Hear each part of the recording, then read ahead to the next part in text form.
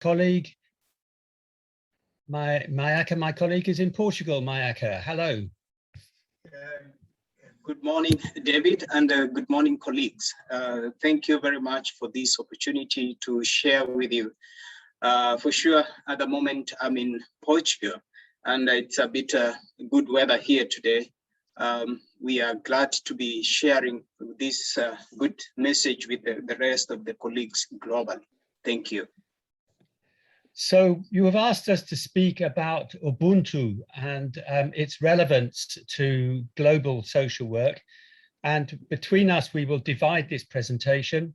We're going to speak, I suppose, for about 40 minutes, and then there is time for questions and discussion afterwards. So we are looking forward to that. But can I just check in Nigeria? Can you hear us all right? Is this going okay? Yes, we can hear you. We can hear you very clearly, sir. Excellent. Thank you. I am so sorry we cannot be with you. It's the pandemic has creating these tensions. I love traveling. I love meeting people. And I've done that all over the world when I was president of the International Federation of Social Workers. Sadly, I have not been to Nigeria yet, but it will come. So we are going to divide this presentation talking about Ubuntu. Mayaka, you are going to say something briefly now. Yeah, thank you. Generally, we want to look into what is the relevance of Ubuntu in social work profession globally or internationally. And before we venture into its relevance, it is very important for us to understand what is Ubuntu. Well, Ubuntu has been has gained weight more as a philosophy and a practice. It's simply because of probably the opportunity that Nelson Mandela played in proclaiming the good news of Ubuntu. However, this is Ubuntu in itself falls in all these categories that you can be able to see on the slide. It is a philosophy that guides a lifestyle of our people.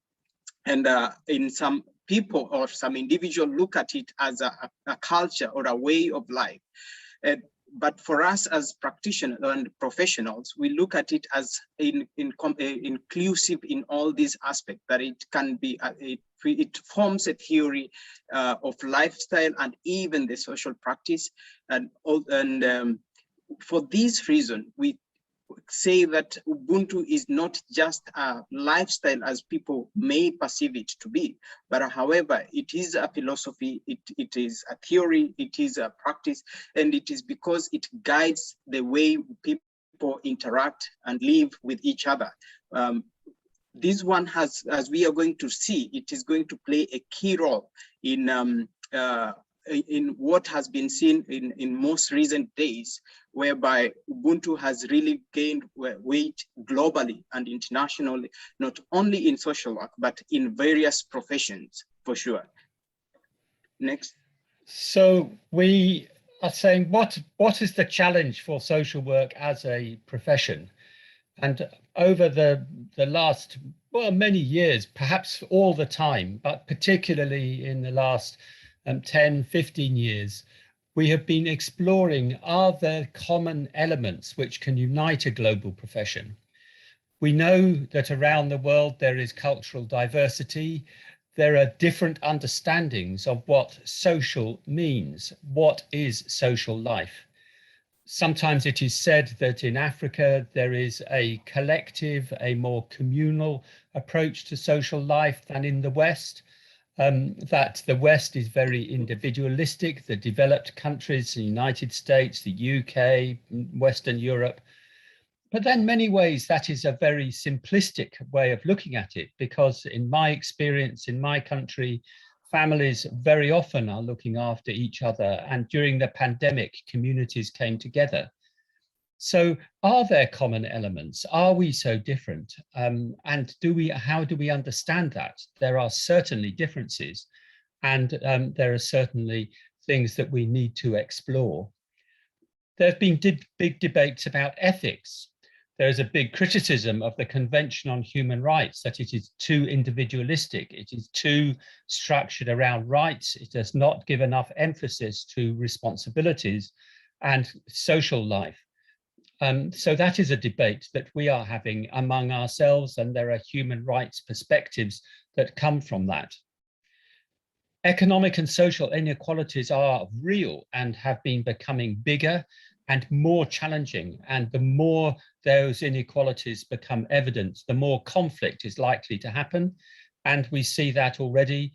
And we see that linked to global warming and climate change and the whole debate at the moment with COP26.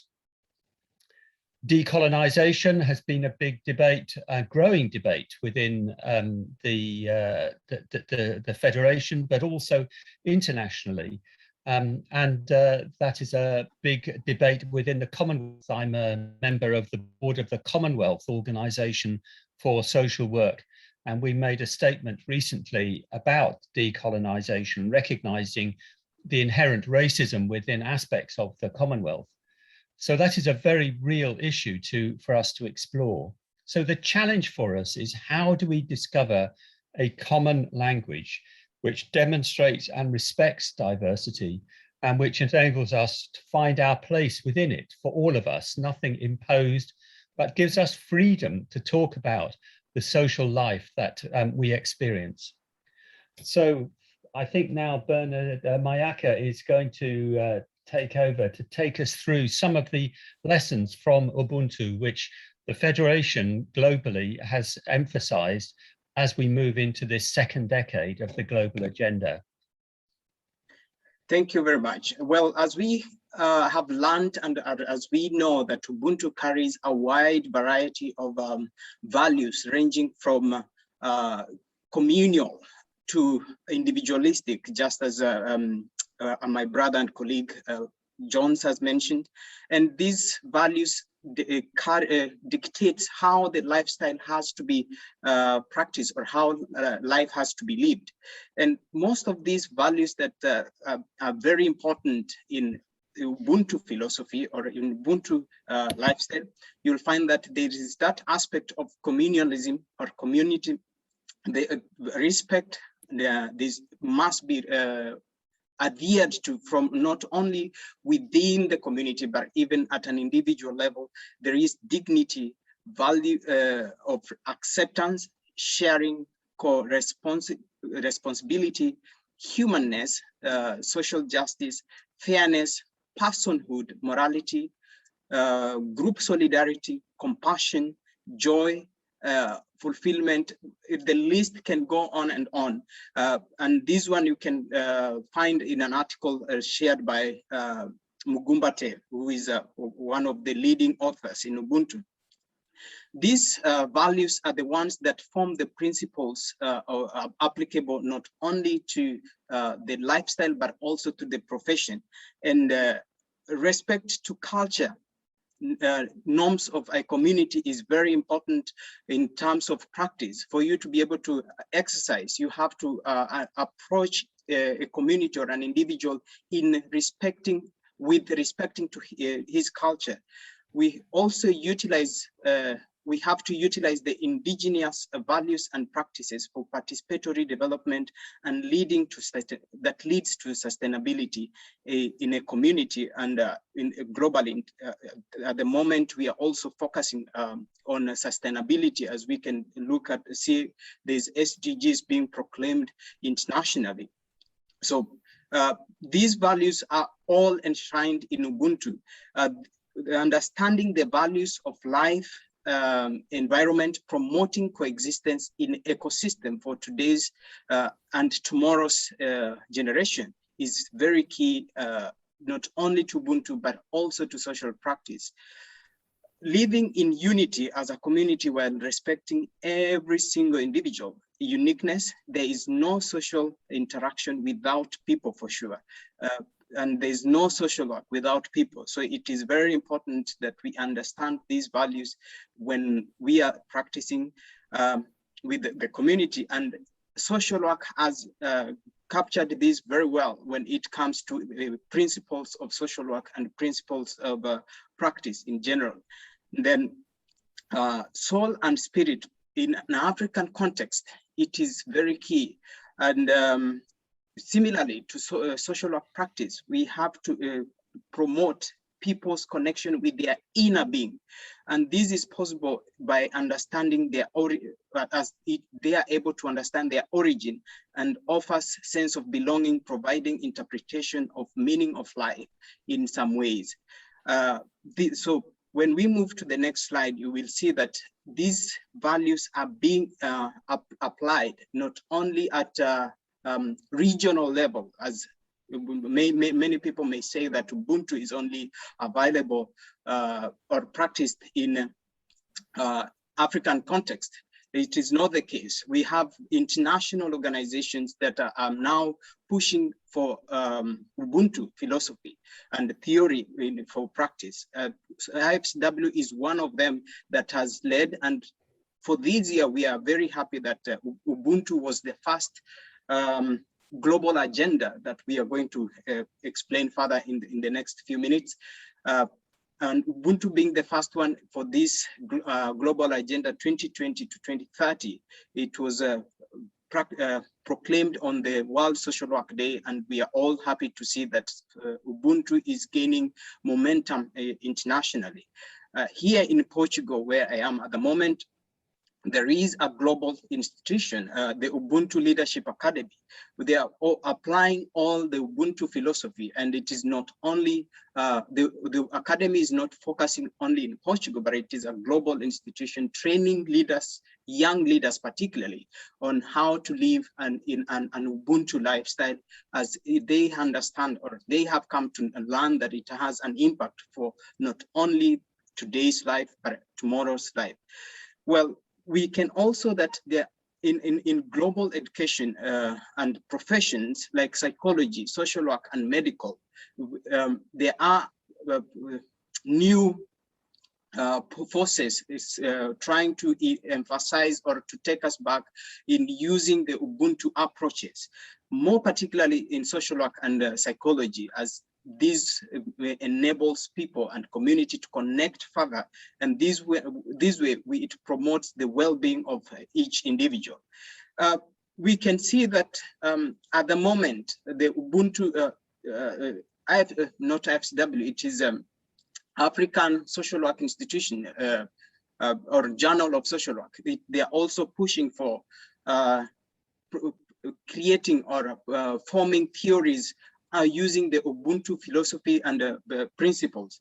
So Ubuntu is relevant for professional practice in all contexts, as we can see. And it is very hard to describe this in a short presentation.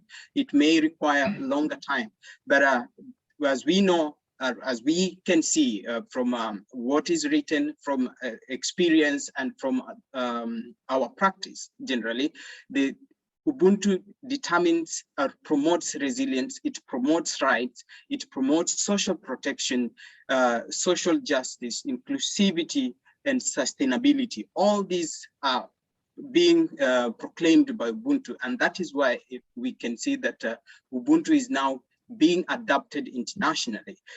When we move to the next slide, we see we have a major question. How did we get here?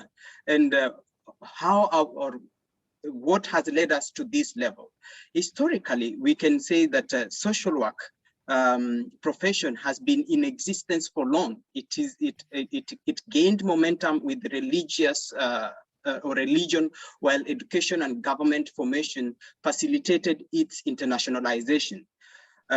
If IFSW was maybe we are going to focus more on IFSW because this is one of the organizations that has or is leading in terms of internationalization of a social work profession. And the organization or the institution IFSW was established in 1956 with only 12 member states to promote professional development, while today its actions are evident with over 141 member states today, as as we can see, fortunately, currently working as a IFSW administrator, I'm able to have the current data and to share this information. We are very glad that IFSW is leading this. And today the Federation and its members strive for social justice, human rights and inclusion, sustainability, social development through promotion of social work best practices and engagement in international cooperation. Well, you can see that all the values and principles that Ubuntu is pushing for are being evident in even the aim and the mission of IFSW. That means Ubuntu is evident or is important to our profession. When we move to the next slide, we can see that for us to be able to achieve this, then the profession approached or needs to use sat down. Sorry, I'll come again and say that for us to be able to achieve this, the profession through the international bodies sat down and formed a consultative forum leading to global agenda, with the first one starting in 2010 to 2030, with a vision of promoting social development globally, starting from the local level. And that is why the member states of all these international bodies play a key role in promoting the development of a profession. It is the international body just brings us or offers a platform to consult and have one way or an agenda that leads us to achieving this. So it sets the principles that we can all be able to follow and move forward to this level or to the dream that we are having. And we can see that these major institutions that have been pushing for these are the only major institutions, but there are other more institutions that are involved. International Association of Social Work, that is Schools of Social Work, and International Council of Social Welfare, including the IFSW. So as David Jones is going to explain, we are going to dig deeper into this. Thank you. So we're just going to very quickly refresh our understanding of the global agenda process and how Ubuntu has grown out of that process. It is inherent within a lot of the thinking and values of social work, but it's really important that not only is it inherent, that it is already built in there, as Mayaka was saying, but we make explicit how the practice of social work is linked to the social circumstances in each country. Of course, we have to acknowledge that in the English-speaking world, the literature from the USA and the UK has been particularly dominant, and that has not always been comfortable. When I've traveled around the world, many social workers will talk about the theories that they have learned, but also then say that they have another set of ideas in parallel with those. And it's not good for us to be split in our thinking. We need to have some integration. We need to be able to link together our different understandings of human life if we are going to help people. So why did we have the agenda? Why did this come about? Well, you can see that there was it goes back to 2004 or even earlier, a determined strategy by the International Federation of Social Workers with the Schools of Social Work and the Council on Social Welfare.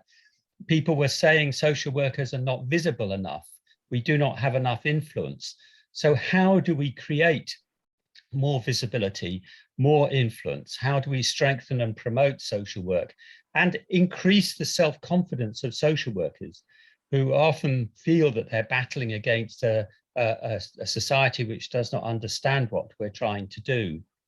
And we need to challenge, therefore, established ways of thinking. We need to work with national associations and networks. And we also need to have strong global bodies. And to do that, we need to have a narrative, a story, an agenda a simple way of describing what we are about. So back in 2004 or earlier, we started planning for this and started planning for the 2010 joint conference, which happened in Hong Kong and brought together a new format of the three organizations working together. We had 3,000 people in Hong Kong from all over the world. And we launched the global agenda as a result of a consultation which involved people coming before Hong Kong and the big discussions that happened in Hong Kong. And we came out with the global agenda, and the three organizations have held on to those themes over 16 years now. So it's a long time, consistent, but also evolving. And that has given us credibility. So how do we know that that is what is happening? What's the evidence? Well, first of all, in 2010, we published Towards an Engagement Agenda. These documents are available on the IFSW website. And then in 2012, we had another conference in Stockholm, which reviewed it and published the social agenda, the commitment to action. And we linked the themes that came out of that discussion to World Social Work Days. So what you will see now, you will already know, you will have seen how the themes came to be recognized around the world. Promoting social and economic equalities, promoting the dignity and worth of peoples, promoting community and environmental sustainability, and focused and strengthening recognition of the importance of human relationships. And each of those themes has run for 2 years over this period to 2020. And underneath all of those, running through all of them, has been a focus on the working environment and on education and training. And we created observatories that would collect evidence about what social workers were doing and to publish that and to support the implementation of the global agenda, to stimulate a global discussion, out of which has come the discussion about Ubuntu and has led us into new thinking. This gives us visibility and credibility in practice, and it also has been able to enabled us to work with the United Nations, the Organization African Unity, and other global bodies. So quickly going through what happened in each of these themes. The first one was, as you see there, responding to global crises, but picked up those 4 themes of environmental sustainability, dignity and diversity, human relationships, and social and economic equalities. And World Social Work Day poster you see there was the first poster of this series. And we then led into the first report, which I've edited all these 4 reports, and all of them are available free. They're on the websites, and you can, each of you can get them. And they're a very interesting overview of social work in the world, but also lots of local examples. So we then moved into the next one. I'm just checking, Mayaka is going to take over soon, I think. But this one was focusing on the dignity and worth of peoples. And we've tried to include the translations from African countries in our presentation. And you will see, I think this one comes from Botswana. And the posters, every year we have more translations. People translate their own posters and make them work. But over to you, Mayaka, to carry on. Okay, thank you. Well, as we can see that development of social work has been evident all through and has been facilitated with IFSW and the other 2 major bodies who have been guiding and leading us in achieving this dream. Now, coming to the next step, that is 2016, there was a publication of the Global Agenda report, which shares the outcome of the first 4 years of the development of promoting the dignity and worth of people. And this is a very important document that my colleague Jones has been mentioning, that it is available for you, and you can access all this information on IXW website. So moving to the next slide, we see that we still facilitate this or promote this through social work World Social Work Day, which is a very important day for us. In most states, this day is now, March has been turned to be World Social Work Month, for us to celebrate the development and the achievement of the profession. And each year, as we can see, we have different theme, each year we have different theme which leads through the year in terms of achieving the development. We can see that this year that 2017, it was promoting community and environment, and these are the values that we see in Ubuntu philosophy. Then promoting community and environmental sustainability. This is a report of the global agenda. Fortunately, my co-presenter David Jones was one of the members who led in editing this report.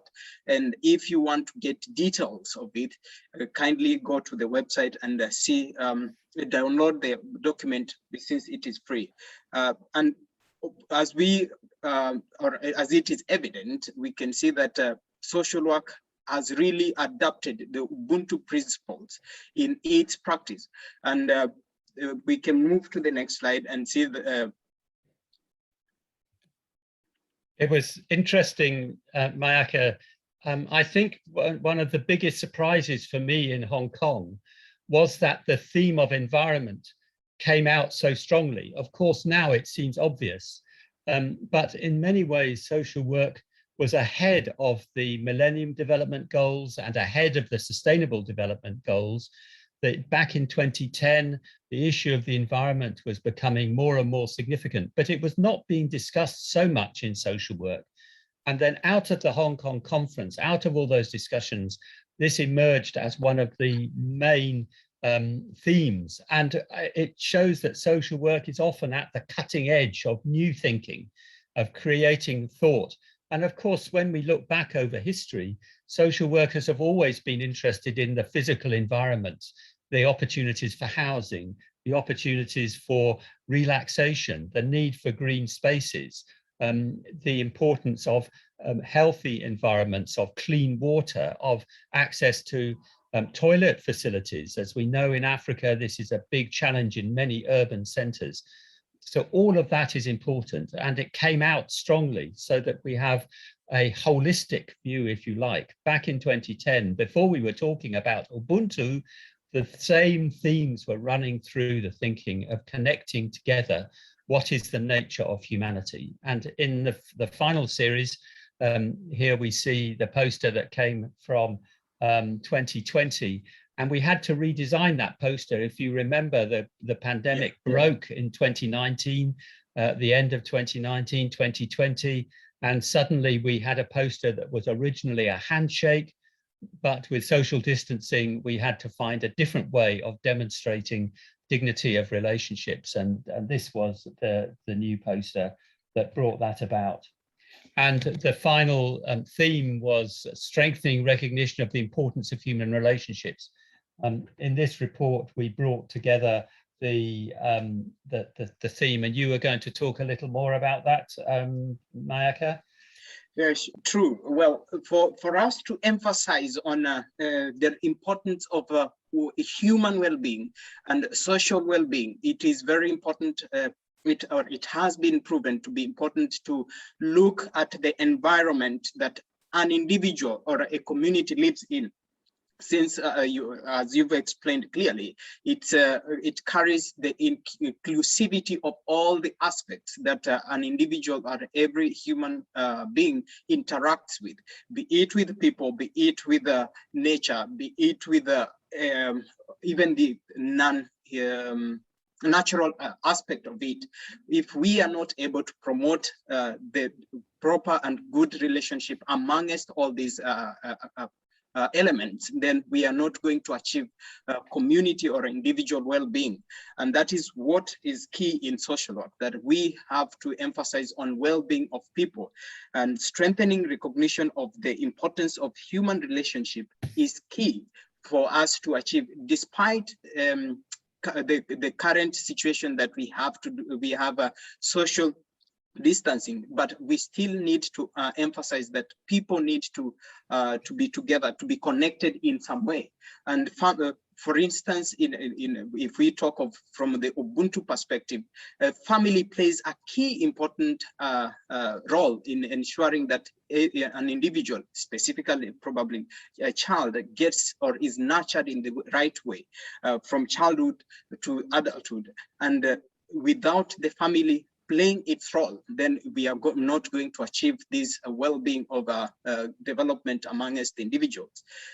For that reason, social work is now leading us, giving us ways and means to which a family can be able to take responsibility and ensure that we are able to achieve the well-being for every individual in the society. And for sure, at the end of the day, we have to see that despite what we are facing, we are also able to be resilient in some way for us to be able to achieve the sustainability that we are pushing for in the next, for the future generation. And all this, if you want to read about this report, how we came onto it and how we arrived at this, it is important to download the document and read for yourself. We can move to the next slide, David. Yeah. The 2020 global issues, just a quick summary of some of the themes that came out of those reports. We haven't given the information from each of these reports, but from this last one, what were the themes that came out from the observatories in every region? And there were teams working across every region, including Africa was a very strong contribution. Obviously, we saw worsening inequality and the growing conflicts that we have seen around the world, increasing emphasis on nationalism and conflict between countries and between peoples. The issue of sustainability and well-being for all, as we all know, in COP26, which has just finished, not entirely successful, but we're moving slowly towards protecting the planet. The importance of involving people in decision-making and support for respectful relationships. And that's something which all countries are struggling with. And of course, respectful relationships links into issues around corruption, around the relationship between hierarchies, the relationship between authority and people. And it also is about how we run our organizations, how we resource education and training, the importance of the positive working environment. We know from research that where there is a positive working environment, where staff are respected, where people have a common interest in delivering the organizational objectives, that brings a better service. And that involves respecting the practice experience of social workers. So we then moved on to looking at, well, what did we achieve over those 10 years, the first decade of the global agenda? And we found, we did research, a number of people were involved in studying this. And we found that the global agenda had increased the global visibility. If you have seen these posters over the last 10 years, we have achieved our objective of sharing this. It is absolutely astonishing that with very little money, we have promoted these themes and discussions with the posters. And we now have, Mayaka, 70 or 80 different language translations. We don't organize that. People do it in their own areas. People have taken the World Social Work Day or Social Work Week or Social Work Month. They have made it their own, and people want to link with these themes. The themes have informed many submissions to United Nations. We've had global and regional conferences, World Social Work Days. There have been over 100, well over 100. In fact, I think over now 150 articles, books, and different journals that have explored the global agenda themes, and it has begun to unite us, and it has promoted the debate about what does unite us. So we are both united, but also discussing our diversity and thinking about how we can better understand the human condition. We've strengthened our partnerships, we've challenged creative thinking, and we have, I think, boosted the self-confidence of social workers. But this relies on voluntary commitment. We hoped the global agenda would stimulate more money to come into these observatories, and we haven't achieved that. And we have to think about how we get more resources to support our profession, and how we support the sustainability of this whole approach. So we come to where do we go next? And this is where Mayaka is really involved actively in thinking about what happens next over the next decade. Mayaka. Well, at the moment, we are very active, and we are very we are a team of over I think already we are over. I can't get the number, but it's over 20 international organizations that have come together, trying to see how are we going to move forward in achieving inclusivity and well-being of the society, and as well as promoting sustainability. And from IFW level, we look at, or we are focusing mostly on co-building inclusive social transformation, which is one of the theme or the major theme that is carrying us through to Global Agenda 2020 to 2030. Of course, the first one was Ubuntu, which was this year, and now this co-building. And now we can see that this year, when we were celebrating the World Social Work Day, we received well over 100 plus translations of the Ubuntu Social Work Day poster, which was a very success. And you can download the report of World Social Work Day available on IFW website. So in general, we need to work together, and or the profession and the organizations have realized that we cannot achieve sustainability or well-being by working individually. It is very important for us to come together, sit together, and discuss, consult for inclusivity in diversity. Then we are able to move forward together and promote a well-being for every individual. And Ubuntu concept offers a global social work practice or profession a lot of values that we've learned or we've seen from the past sharing, that the past minutes, that there's that aspect of humanistic practice or humanistic nature, whereby every individual is treated with dignity and respect without minding whether you are Muslim, Christian, or Buddhist, or whichever. Provided you are a human being, you are treated as a human. People-oriented service or profession. It is the profession is focusing on ensuring that we are all treated equally as human beings. There is that humanistic aspect, and now we are treated. The profession serves people, not machines or the other aspect, things that are evident in this world. But if every individual is served well, then we will be able to achieve well-being. And for us to achieve this, there's that respect to indigenous practices or indigenous cultural practices of every individual and community. And then when we are all on the same table, we are able to move forward and promoting sustainability based on values that we achieve or we want to achieve for the future generation.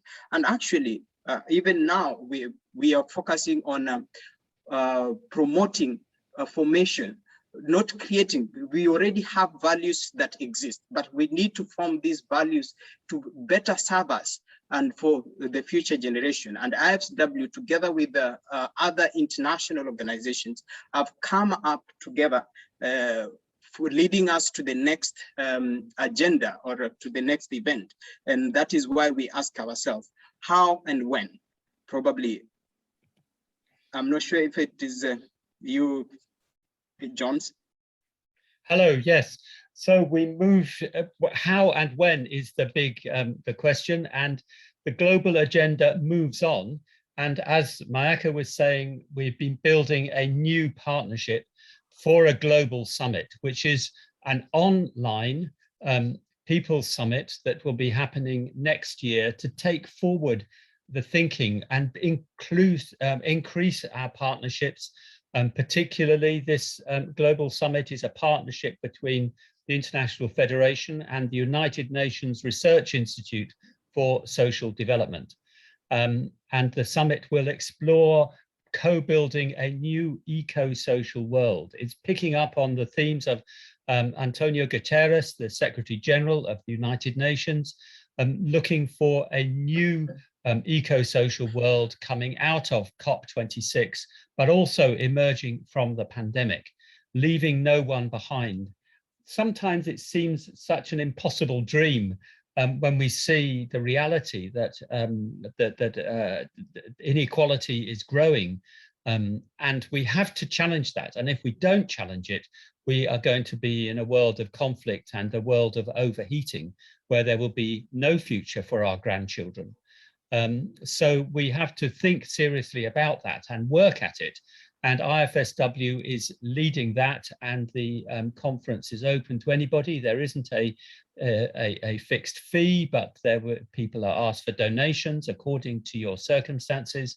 And there will be a large online event that will be happening in June and July of next year. And the website is already there. If you Google Eco-Social World, you will find the website. You can find it from the IFSW website. There are many ways of doing that. So probably, Jones, I can just add one that the summit is for everybody, and it is very important for us to note this, that no one should be left behind. We are going to work together, and that is the question of who is it for and by whom.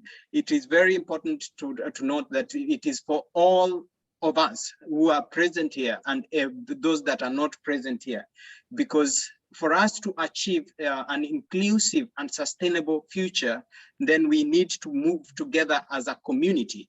And therefore, the summit is open to everybody, whether you have money or not. You have to just register.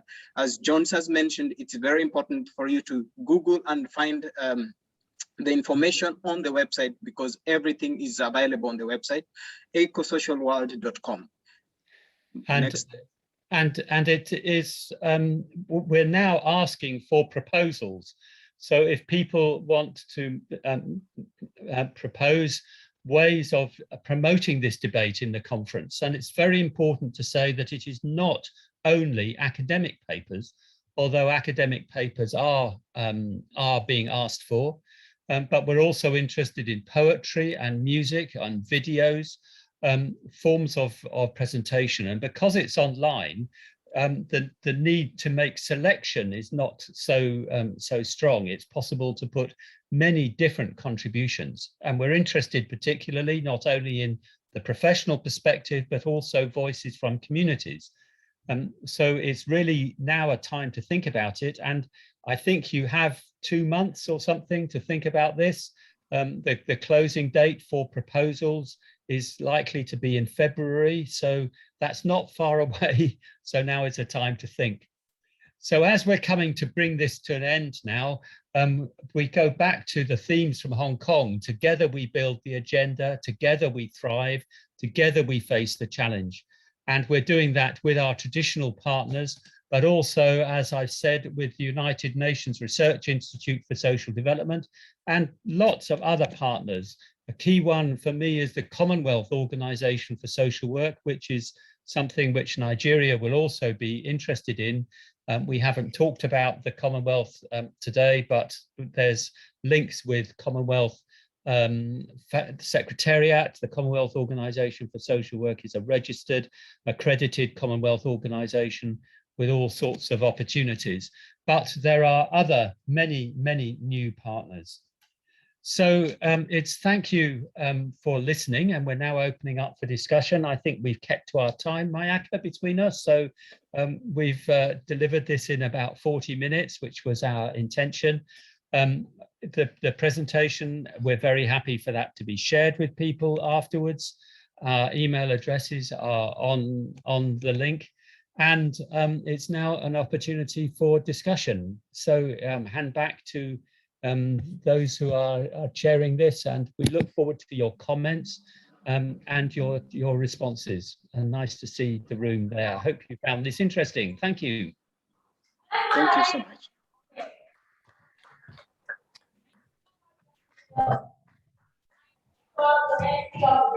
Thank you very much. Good morning, everybody. Let's appreciate the speaker that just finished his presentation. Through virtual, I expect us to appreciate the people who are not physically. Yeah. Thank you. Thank you. Good morning, lovely people. Good morning, great people. Please permit me to present an apology. I mean, the answer. Right now, we are moving to the next segment of this program, which is going to be somehow free, and that is the presentation of the president of NASoW, African region, is going to be virtual, talking about Dr. Noah Mauricio. Put your hands together, looking at the share. And let's enjoy the package. Thank you.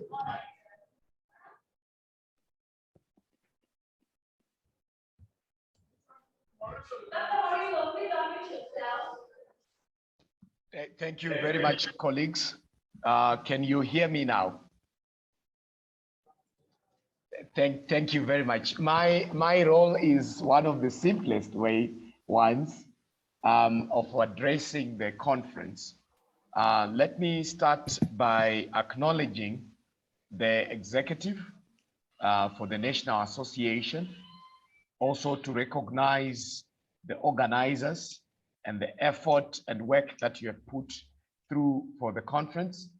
Let me also recognize the keynote speakers, Mayaka and David, and thank you for the presentation and sharing on the theme of Ubuntu. Let me also recognize our participants, fellow social workers, invited guests, ladies and gentlemen, all protocols observed. It is with honor that I address you today, and also thank you for promoting social work, dialogue and interaction, exchange of ideas and knowledge among us social workers. Conferences, workshops are important because they provide a platform for a profession to stimulate and generate knowledge, generate new ideas, generate alternatives. This is important for our profession as social work. But what is also key is, as the presenters were presenting, is for us to follow what is also happening globally. I'm also delighted that the theme of this conference is derived from a global theme that we have as IFSW. And Nigeria, as a member of IFSW, has deduced the theme to influence the theme for this workshop. And thank you for that.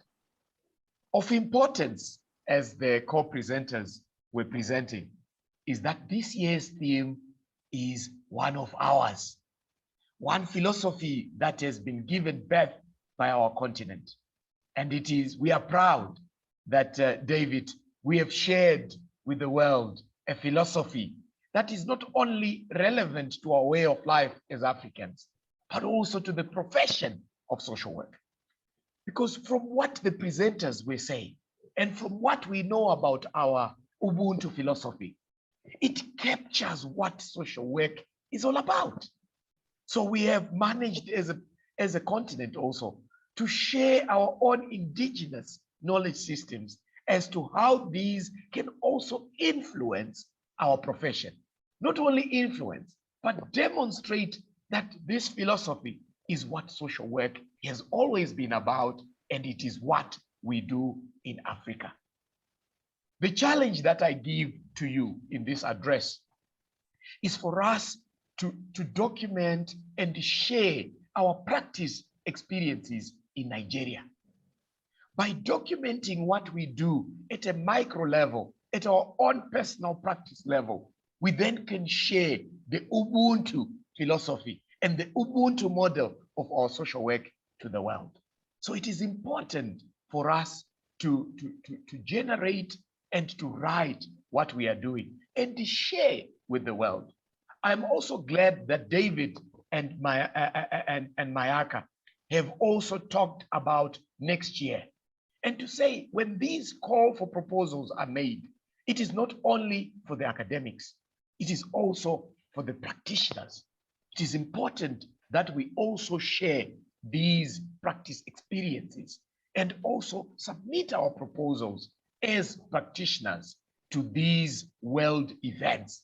So the challenge that you've been given is a challenge that I repeat, that you need to put down your practice experiences.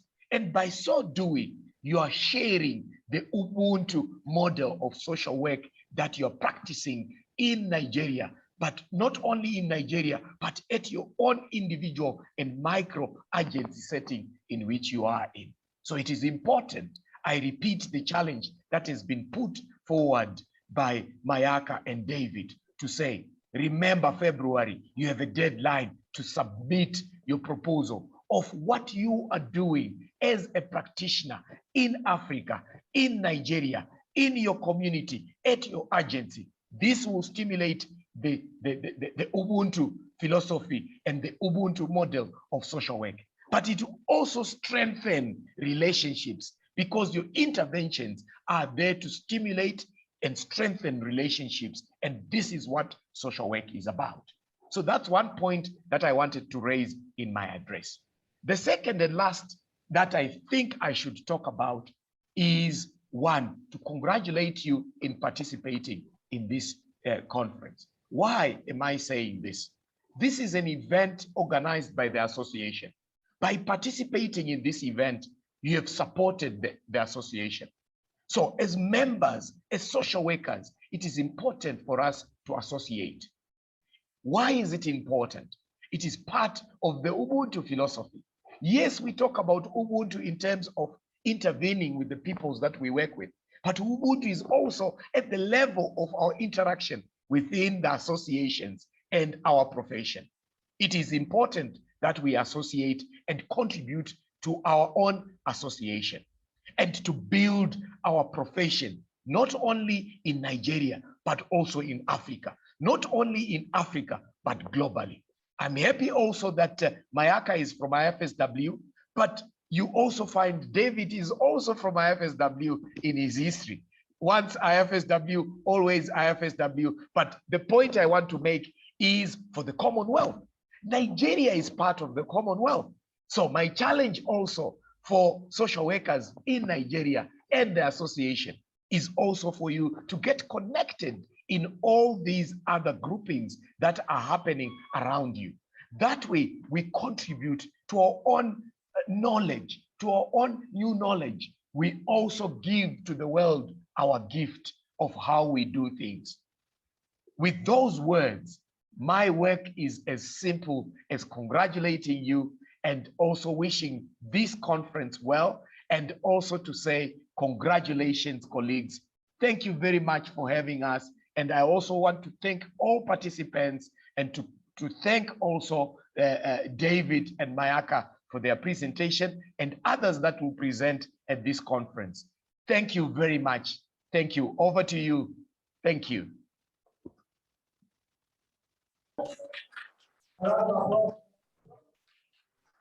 Thank you very much. If you have any question, please kindly note as the event unfolds. we shall get to them and they will have the opportunity of responding to the questions. So may we take your indulgence now to welcome you once again to the 27th AGM conference of NASoW. We started a little behind schedule and we have to start formally now. You may want to know that this is a global event and it is hybrid. We are also online, so we have to give preference to those that we have appointed to be online. Hence, we want to start properly. And at this juncture, I would like to welcome so many people to this great event. You are welcome from all parts of the country. Our protocol members, are we on set? Please, the high table now has to be filled. And the first on the list that I will come to the high table today is Dr. Nathaniel Kolawole, the immediate past president of NASoW, Nigeria Association.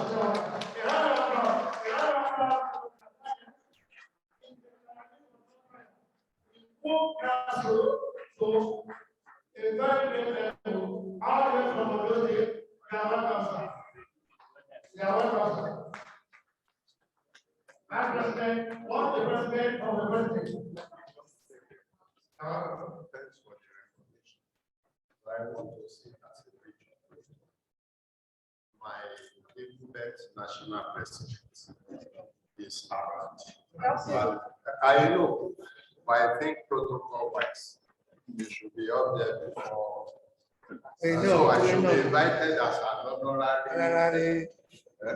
Thank you very much. If you don't, you will not call me or notice. You can still call me by way to write together. Then, to become the high is the #1 social worker in Nigeria and highly mature, being most of us, all the way from quality. A lot of applause for our president.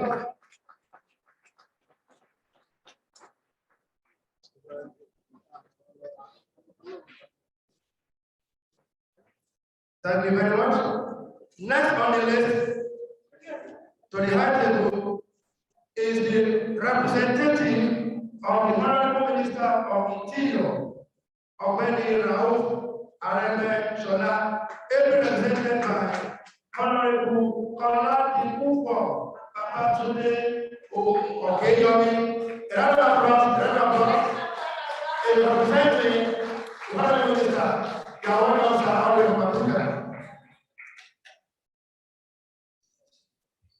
Okay, we have the honor to call on the high table the Deputy President, Alhaji Abubakar Bishi, and welcoming the high table. Also, we want to welcome the National Vice President, the North Central, Dr. Adija Suma. Please let's welcome her to the high table.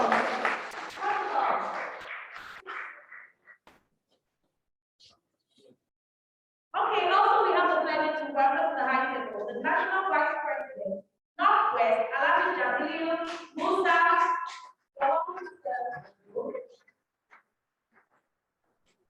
We have been told that the First Lady has sent in our emissaries. If you are here, we got the name. If you are here, please liaise with any of the protocol committee members. Next on the list is the chairperson of the host state. The host state, Mrs.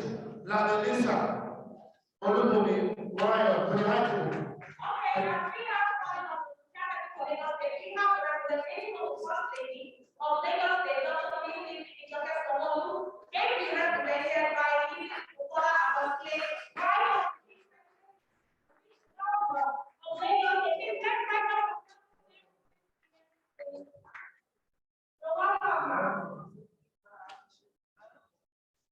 Chairperson NASoW, Lagos State Chapter, Ms. Mariah Melissa Tailu.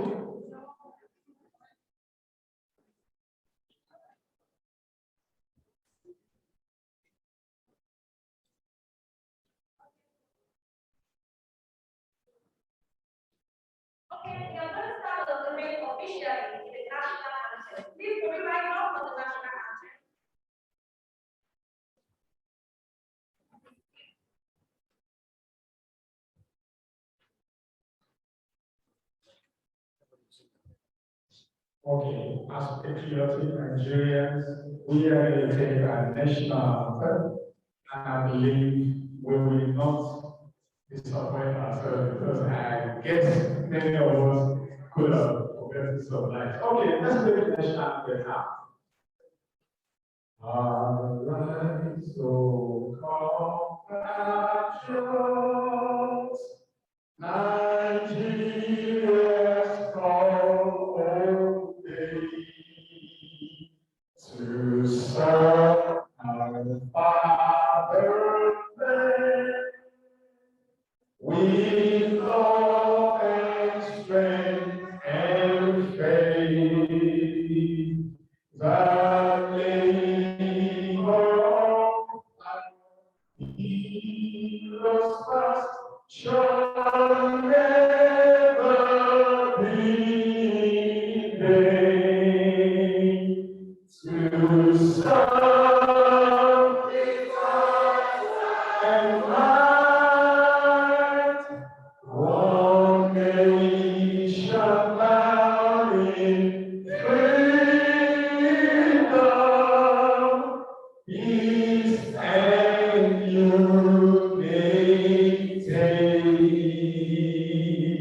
Then we take the NASoW anthem. Please, ITO, can you please project NASoW anthem? NASoW, I've been told is also in the program on page. Wow, for the projection.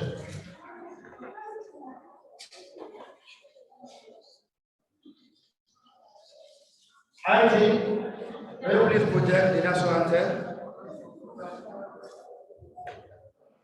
Tennessee Ozobielu, please come forward to my leader of the NASoW anthem. Tennessee Ozobielu.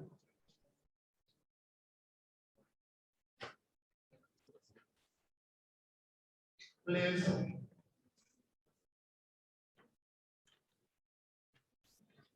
Okay, check it this way. La la la la la la la.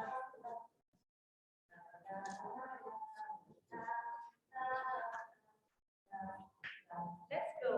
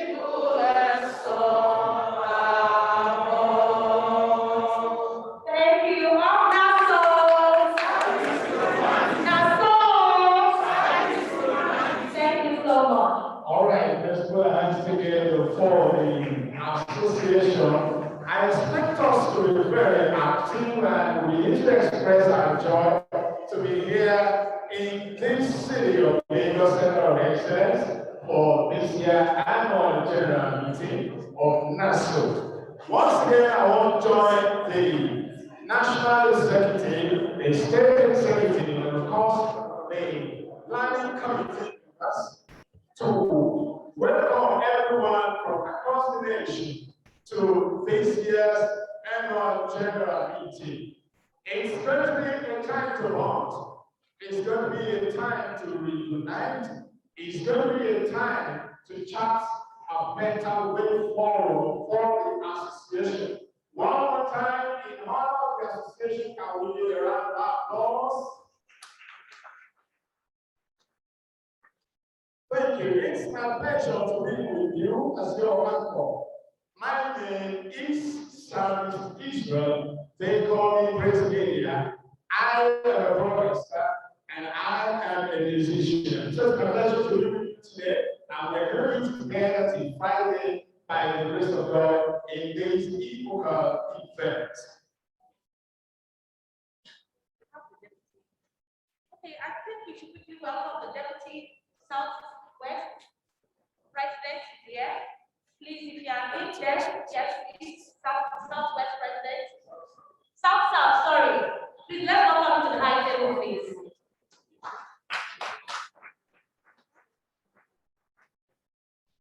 I understand that from the speakers that presented the papers, many of us, some of us, will have questions that we want to be treated. So if you do have questions, this is the time to simplify.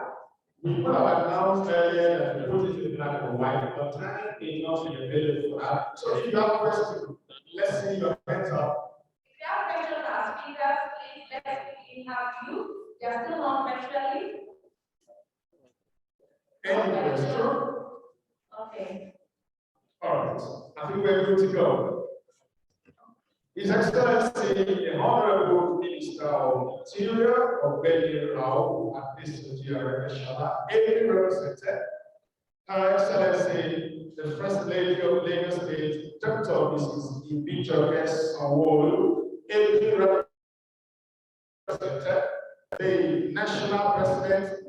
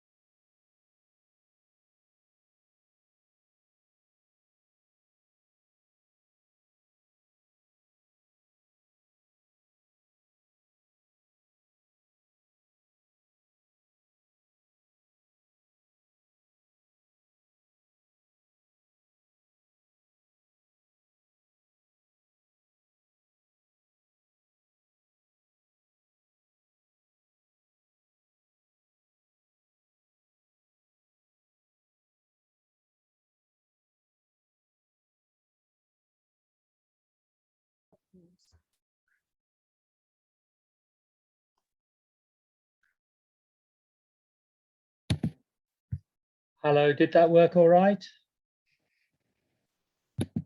Yes, it did, sir. Thank you so much. Okay. It was a great pleasure having you. And I know that over the next couple of days, we're still going to be chewing the cord. It was wonderful. Thank you so much. Thank you. That's okay. Good. We'll keep in touch. Bye-bye. I will. Bye-bye.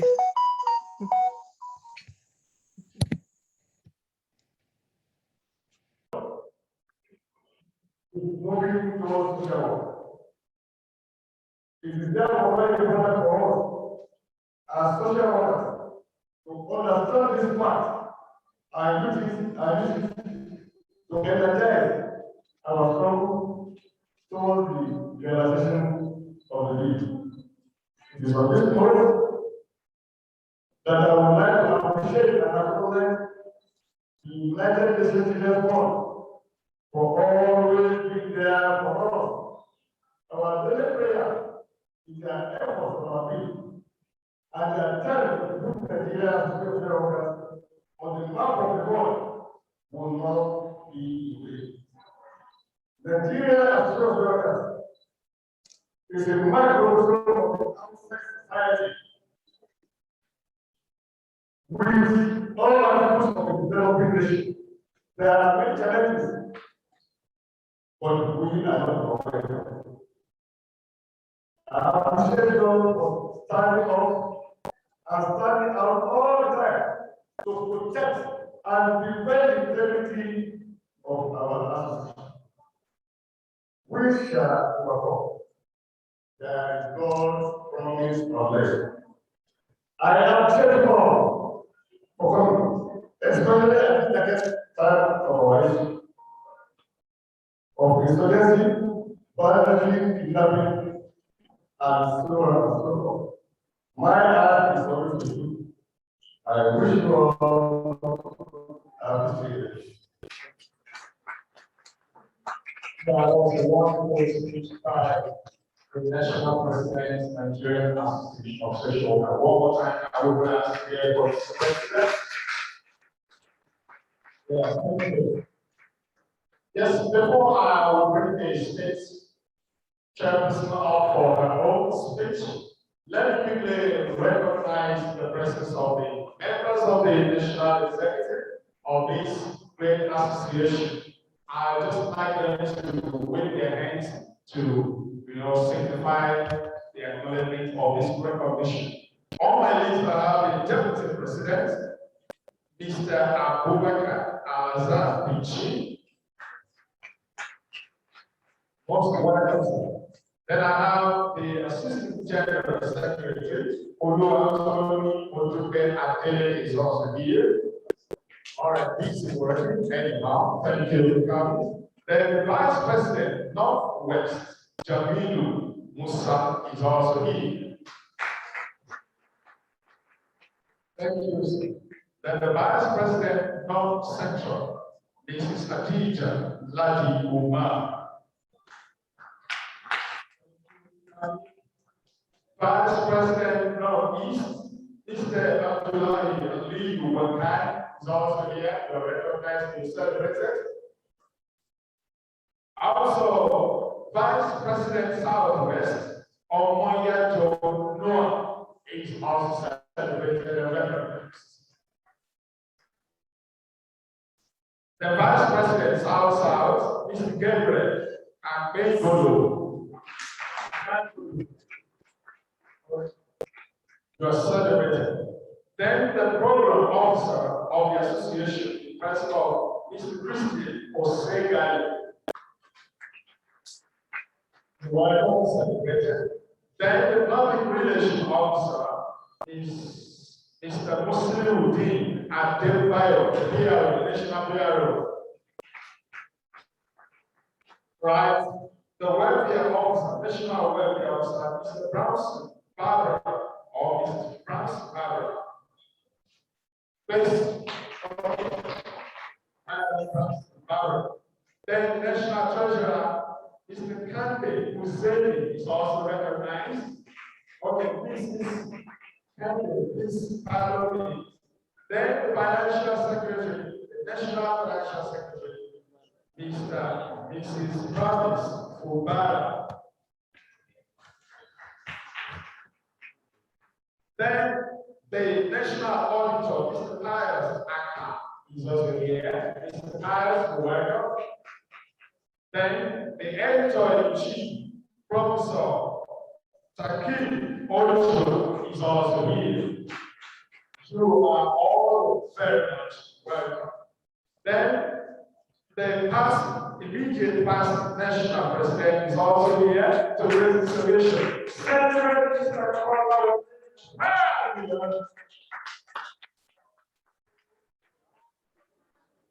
Yeah. Then we later on to the state's executive officer, the vice chairman and the Lagos State vice chairman, which is the host state, Mrs. Adelo. You're most welcome. Okay, you're welcome. Then the state secretary, Mr. Matthew Odesanya, you're recognized. Then we have the Assistant Secretary of Lagos State, Mr. Nelson Ogunlare, you're most welcome. Then the State Public Relations Officer, Mrs. Tessie Ozobian. Then the Programs Director, Mrs. Michael Rowe on Abigail, most welcome. Then the Treasurer, Lagos State, Mr. Larry Ayinde,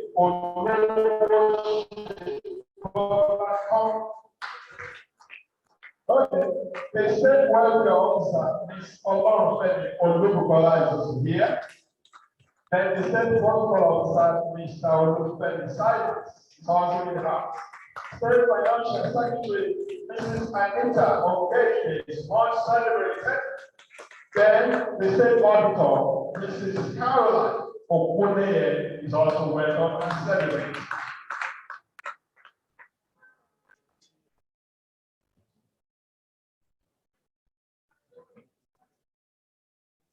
Okay, how to recognize all the national and state principal officers is time to.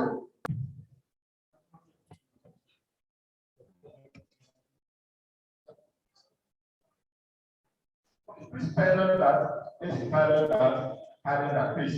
The National Secretary is here, Dr. Batoku Olakoju, you are most welcome celebration. You are very concerned and this is the leader also. All right, let me bring that up. A person in charge of NASoW, Lagos State, for her speech. Join me with a round of applause to welcome Ms. Olayo Ubuntu and Sister.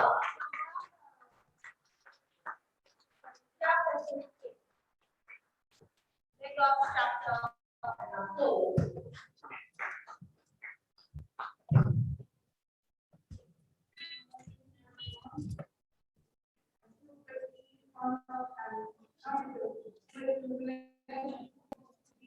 The present at this occasion to formally welcome the Minister of Interior, who represented, the representative, the First Lady, represented by Mrs. Bukola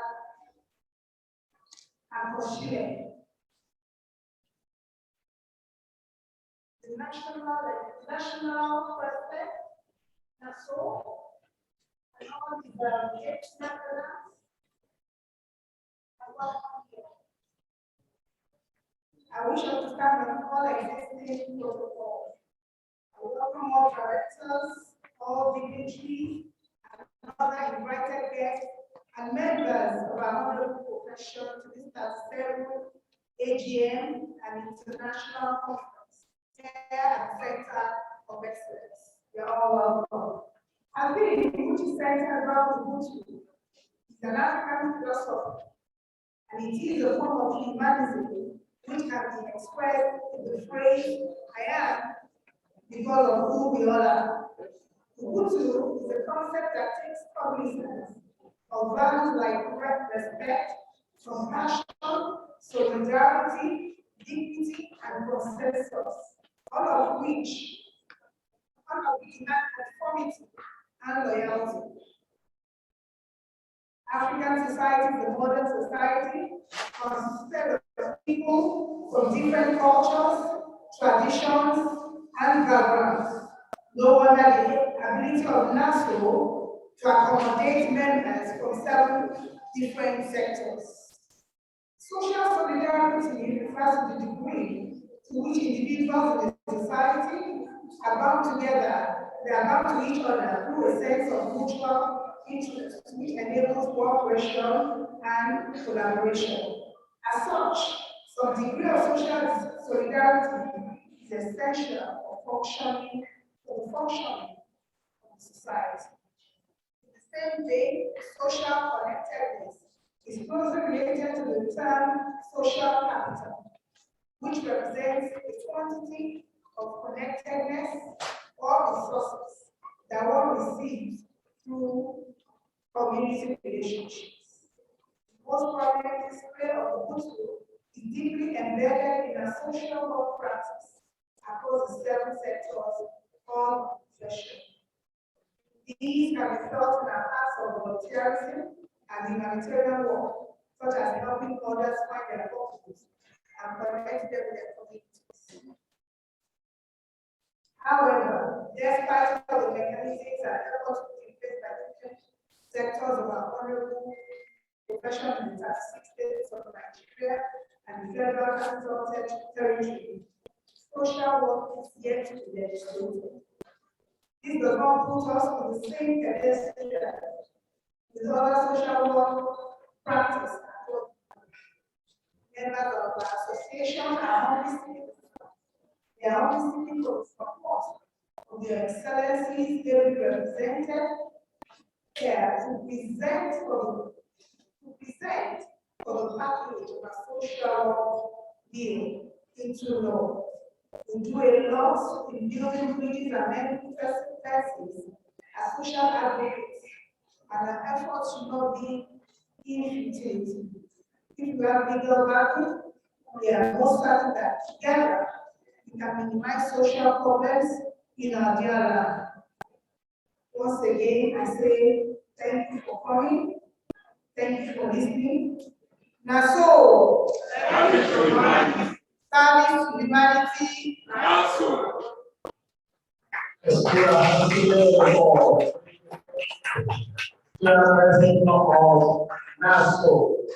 Yeah, the speech was insightful and it was a good way of welcoming us and making us feel at home as the hosting state for this our general meeting. I think that before I invite the next speaker who will begin his speech, I'm directed to recognize and celebrate the presence of the following people. The Honorable Commissioner, Women Affairs and Social Development, Kano State, is Dr. Zara Umar Mohammed. He's here by proxy, is being represented by Hajia Amina Amino, Permanent Secretary of the Ministry. Let's welcome this woman from the Ancient of Panel.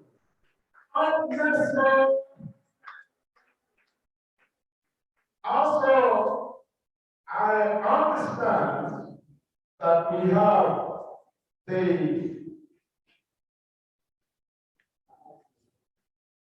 one of the duties of the ministry also, Ajia Kali Adam, I hope I get that correct. The handwriting is somehow to me. This the DLGS of the ministry, that's Ministry of Women Affairs and Social Development, Kano State. We have them here, Ajia Kali Adam. I hope I got that correct. So, I also have on the entourage representing the Honorable Commissioner of Women Affairs and Social Development, Kano State, Ajia Saudi Ahmed Abdul Kadir, Director of Social Welfare. Wow. It's a good one. All right. We have now today a passionate mother who takes special interest in the affairs of the less privileged and the vulnerable in society. She does that with passion. She does that with all her vigor. It is evident here, and the records are there to prove. Who am I talking about? I'm talking about our mother in Lagos State, the First Lady of Lagos State. Join me to welcome, well represented, Dr. Mrs. Ifijo Esore for her speech, which will be delivered by Representative Mrs. Bukola Akoshile, the wife of Chief President to Lagos State of Iran. Come on.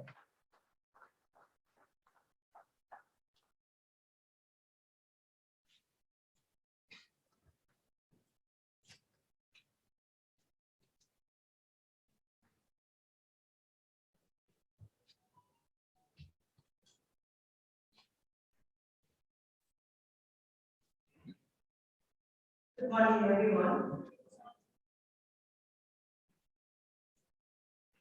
I'm delighted to be here this morning. Our mother, Her Excellency, Dr. Mrs. Claudia NASoW, we would love to be here, but due to the unforeseen circumstances,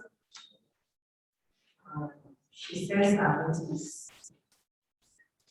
She asked me to represent her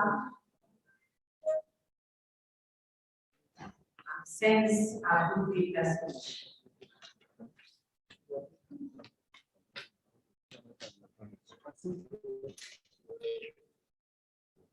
The Honorable Minister for Interior Affairs of Nigeria, ably represented, National President, Nigeria Association of Social Workers, Alhaji M. Mustafa, and all other national executive here present. The chairperson, Nigeria Association of Social Workers, Lagos State Chapter, Mrs. NASoW, Murayo Olumide, and all other state executive members, our reputable guest speakers, distinguished participants, physical, online, gentlemen of the press, ladies and gentlemen. I am pleased to attend the 37th Annual General Meeting and International Conference of the National Association of Social Workers, hosted by Lagos State Chapter, with the theme Ubuntu.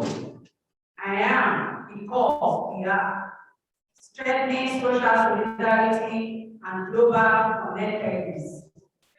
Let me most heartily welcome the national executives and delegates from both within and beyond the shores of our country participating in this important AGM and international conference to Lagos, the Center of Excellence and the state of aquatic splendor.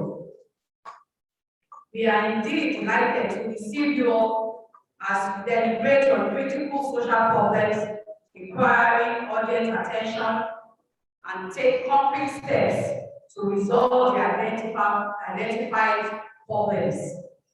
Social workers perform a very laudable and germane role, critical to human existence, to help relieve people's suffering, fight for social justice, and improve lives and communities.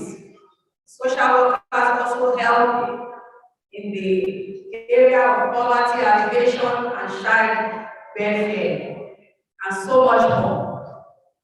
Humanity, in recent times, has had reason to contend with various challenges ranging from the novel COVID-19 pandemic, security challenges, drug addiction, communal strife, joblessness, dysfunctional families, among other issues. In all of this, the place of social workers in offering help cannot be trivialized. Also in line with the theme of this year's AGM and international conference, which essentially is about caring for one another and helping people to overcome their challenges. One cannot but agree that this is an ask and timely thing to pay off the need for people to be there for each other. Indeed, as contained in the objective of this conference, we must all work towards ensuring that we have a country in which there is social justice, peace, love, understanding, kindness, progress, and a global shift towards social work. Let me also lend my voice to the call that the Association of the National Assembly and indeed the state assemblies to reconsider the bill seeking to establish the Nigerian Council for Social Work in order to ensure a legislative framework to entrench social work in Nigeria. It has been argued that the bill greatly facilitates professionalism, and fight concrete in the industry, thereby putting Nigeria on the map of countries that are absolutely caring about the welfare of their citizens. May I also urge social workers in Nigeria to recommit the time-tested ethics of the professions and uphold international best practices to guarantee social connectedness towards bringing about a just and egalitarian society. Let me also seize this opportunity to appreciate the association for your decision to present an award of exemplary humanitarian and medical services to me. This is sincerely appreciated. Let me place my profound thanks on record. Going forward, I wish you fruitful deliberation and look forward to recommendations at the end of this conference. Thank you and God bless you all. Congratulations and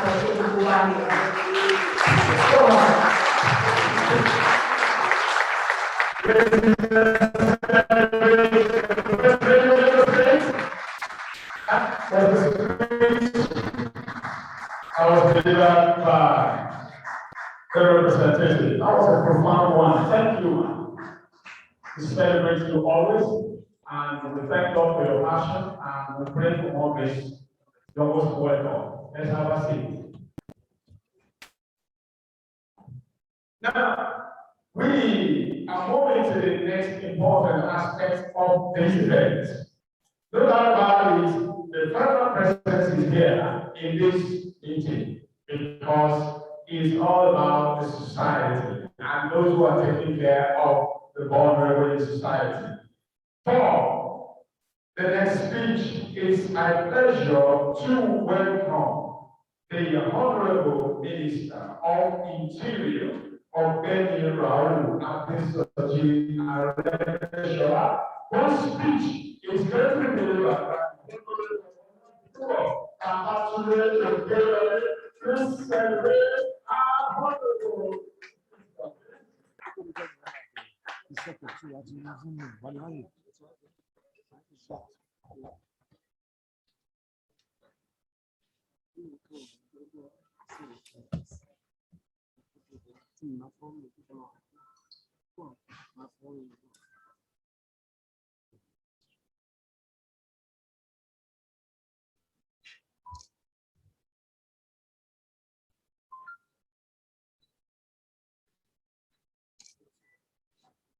for Almighty Allah,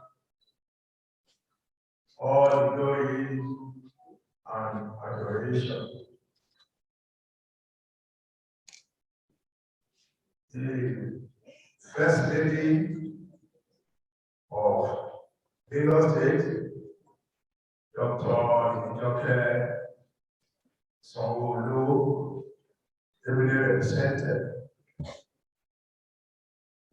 The President, the National President of Nigeria Association of Social Workers, Alhaji M. Mustafa, and other executives.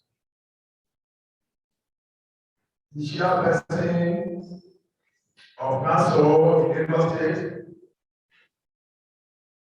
Mrs. Ladisa Murayo Olukomi, and other state executives. Other participants, all protocol may observe. This goodwill message is from the Minister of Interior of Benny Abdulrauf Adesoji Areshola. Ubuntu is a Zulu pronunciation and Ngoni Bantu terms meaning humanity, or I am because we are, or I am because you have. Ensure justice is served to victims of domestic abuse. Partner with Nigeria's security civil defense force for citizenship integrity and repression Chinese social workers.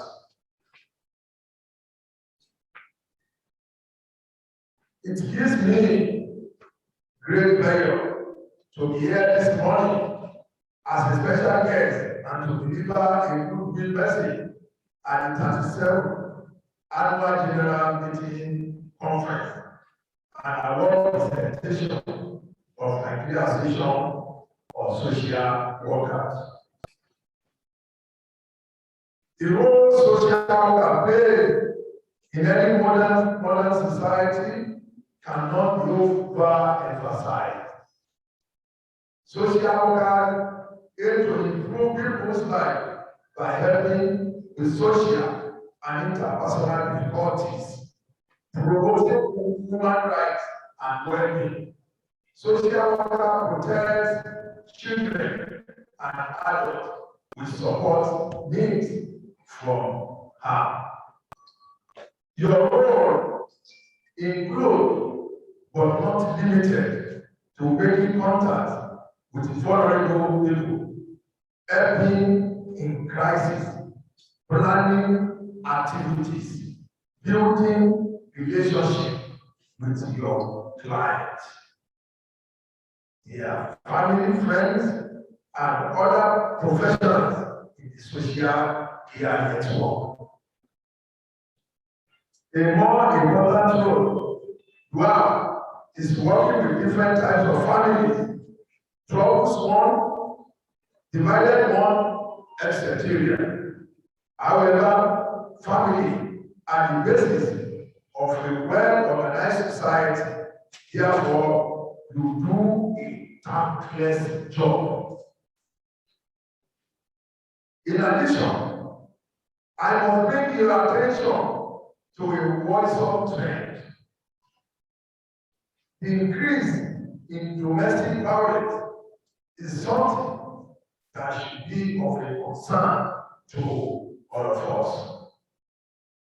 The increase in domestic violence was particularly noticeable during the lockdown period occasioned by COVID-19 pandemic, where abusive spouses were made to stay with each other for a very long period of time.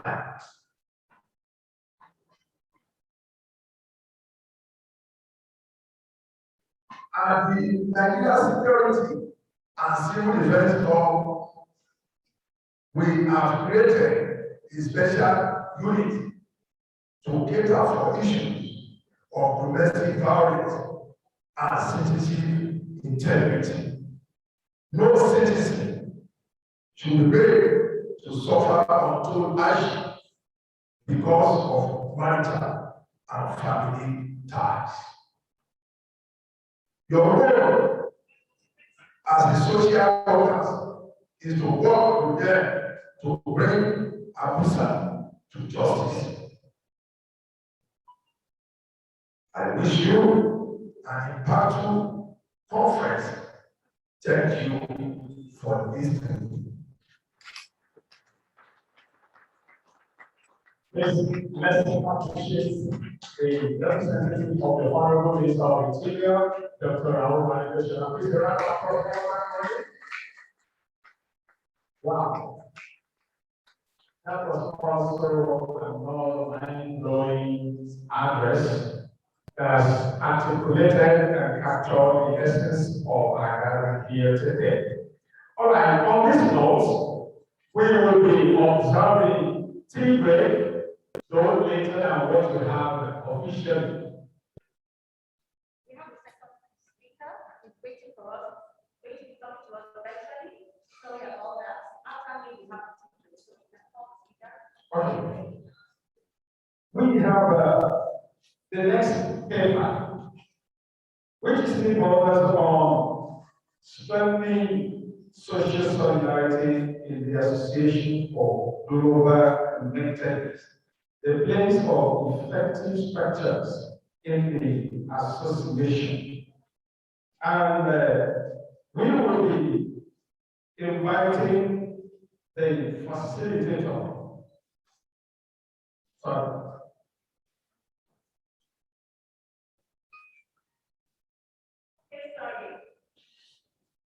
The speaker we have now is Mr. Oluseyi Oyebisi, is the Executive Director, Nigerian Network of NGOs, called Triple NGOs. Please welcome with me Mr. Sheyi Oyebisi, who will be joining us virtually. So let's listen to his paper delivered virtually. Thank you very much.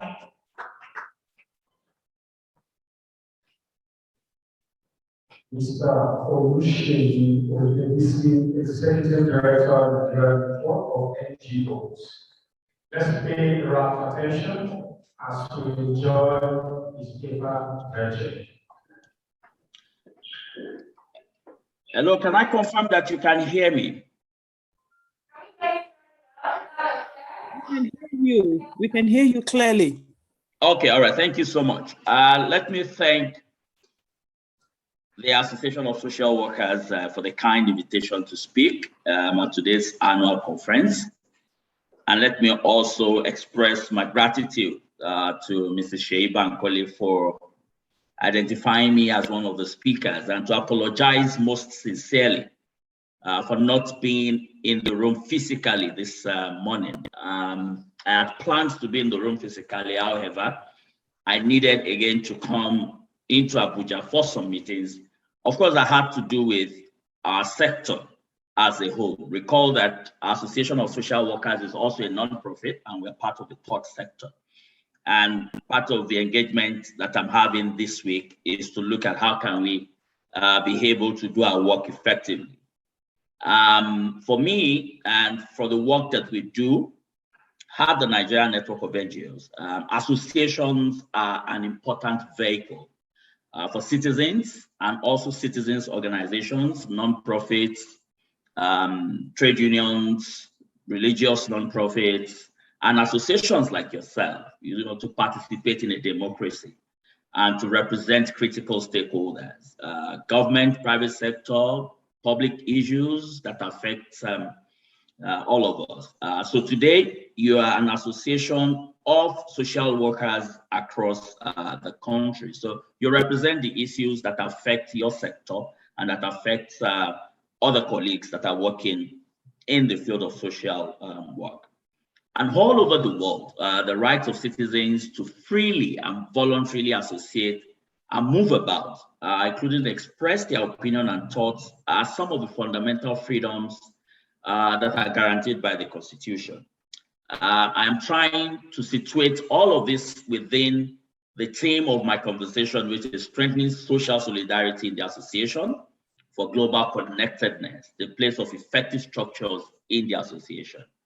And so far, I've been able to help you situate that as an association, you're part of a democracy, and that your rights to associate, your rights to express, your rights to come together is guaranteed within the Constitution. And the Part F of the Companies and Allied Matters Act allows for the formation of several civil society institutions, associations, think tanks, universities, religious nonprofits, and a whole lot of that. And you notice that you're governed technically by the Corporate Affairs Commission through that Part F of the Companies and Allied Matters Act, because that is the law that provides legal status to nonprofits. And under the freedom of assembly and association, you are guaranteed your right not to register with government. So you don't necessarily have to register with government. But when you register, it then means that you want to be able to benefit from services that government provides, which will be tax exemption, or to be able to benefit from using banking services, for instance, or maybe when you want to bring in charitable goods. Of course, you would then need a registration at that point. Whether registered or not, as an organization, you are expected to fulfill some basic fundamentals or principles. And that would take me to Article 12 of the United Nations recommendations, especially if you want to have a consultative relationship with the United Nations. You are expected to fulfill some of the mandates or some of these principles around your work. So Article 12 of the United Nations recommendations on consultative relationship between the UN and non-governmental organizations says, the organization shall have a representative structure and possess appropriate mechanisms of accountability to its members, who shall exercise effective control of its policies and actions through the exercise of voting rights or other appropriate democratic and transparent decision-making processes. Again, recall that we're trying to look at the place of effective structures in the association. And by the association, we mean your association, both nationally and at the state level. So when you look at the key phrases that are coming from this Article 12, one is representative structure. The second is possesses mechanisms of accountability to its members, who shall exercise effective control over its policies and actions. Now, the third is exercise of voting rights or transparent decision-making process. Now, today we will be looking at how these three relates to your association. And these are metrics that will serve as a foundation for your relationship if you want to engage with the UN. But these are metrics that also serve as the foundation for you to be able to run effectively as an organization. And in real life situations, every member of an organization wants to see their voice or issues represented through a structure that gives them ownership and voice. And when the introductions was going on, there were a lot of offices, the PRO, the treasurer, and all of those were acknowledged. These are structures that helps to provide some level of representativeness, meaning you would have considered gender, you would have considered regional balance, you would also have considered the needs of the organization to be able to communicate, to be able to raise membership, to be able to also attract the right sources, the right resources for the organization. And of course, there's a leadership that serves as the face of the organization. So when you look at all of these elements, you will notice that we all desire and aspire for accountability and transparency, especially when people come together. All right, when they come together, you want to know what exactly is happening in this association. People in the association, our leaders in the association, are they eating in our behalf and not working for us? Because while you have elected them, it's for them to work for you. So you're already looking at, are they really doing the work? Sometimes you're also interested is, where is the money coming from? How are they spending the money? Who is spending the money? And these are very important questions that we want to ask when we belong to any group. And that's why I always like to situate conversations around structures within that Article 12 of looking at a representative structure, looking at a mechanism of accountability to the members, and how decisions are made in the organizations. And this takes me to why we are here today. And with the theme of the paper, which I had already mentioned, and again emphasizing strengthening solidarity in the association for global connectedness, the place of effective structures in the association. Structures themselves are the bedrock of how an organization delivers its work and whether they will be sustainable or not. If there's an organization that doesn't have a structure, doesn't have a representative base, doesn't have a decision-making organ, doesn't have a governance that oversight on the decision, and doesn't have a membership that has given them a mandate for them to act on ABC, then that organization itself will probably not be able to lead itself to sustainability. So structures determine how the organization is able to implement its activities, report to its constituents, and also track its impact. While structure itself can be governance related, there are many functions that are attached to effective organizational structure. Your structure must be able to deliver several outcomes for you. And those outcomes, when you look at your structure, will be your governance. Governance meaning who are people on the board, who are the management team, who are those that are implementing resolutions of the actions that members want us to take. Then you also look at your membership management. How do we manage members? Who are our members? What do they do? Where are they?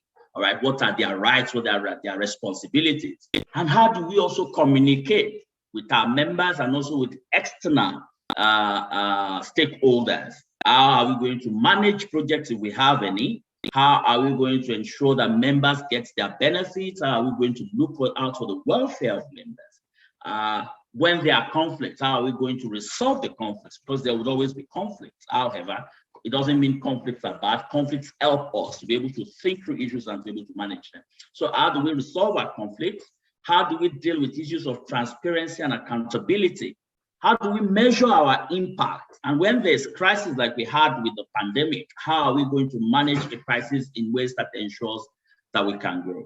How do we deal with partnerships and collaborations? When we talk about intellectual property, how are we going to manage that? When a member gives an idea, and member thinks that idea is the only one that have this idea in the world, the idea was given to him and he's the only one. And when he sees someone else implementing it, he or she then feels that this is my idea was stolen from me. How do we manage some of those complexities? Of course, understanding that there's nothing new under the sun, but we always forget. How are decisions going to be made? And what are we going to do about regulatory compliance? Regulatory compliance means that you're filing your annual returns with CAC because you're an association. You are ensuring that if you have the staff that are paid salaries, they are paying pay as you earn. When you are trading and you see it is trading, you are paying the right taxes on those bids. So how do you regulate yourself? Either you are complying with statutory regulation or self-regulation. How are you going to do this? When you look at all of these elements, you find that it all helps you to structure yourself in a way that helps you to deliver on very important outcomes that you have set out to deliver for yourself as an association. You cannot deliver effectively if you don't have solidarity amongst yourself. And that solidarity technically means that you all believe in the vision of the association. You have decided to come together and to say, this is how we will go. So let's discuss in detail, and we need to reflect together on the structures your organization would then need to be able to get your collective connectedness that you want. The governance, the board or steering committee members, roles and responsibility, they are all there. What is the role of this, your annual conference? Are you using it for members' communication? Are you also using it for accountability? Your biannual statement of affairs that you need to send to the Corporate Affairs Commission, are you doing it? What is the role of your membership meetings? Dues payment. I work with the Nigerian Network of NGOs where it's also a membership-based organization, and we encourage our members to pay their dues. But for their dues, they must get benefits for that which they are paying for. Issues around conflict of interest, as I've mentioned before. Now, associations or civil society organizations all have a life cycle, and we must understand this life cycle for us to be able to forge ahead. There's the startup phase. That is when you are starting. And usually when you are starting, it's always like a one-man show or three-man show or five-man show. At that point, you are just thinking of the idea, you're thinking of bringing people together, you're thinking of how to grow the association itself. Then before you know it, other people join you, you begin to get attracted to government, to private sector, then you start growing. That is the second phase, where you begin to see growth, where people are already understanding what you do and they're saying, can you attend this event? Can you do this for us? Can you engage with us? At that point also, you've also maybe registered, you now have your full board, you are at the point of complying, you have some members paying their dues regularly, maybe some donors are even giving you money at that point. You are at the point where you see growth, where things are getting better. Instead of using volunteers, you now have paid staffs and all of those bits are happening.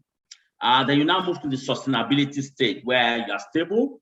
Out of say 3,000 members, you have 2,500 are paying their dues, your annual conferences are running well, your meetings are going on fine, everything is working well. Then it comes to a point where you then become stagnated. At that point, maybe there's an executive director who doesn't want to leave, or there's a president who doesn't want to leave. You are making more money. Let's assume that the federal government has given you maybe 100 billion naira to do something. So everybody's like, we must chop the money. So there's fight, there's infighting, there's everything. And before you know it, the money finishes, the organization closes down. So that's the stagnation and the renewal stage, where it closes down, then someone else takes up and says, okay, we've learned all our lessons, let's come back. Let's find a way of sorting ourselves. Let's find a way of being able to come back again. And if care is not taken, the organization might decline and close down totally. And that's the fifth stage. But usually what we see with associations in terms of trend is that you easily move away from the startup phase and move to the growth stage. But between growth and sustainability, we usually don't see that happening in good time. Associations don't die quickly, but they can have a stage where they are stagnant. They are not going to the right, they're not going to the left, they're not going to the front, they're not going to the right. They're just in one place, and we don't hear so much about them again, and we don't even know any so much about them anymore. So let me cite a case study, and this is to help you think through the role of your constitution in all of this. Usually as associations or as groups, we have constitutions, but we are not making use of them. So for instance, organization X has decided to come together to speak for a group of individuals working in the automobile industry, all right? The founder, because usually there would always be one person that has founded that organization, all right? And the founder worked with a team of people to develop the constitution. Over the years, they were working fine until a member said, let's review our constitution and change some of these structures because things are not necessarily the way they were in 1952 or 1953 when we started, right? As an association now, we now need to start getting more evidence-based, get into the field of advocacy, get to discuss with the National Assembly on our issues. For example, there are automobile laws that are coming into existence now. We now need to start thinking about how do we provide information to the National Assembly on many of these laws. Then someone said, no, we can't do that because XYZ is XYZ, and this is what we want. We just want to be an association, and we just want to come together, talk, and move on, okay? Now, within that space, someone has seen the need for us to go further beyond what our founding fathers have given us, have said that at that time, that's what they wanted to do. To now today's realities, how do we come together as associations and as members to discuss this and see it as a way for rejigging our vision and also ensuring that we move in realities, within the realities of time and for what we need to do. So for example, I'll give you, there's a bill now on the floor of the National Assembly. I'm not sure whether you know about it. It's seeking to provide some level of legal framework for the work of social workers. I gleaned that bill some 2 months ago. I think it's at the first or second reading. I'm not immediately sure.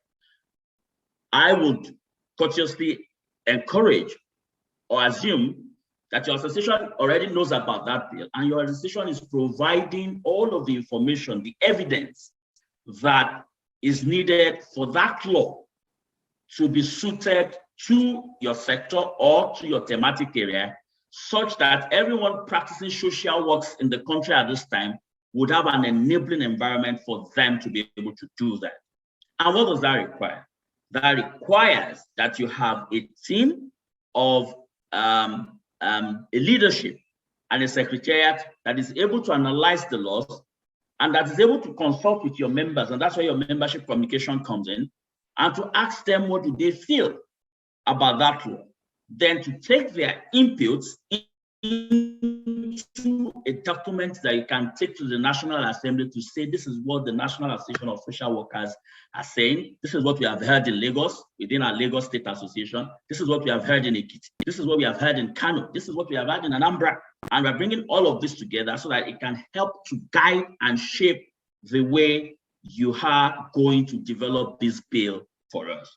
Of course, this will require a lot of solidarity amongst each of the state organs to come together. It also requires solidarity amongst members to provide the resources for this kind of work to happen, and so that in real time, you can then ensure that you provide an enabling environment for your sector, and especially people that are working in the space of social workers.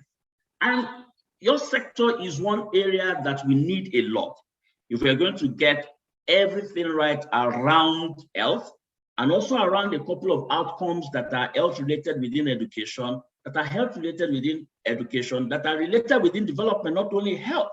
All right.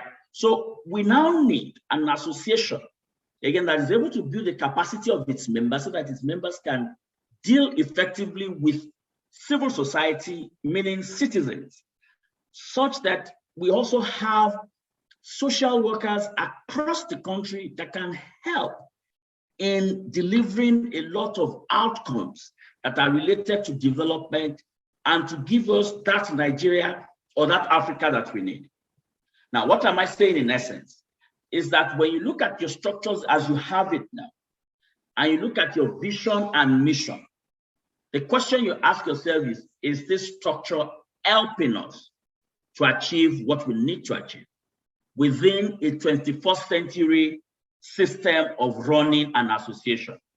Associations can no longer afford to be just having conferences, but their conferences must focus on a theme, and that theme must guide the activities throughout the year, and in ways that it also shapes public policy and also helps us to implement public policy effectively. So meaning that your association cannot afford not to engage with government, and I'm glad that you have invited government officials and the minister just spoke. How are we engaging effectively with government on issues that bother on social works? And how are we providing government with the necessary feedback that can help to both retool policy, implement policy, and at the end of the day, also give us the legal framework that we so need and so desire. Let me once again thank you so much for this opportunity to be able to speak to yourself. And I do hope that within the summary of what we've discussed today is to say, yes, you have the right to associate, but when you associate, you must also understand that you must have the right structures, which is your structure representative? Can it provide the right accountability to its members?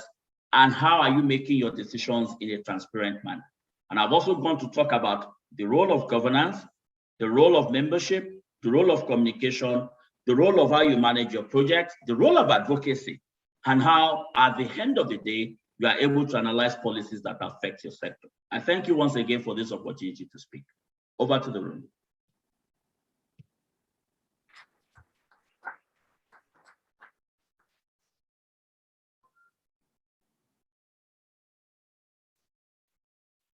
Please let's celebrate and appreciate the speaker. I believe we all grab what he has said and discussed based on the topic he treated. And for everything, that was Mr. Oluseyi Oyebisi, Executive Director, Nigerian Network of NGOs. One more time, a round of applause for him. All right, as his statement presentation was going on, I got an information that another very important personality is in our midst. Please join me to welcome and celebrate the presence of Ashake Ebenezer Kayode, the Director of Social Welfare, Ministry of Youth and Social Development in Lagos State. You're most welcome. Thank you for coming. All right, on this note,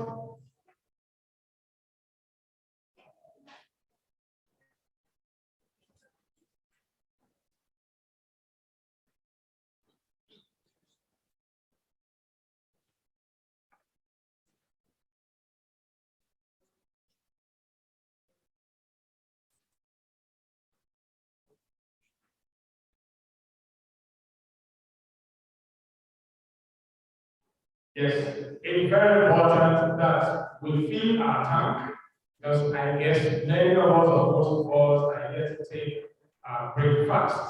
So, as we schedule on the program, you are ready for tea break right about now, and you have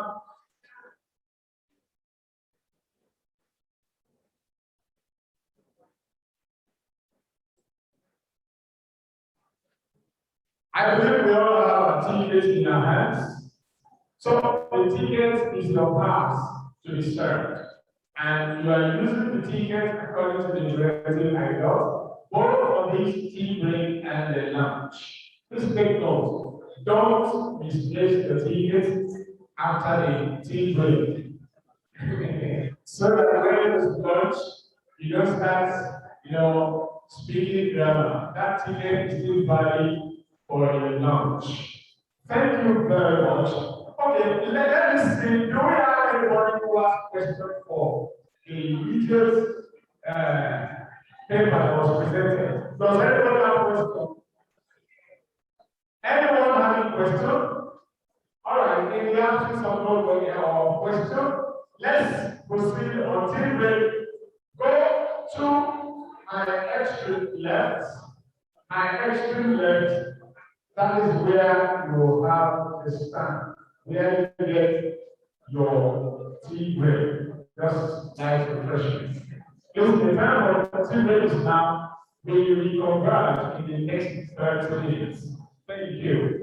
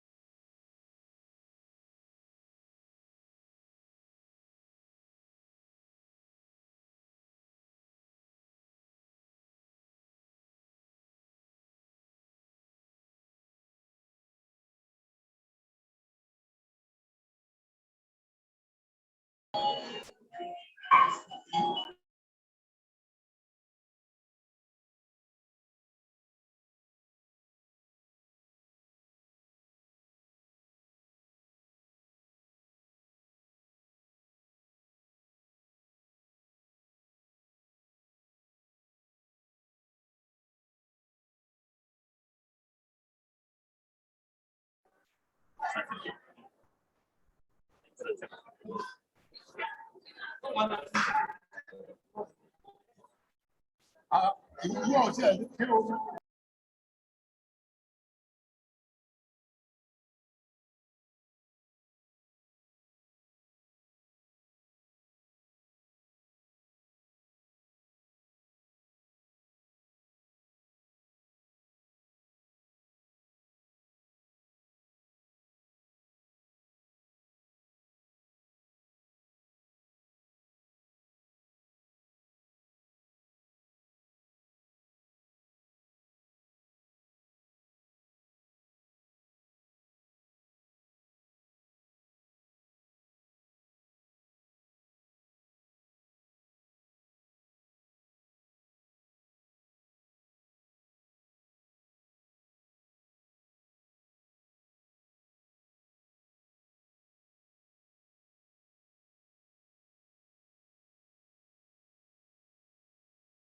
Not like the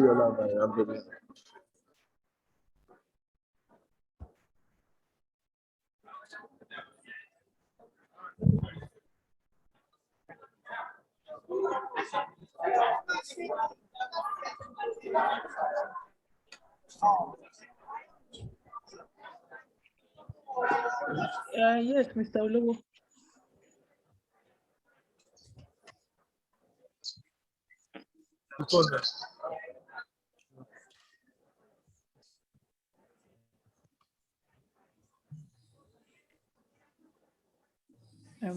Mr. Olowo.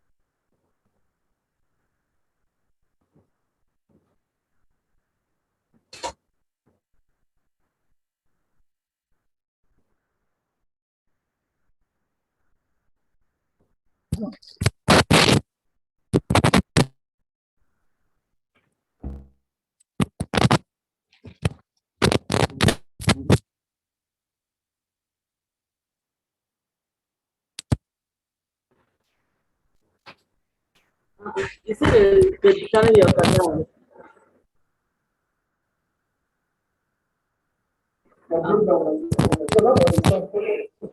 So that show. I even thank God, Mr. Karim has been here. In fact, he spent almost 2 hours. And he was finally able to connect to the system. Oh man, the system, this there, you said the security that is too complicated. You are trying to, that maybe people don't, to even get the right thing. So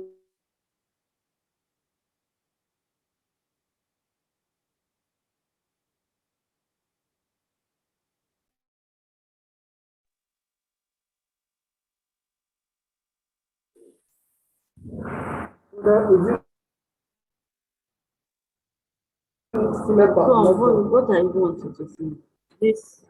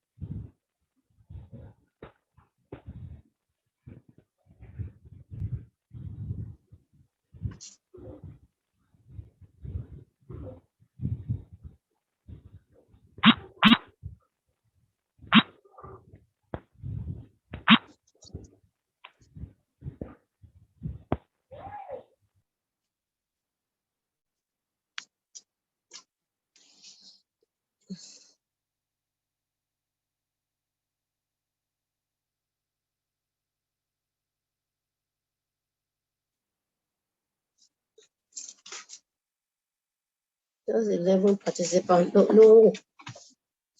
Oh, you connect.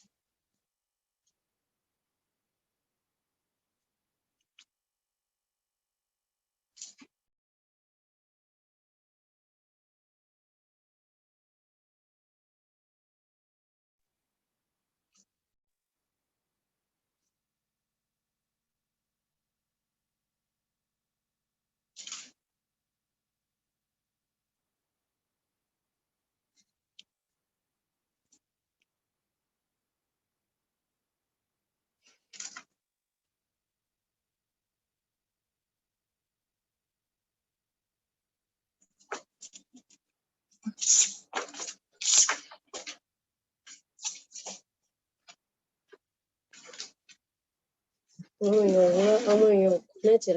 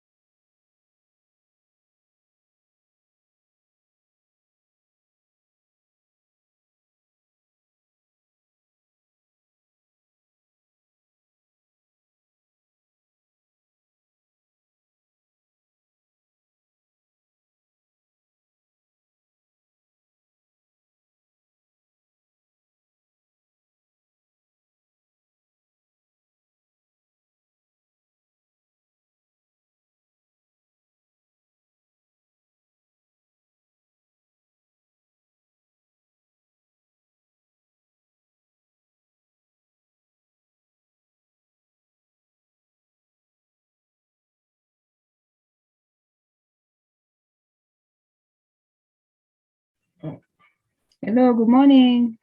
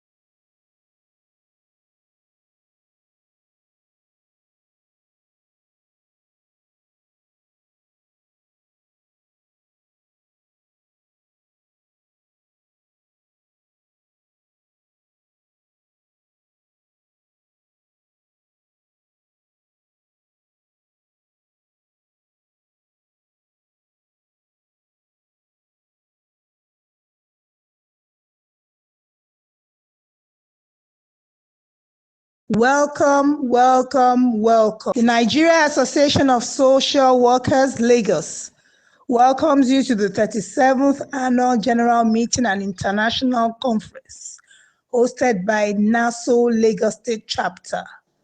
Welcome you to the Center of Excellence, where things happen. We hope that you enjoy your stay in Lagos. We hope that we all have fruitful deliberations. Welcome, welcome, welcome.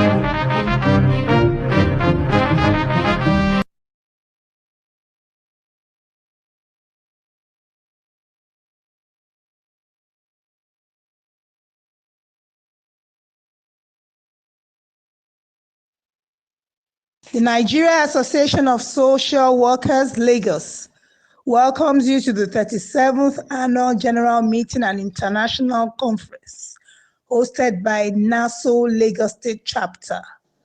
Welcome you to the Center of Excellence, where things happen. We hope that you enjoy your stay in Lagos. We hope that we all have fruitful deliberations. Welcome, welcome, welcome.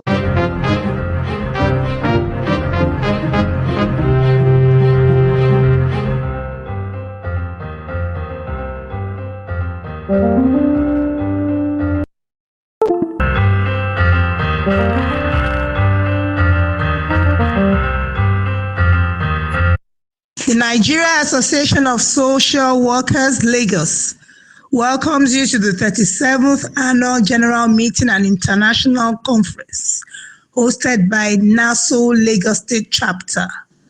Welcome you to the Center of Excellence, where things happen. We hope that you enjoy your stay in Lagos. We hope that we all have fruitful deliberations. Welcome, welcome, welcome.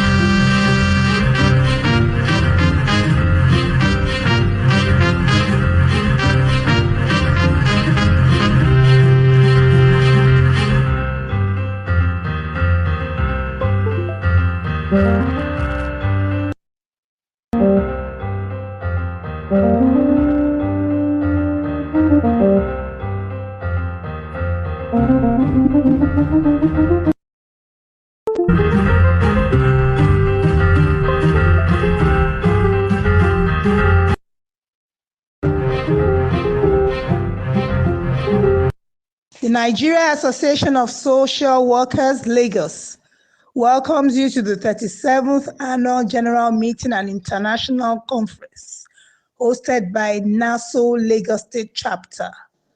We welcome you to the Center of Excellence, where things happen. We hope that you enjoy your stay in Lagos.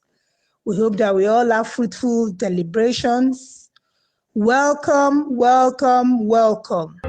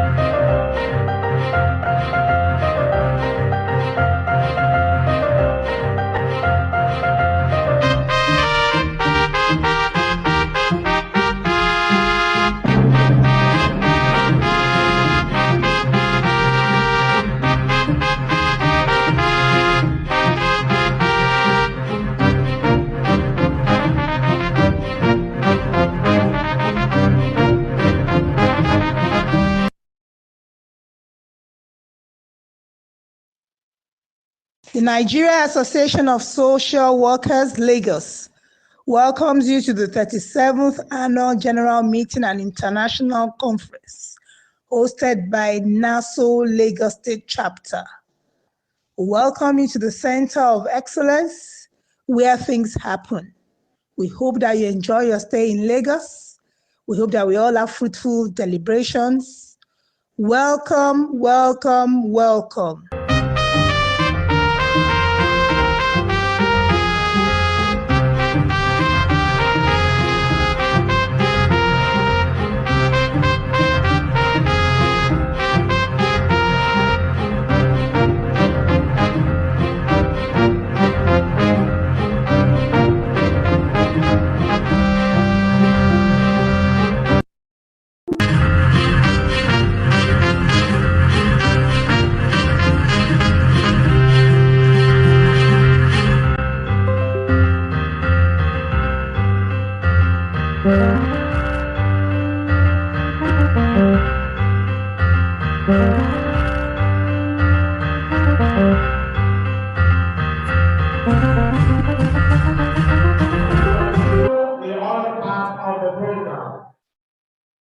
Time by watch is 25 minutes past 12 noon.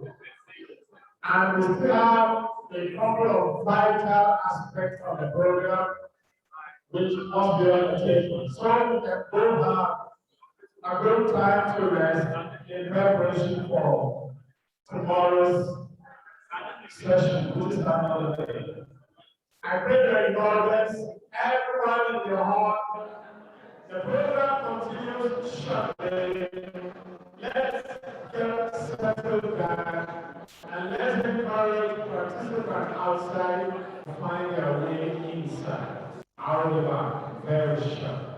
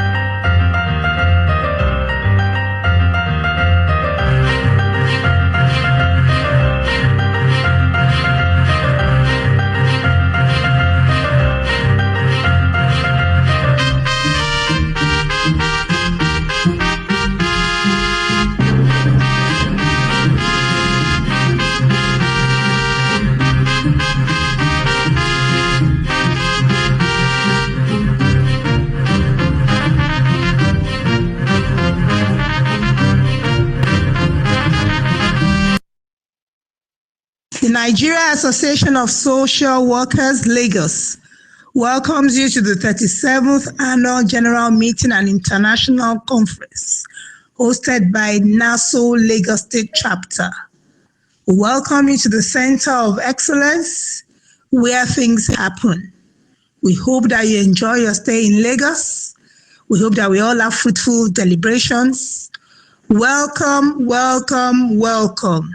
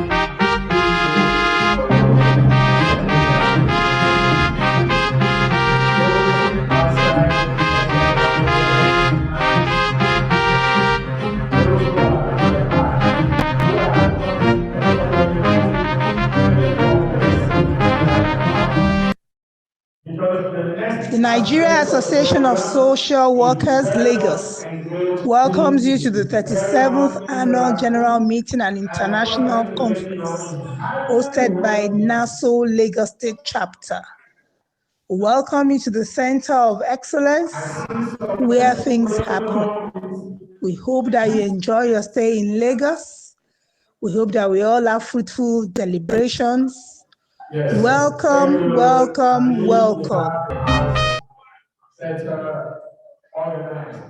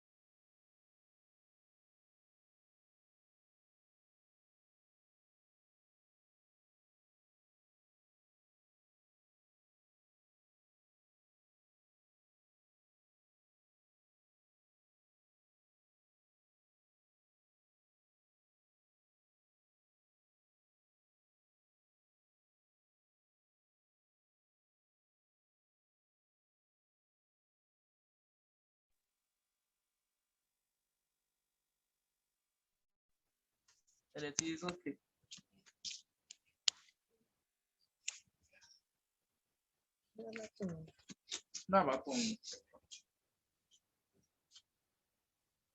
Ocean.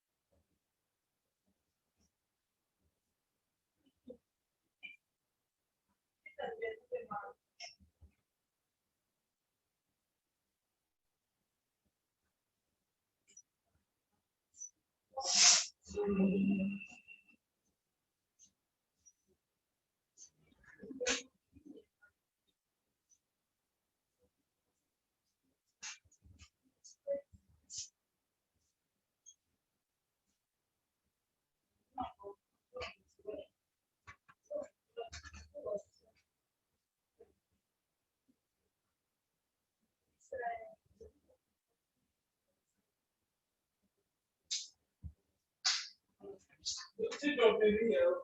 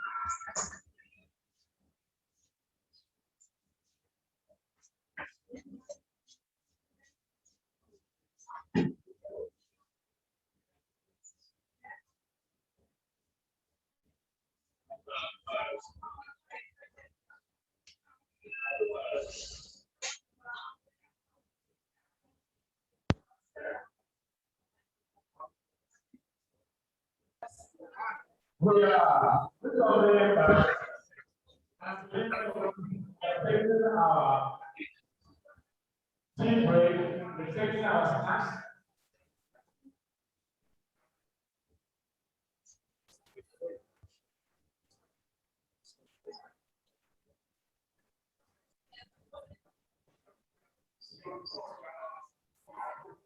Yes, we are welcome once again to the annual general meeting and conference of the Nigerian Association of Social Workers, taking place at the Center of Excellence Day of Aquatic Splendor here at the Lagos Chamber of Commerce and Industry Hall.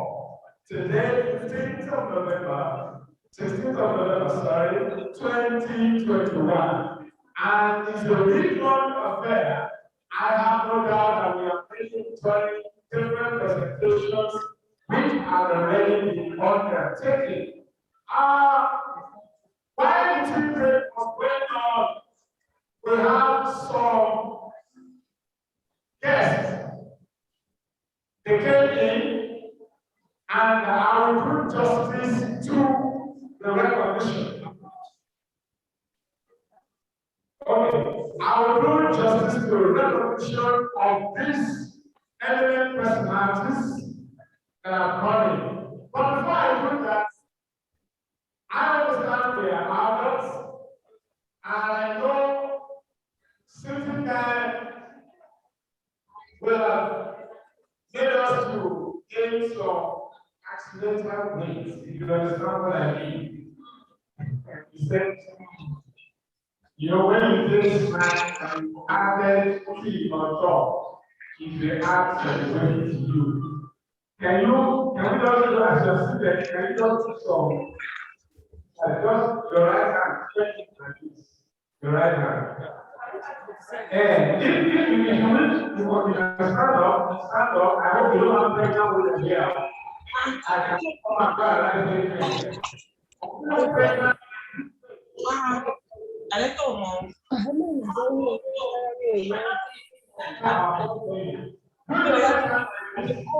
Anthony, NASoW.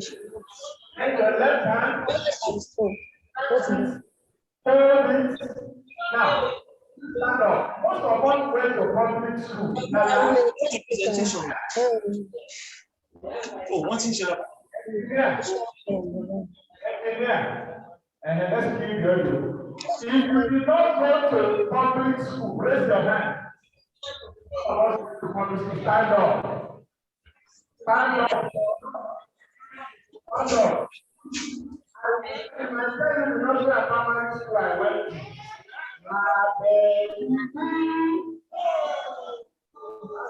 primary school I went to. Now, you are all aware of that common, is it folklore or folktale? My head, my shoulder, my knee. You see that? Public school project. Public school project. All of you, clap for yourselves. Yes, let's send stress away. Now, everybody, I am your commander-in-chief now, and you must obey whatever I say. So, you know the song. Just scatter your legs small. Wait. It has to be uniform. A small boy, being a teacher to adults like you, I know I will have problems, but God will help me.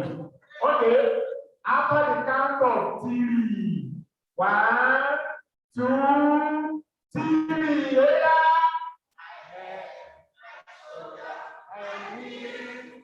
Some people cannot get that. That's Jesus.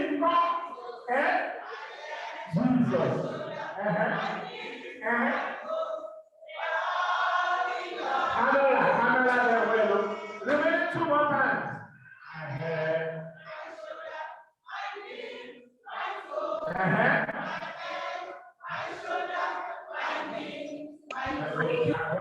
Pregnant women, they didn't stand up.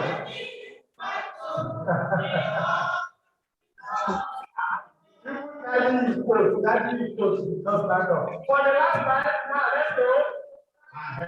I show you.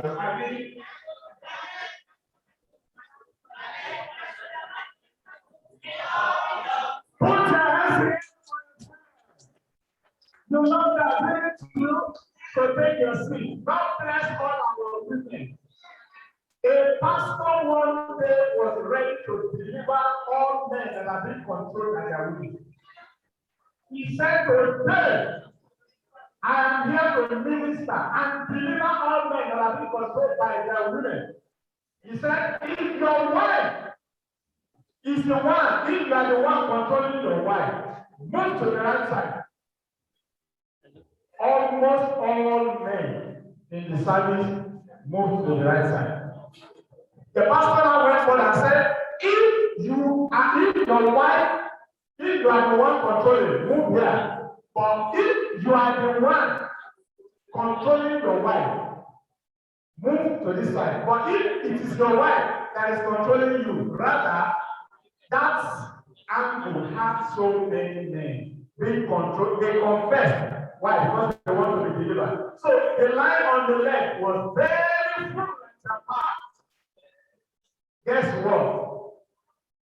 The line where the pastor said, those who are controlling their wife should fall in. Only one man was on that line. And the pastor was excited that, wow, so you are the one controlling your wife. Please somebody shout hallelujah. They shouted hallelujah. Now, the pastor said, before I do deliverance for those whose wives are controlling them, how do you do it? That you manage to control your wife. They gave the man like before. Hear what he said. He said, actually, as all other men went to the other stand, I had to come here because it was my wife that told me to come to this house. The rest is history. So, in other words, he was the only one that was due for deliverance. I don't know how the deliverance went. He don't want to tell you. And on the other hand, the pastor ended the sermon and said, today, when you get home, all men present your problem to the Lord. He preached one message, and all of them were ready that God must take over their problem. So when they got home, this couple, prominent elder in the church, got home and carried his wife. Lived like this, and the woman was honey, wow, today serving is what I will do. Which day you do this one to me last? Why now? And the husband is the wife that said, You forgot what the pastor said. When we get home, we should present and list our problems to the Lord. That's what I just did. Put your hands together for yourselves. Yes, we will be having amusement like that, so as to make the environment and the room very lively.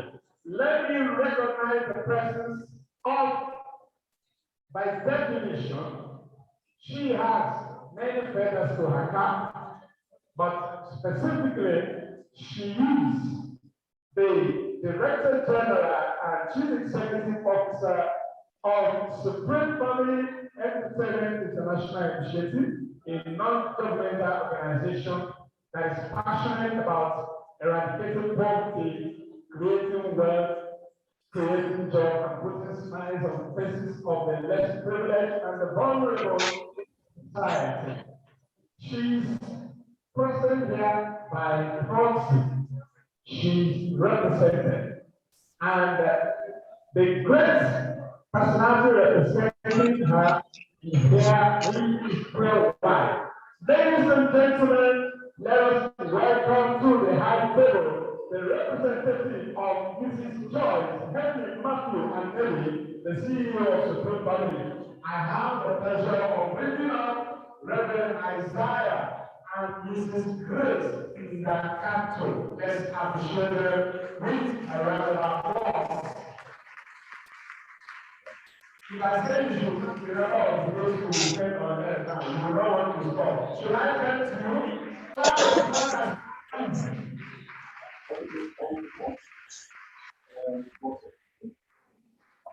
There are laughter times for the anybody they are not stopping.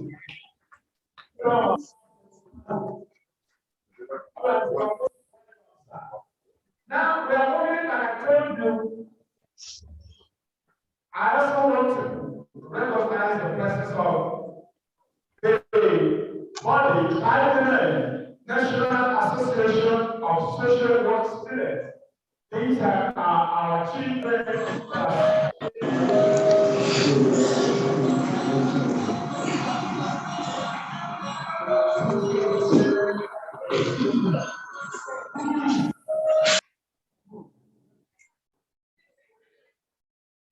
Want to travel and anointing.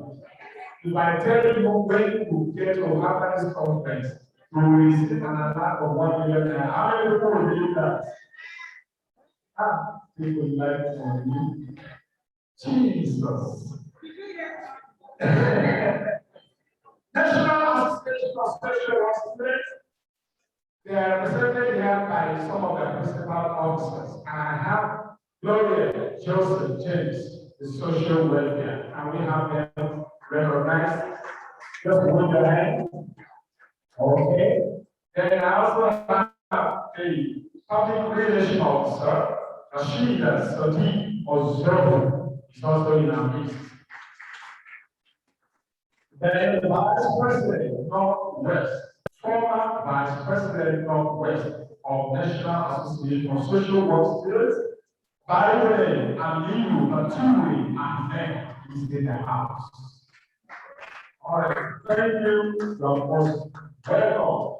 Yeah, we are going to an interesting aspect of this program today, and I did say the other time. I foresee some people, or let's say I prophesy some people who will bring on the things today. And the next aspect of the program is quiz, which is a way of refreshing our memory and reviewing some of the salient activities that we have already undertaken today. Now, let me recognize Director Charles in the Ministry of Women, Children, Affairs, Empowerment and Social Development by U.S. State. And Jacob is with us here. Shall we celebrate the presence of?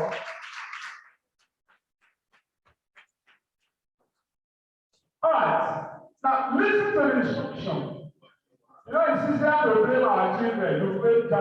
You fail why? But here, listen to the instruction. Hello? One question correctly answered and anybody fetches the person a gift. Now, I have about a dozen of questions, but let's see how much time will permit us to take. Are you ready, class? If you are ready, say aha.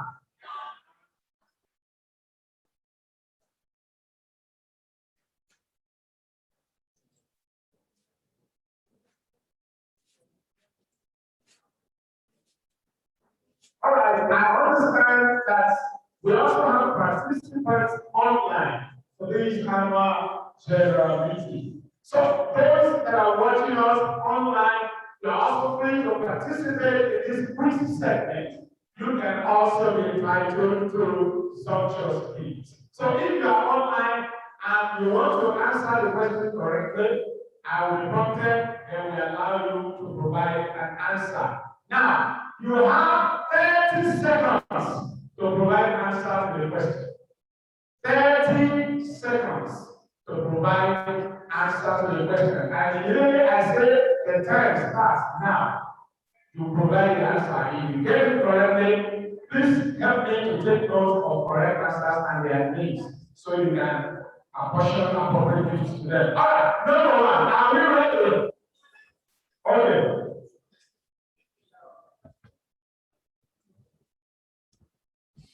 What is the name of the first speaker for today? What is the name of the first speaker for today? If you know the answer, your time starts now. Can I have the microphone to them so that we can hear you? We have 3 hands up, 30 seconds. Who is faster?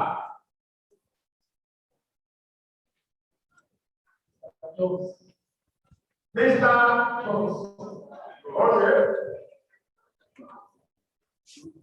Ed Jones. Ed Jones. Say it again.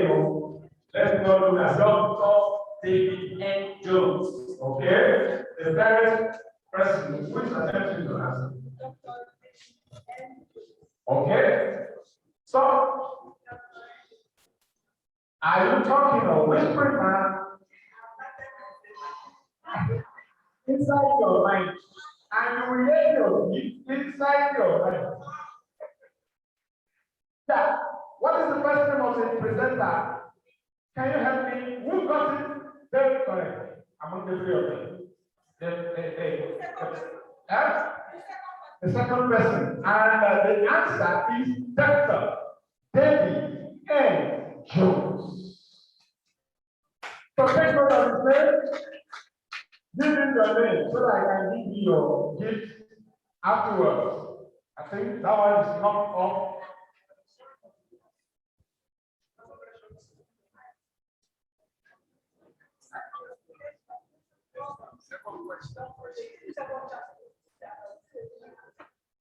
You raise your hand up.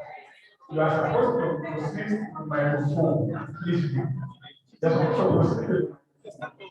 3 people raised their hand and I saw.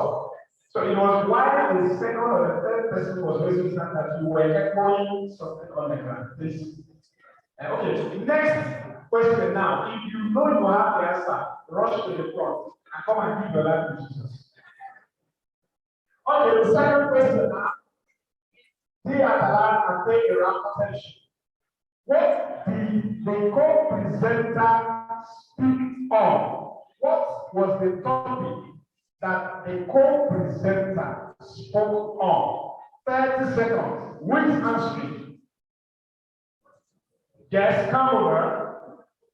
Everybody, don't let the Holy Spirit not mention to you when somebody is already asking you the question. Everyone.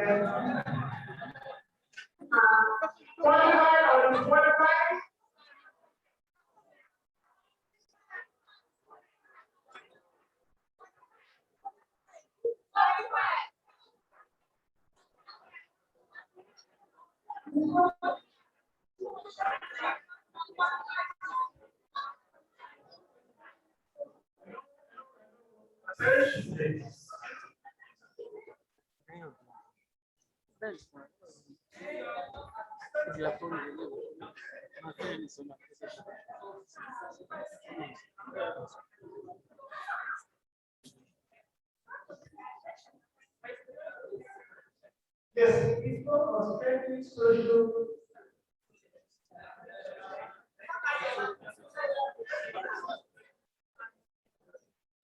Social work.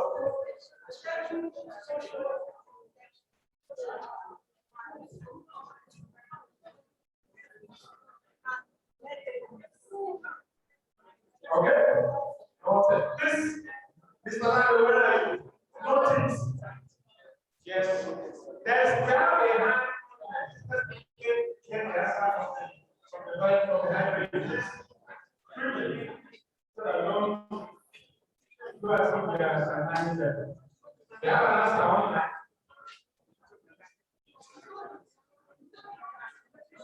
Let's pay attention.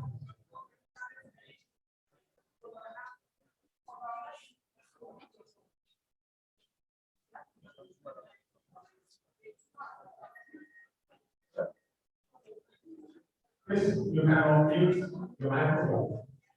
Unmute your microphone so we can hear you. Mrs. Olubukola, please unmute your microphone.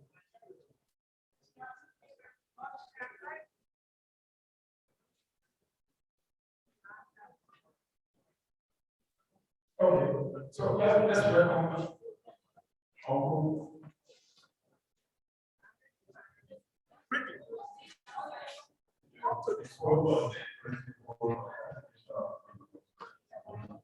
Please take notes. Take notes. Principle. Okay. Yes.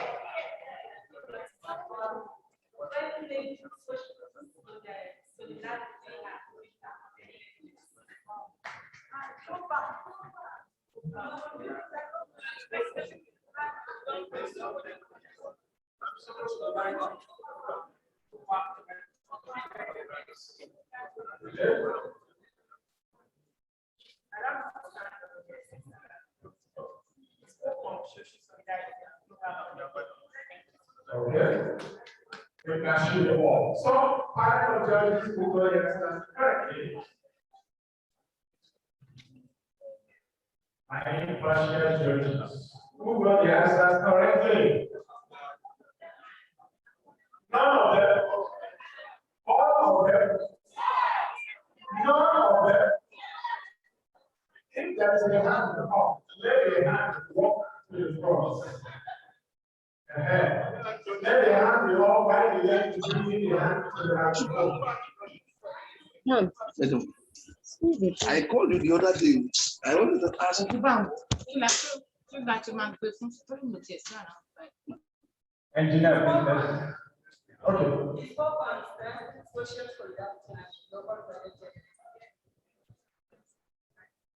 So where are we? Members of the judges? Who got it? Who got it?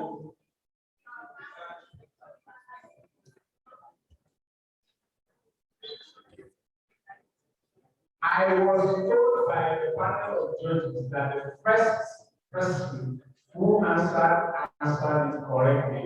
Do you agree? You only said Ubuntu. I think I heard that. The first person didn't get it correct. He said Ubuntu. And that was the person like I said was okay. So, okay. We're not having fun. Nothing serious. Nothing sacrosanct. Please, you're having fun. Yes, I think the second person got it correctly, but he did not act global. So the third person, because of the help that was already provided, should we take that? Who was the third person that provided the answer? Take no. My panel of judges, they are very partial. Because of time.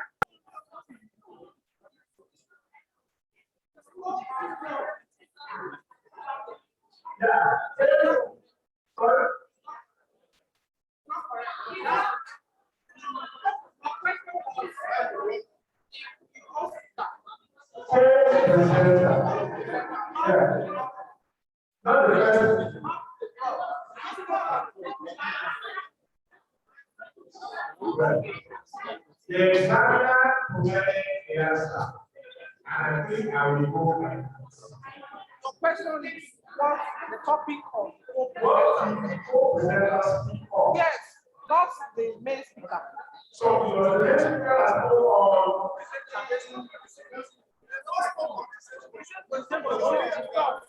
the other man spoke on the application of I think I will go with it for now. Thank you. Okay, the third question, attention please, will take 2 more because of our time. Now, who was the presenter? The name, quickly, the name of the co-presenter. Yes, yes. Full name. Full name is Introduce yourself. Okay. And your state background. Okay, my name is Thomas Pila from Plateau State. Okay. His name is Mr. Bernard Mayaka. Second answer, anyone? Introduce yourself properly, please. Sorry?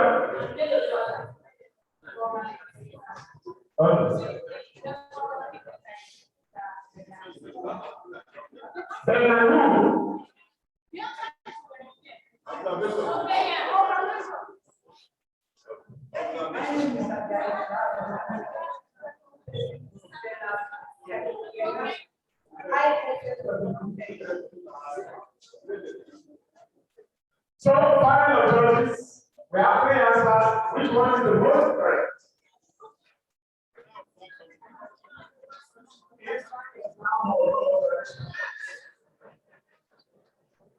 No observation.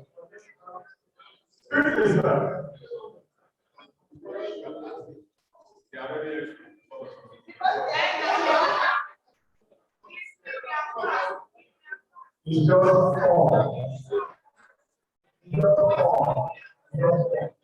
Hello, I think the last answer is the most correct.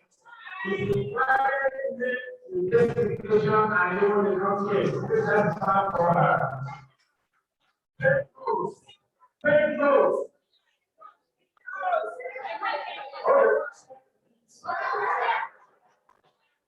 Now, so please.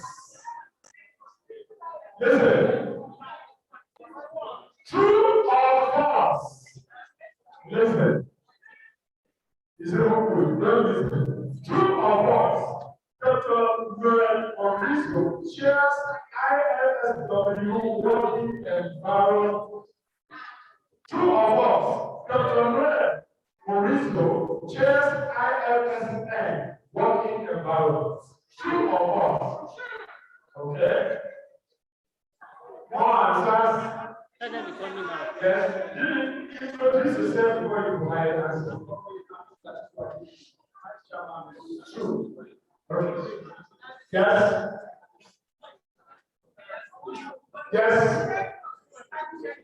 Last answer.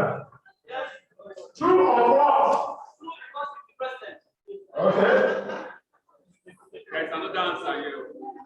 It's okay because of time. Okay. False.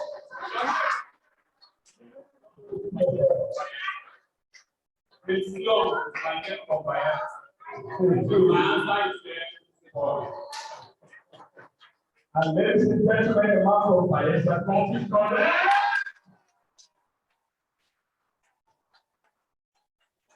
So the next note, you don't stress to stand different. Take it serious.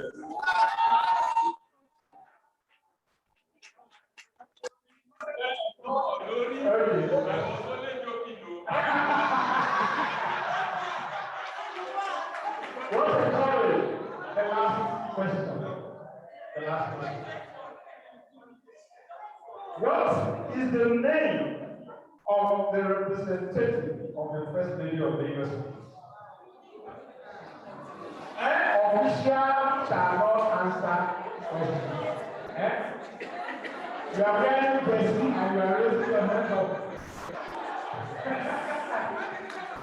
I want to mention that you remove your dressing if you want to answer the question.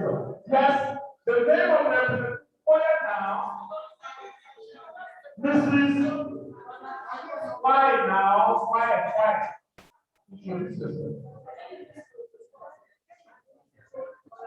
This is okay from which chapter? Okay.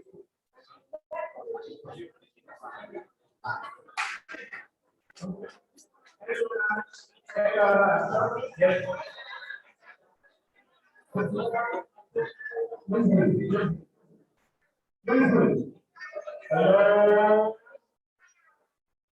Some people are of the opinion that members of Lagos chapter should not participate.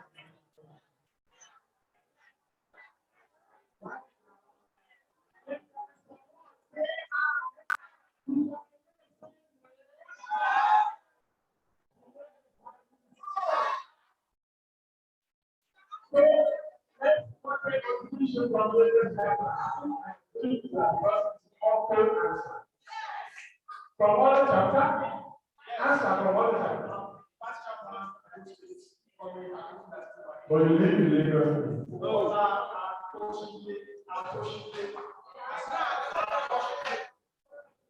Choose one out of the two and decide. Yes. Who also okay.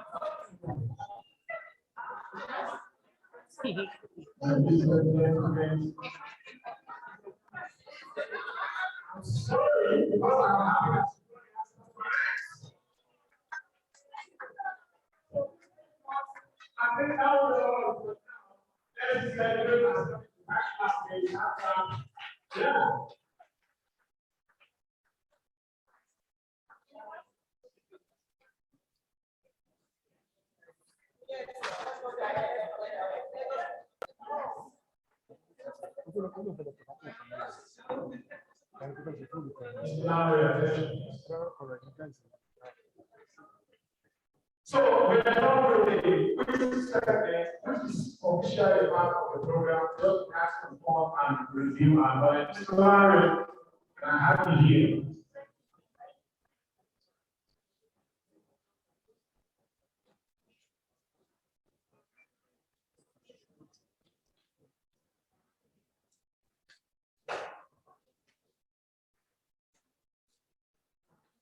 Okay, let me ask you first.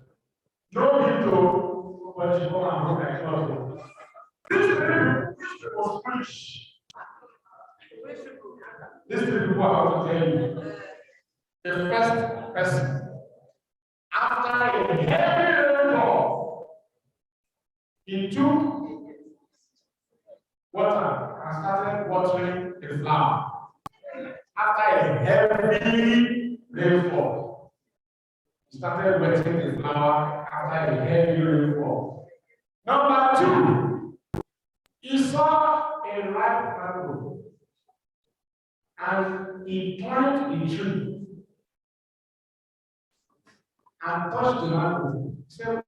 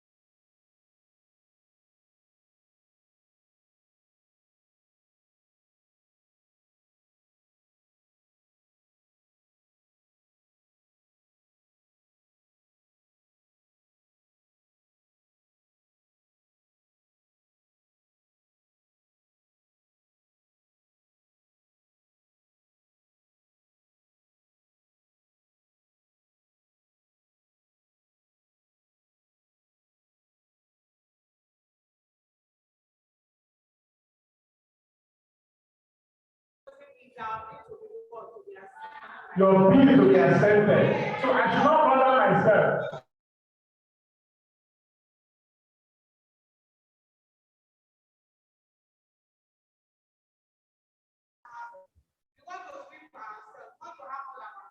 Okay. So vote for case dismissed. All right. I'm still waiting for a directive from. So, you know, who are the people that we are responsible in our society? I know we know it, but we can never exhaust learning. Who are the set of people that we are responsible to take care of them? The world is a blanket world. Can we? No, yeah, this is my first time in your association. I want to learn. Yes, sir. The less privilege. The less privilege. Yes. Like those that are challenged. Okay.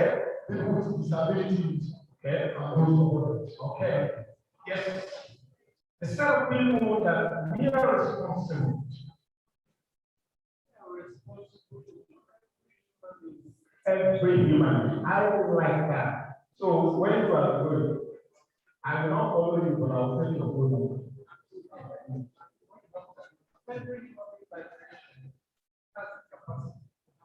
Please clap for this man. So, for this talent to him.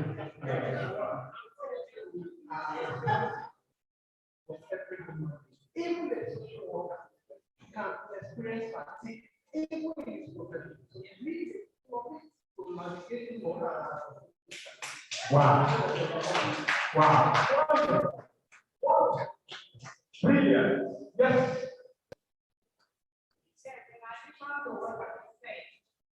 We need to be mentally stable. So mental control everyone. Because of this COVID, there are many things that have happened. I've never witnessed staying in those. Don't interact between the neighborhood. I've never witnessed. So it's really, really touching. So I have to learn coping skills to stay on my own, to be inside my house. Let's put your hands together for her. Let's hear from her. Let's hear from her. Please introduce yourself. My name is Vivian. In addition to all the mentioned, they're also responsible to the aged, to women, to children, because they are all vulnerable, they are also part of the vulnerable. Wow. I should love you. I should love you. My name is Alfred.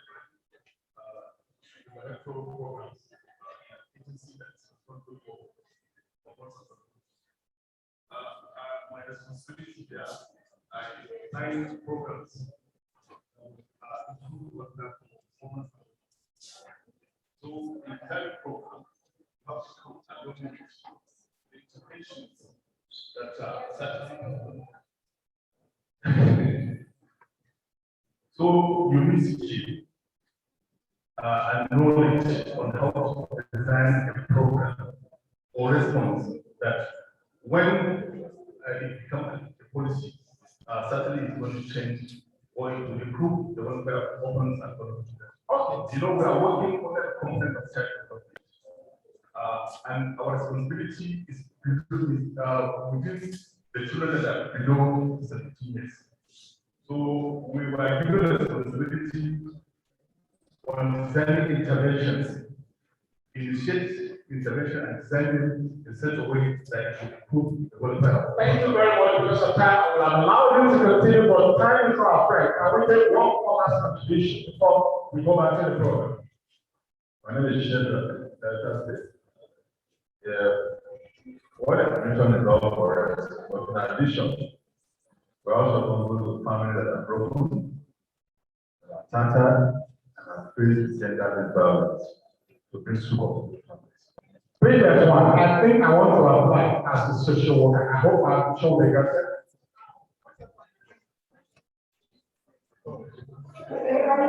I think social workers also need to especially both the old age and younger children. It's very important to take their needs into cognizance, especially. Thank you for the answer for her. All right, much of fun and much of interaction. I think that was present, wasn't it? Okay, now we're moving to the next paper presentation, which is going to be virtual. And the topic is so relevant and germane to our assignment as social workers. And that is purpose in strengthening the social services workforce in Nigeria. Purpose in strengthening the social services workforce in Nigeria. Then the speaker is ready and is going to be virtual. Let us pay rapt attention. Okay, safety is social work. Permit me, I mean, part of this. Safety is social work.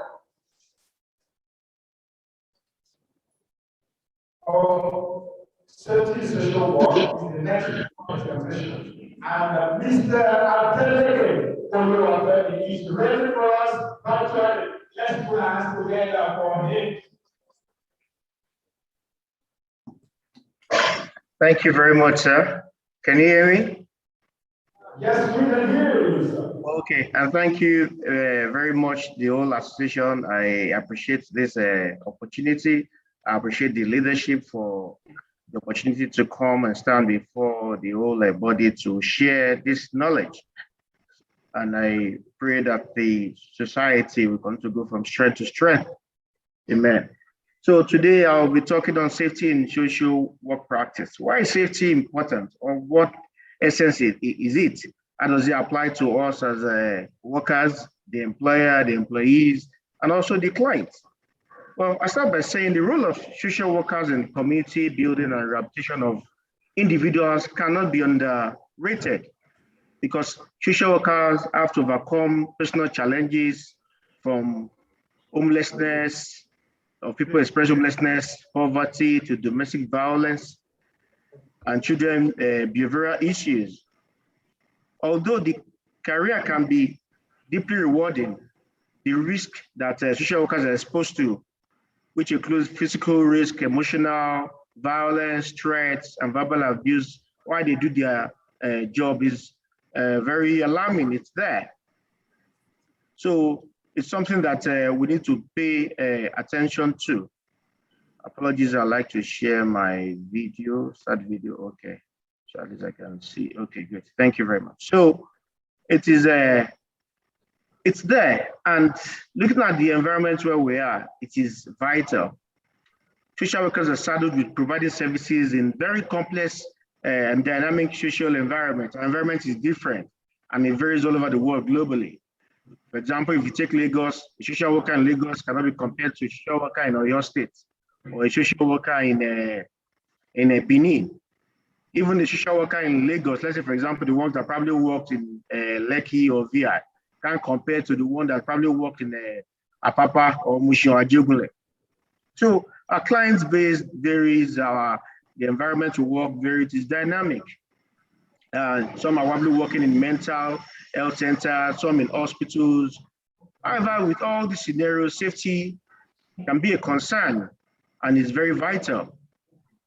As a body, as an association, you know, the main mission is to ensure that as social workers, we enhance the well-being of all human that we work with, all ourselves inclusive, and ensure that people can meet the basic needs, their basic needs, with particular attention to empowering them that are vulnerable, the ones that are oppressed, the ones that are probably in maybe one poor state or the other.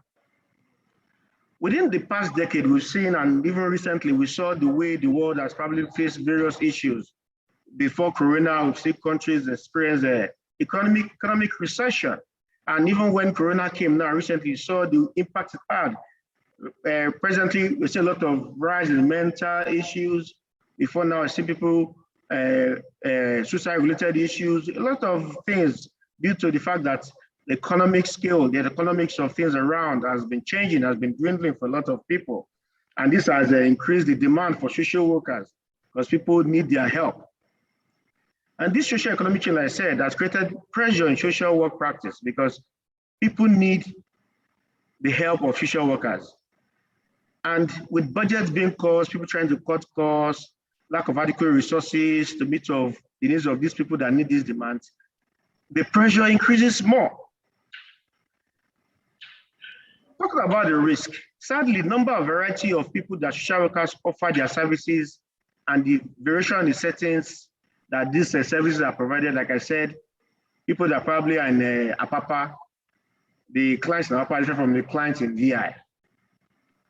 People are, social workers are exposed to a lot of all these unsafe conditions, and sometimes they get unpredictable. There have been cases where social workers have been targets of verbal and physical abuses, even agencies and clients that they work for. Some have been temporarily injured, permanently injured, and some have even lost their lives.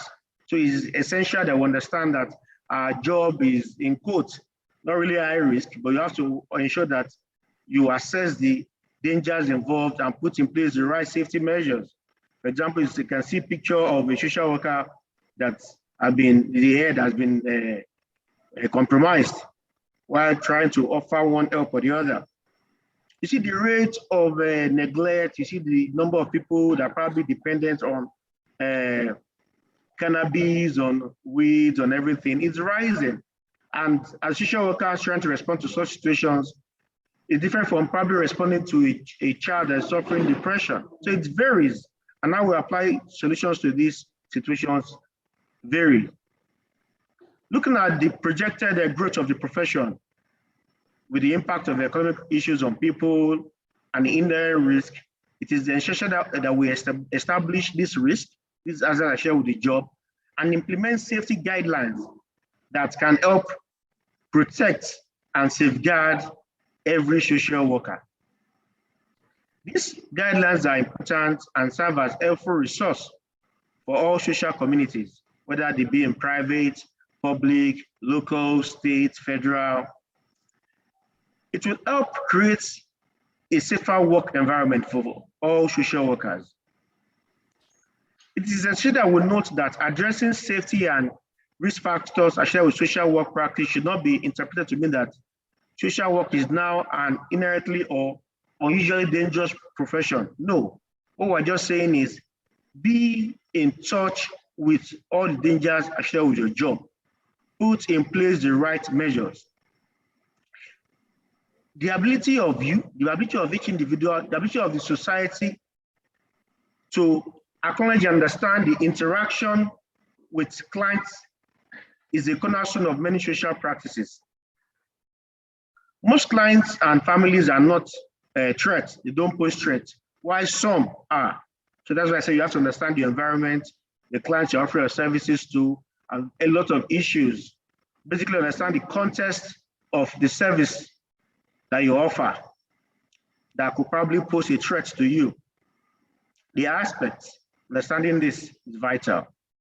However, in cases where threats are identified to be present, social workers should discuss with the employer so as to address these issues appropriately. To verify that, oh, this going to the field, this particular location, these are the risks we'll identify that we'll probably face.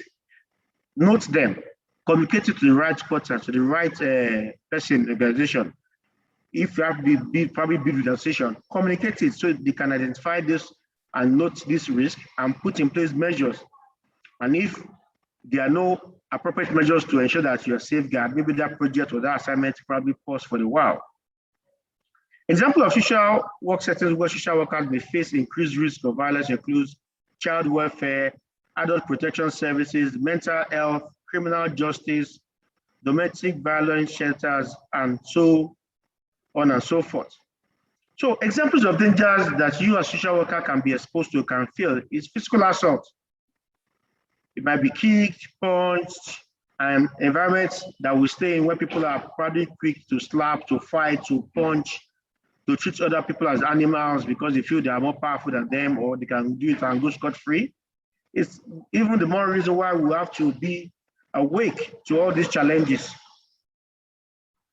Additional acts of violence endangering social worker safety include attempted assault, property damage. So they probably want to destroy the place you're habitating, your office, just the property that you probably occupy, and whatever threats can be via text messages, calling you on the phone, sending you emails, a lot of threats. And we see that even on social media. If you look at social media present day, people are threatened easily. Just say something before you see they're dragging you and it's trending, assaulted. So verbal abuse may even be in the form of fun. You think it's fun, but it's abuse. So you should expect that social worker, but also look at measures that can use to mitigate against this. Sometimes it might cost your generation, cost anything, or probably giving you a lot of insults. So these are things that we need to look at, that they are dangers that we might potentially be faced with. Social workers working with children and families can experience higher rates of violence than those in other fields. Child welfare case workers have to make difficult decisions about children's safety, potentially putting them at risk. As a social worker, these actions can put you at risk because you are making a decision that might not be in the good books of another person. The person might want to react in an unsafe way, which can hurt you. For example, parents with a history of domestic abuse may react violently to a social worker's assessment. If this is not safe, I think this is not, we cannot be condoned and everything. Person say, if you do anyhow, you see anyhow. So you have to understand that these are the risks, these are the dangers that you can potentially face. So abuse can also come from teenagers with a history of violence, putting you as a social worker at risk of being hurt physically, psychologically, and emotionally. Also working with individuals with mental illness, visiting clients in a risky environment. So as a social worker, you have the right to work in safe environment and also advocate for safe working conditions. After all, you're just adding value to life, adding value to individuals, adding value to the community, adding value to the economy of the country, adding value to the country as a whole. So you have that right to getting a safe place to work. Social workers who report concerns regarding their personal safety or care assistance in ensuring their safety should not fear retaliation. So the employer should not make them fear to report unsafe conditions or unsafe actions that they see that can affect them or others. It should be a positive environment. Social workers should try and build an environment that's a culture of positivity, a positive environment where people can report safely without being pushed back, where their concerns are addressed with positive light, and people don't probably bring authority or downplay whatever issue they bring on board, or questioning their competency from their supervisors. Look at whatever they bring about. Assessing a positive light. Look at it in their own, using their own mindset, their own assessment. And from there, eventually come to a balance, even in areas where you feel, oh, it's not something you should worry about. Just come to everybody's level. Try to ensure that everybody is on the same table. So applying safety precautions is key, is vital. A social worker or social workers should regularly ensure they apply globally accepted safety precautions in their work. Violence can and does occur in every economic, social, gender, and racial group. And these are people that you face. These are just things that you will be exposed to as a social worker. To avoid stereotyping particular groups of people and to promote safety, social workers should practice safety risk assessment and apply proactive measures for risk reduction with all clients and in all settings. A thorough understanding of the risk factors, that is individual, clinical, environmental, and historical, associated with the elevated risk for violence can inform your safety assessment. So as a safety worker, you should be aware of the potential that your personal information on the internet, particularly social working sites, can be accessed by anyone. And sometimes this can even pose a risk to you. So when you're putting those details, ensure you assess what could go wrong. Look out for gaps and ensure that you are close. You're not probably trying to put across your family just there, your details just there that you can be tracked. So do a thorough risk assessment. This assignment I'm doing, this job I'm doing, where are the gaps? What can hurt me? What can hurt my family? What can hurt my workers? What can hurt my colleagues? Do a risk assessment, identify the gaps, and ensure it is closed out. Continue with that, I try and probably speak on using this risk assessment matrix. So it is vital we'll do something like this, and this is something I will probably like the body to look at and do something that's probably a template that people can work with. It has to do with considering the likelihood of hazardous events occurring.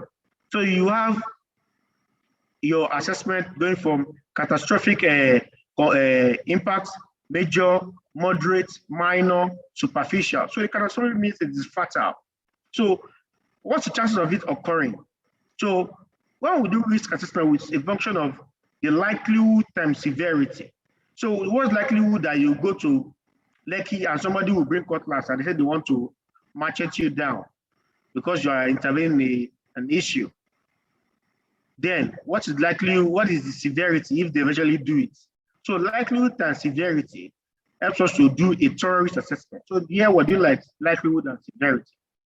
So how likely can this occur? How likely can you be slapped doing your job? Is it very unlikely to happen? Is it unlikely to happen? Is it possible that it could happen?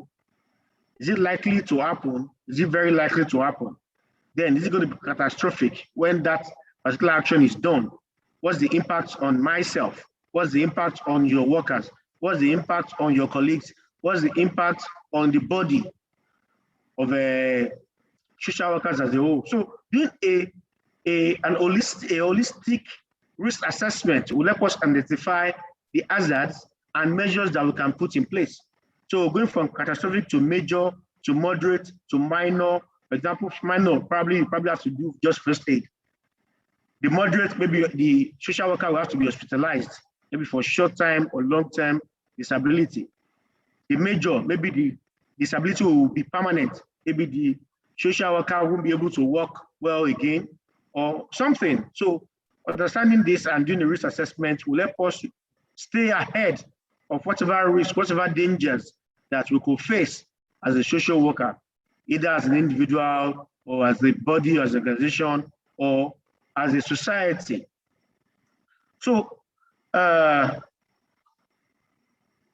reporting, like we said, is key. So why are we reporting? Why are we doing this risk assessment? Why are we getting this in place? It helps to inform us as social workers of the risks, the hazard actually with our job. It helps us to be able to put together documents, requirements, and push to policymakers to safeguard ourselves, both as individuals, both as a workplace, both as a society, a group. And we can say, okay, we want you guys to do this, pass this into law to safeguard us. We want this to pass this law to safeguard us when we're working for our employer. We want you to safeguard us when we go into the communities. It also helps us to be able to come together to give to employers of social workers and also the public so they can know, okay, what is expected of us and how is the body of social workers, why they are important are they. Also, it provides a base for development of social work undergraduate, graduate, and field placement practice. So people that are coming after us, the next leaders, the next workers who understand templates that they can work with, and they can also work with that doing their research and improve better for the system.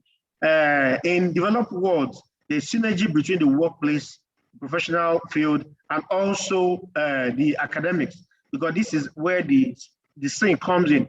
The academics helps the research. Okay, so okay, this is a gap. Can you guys improve?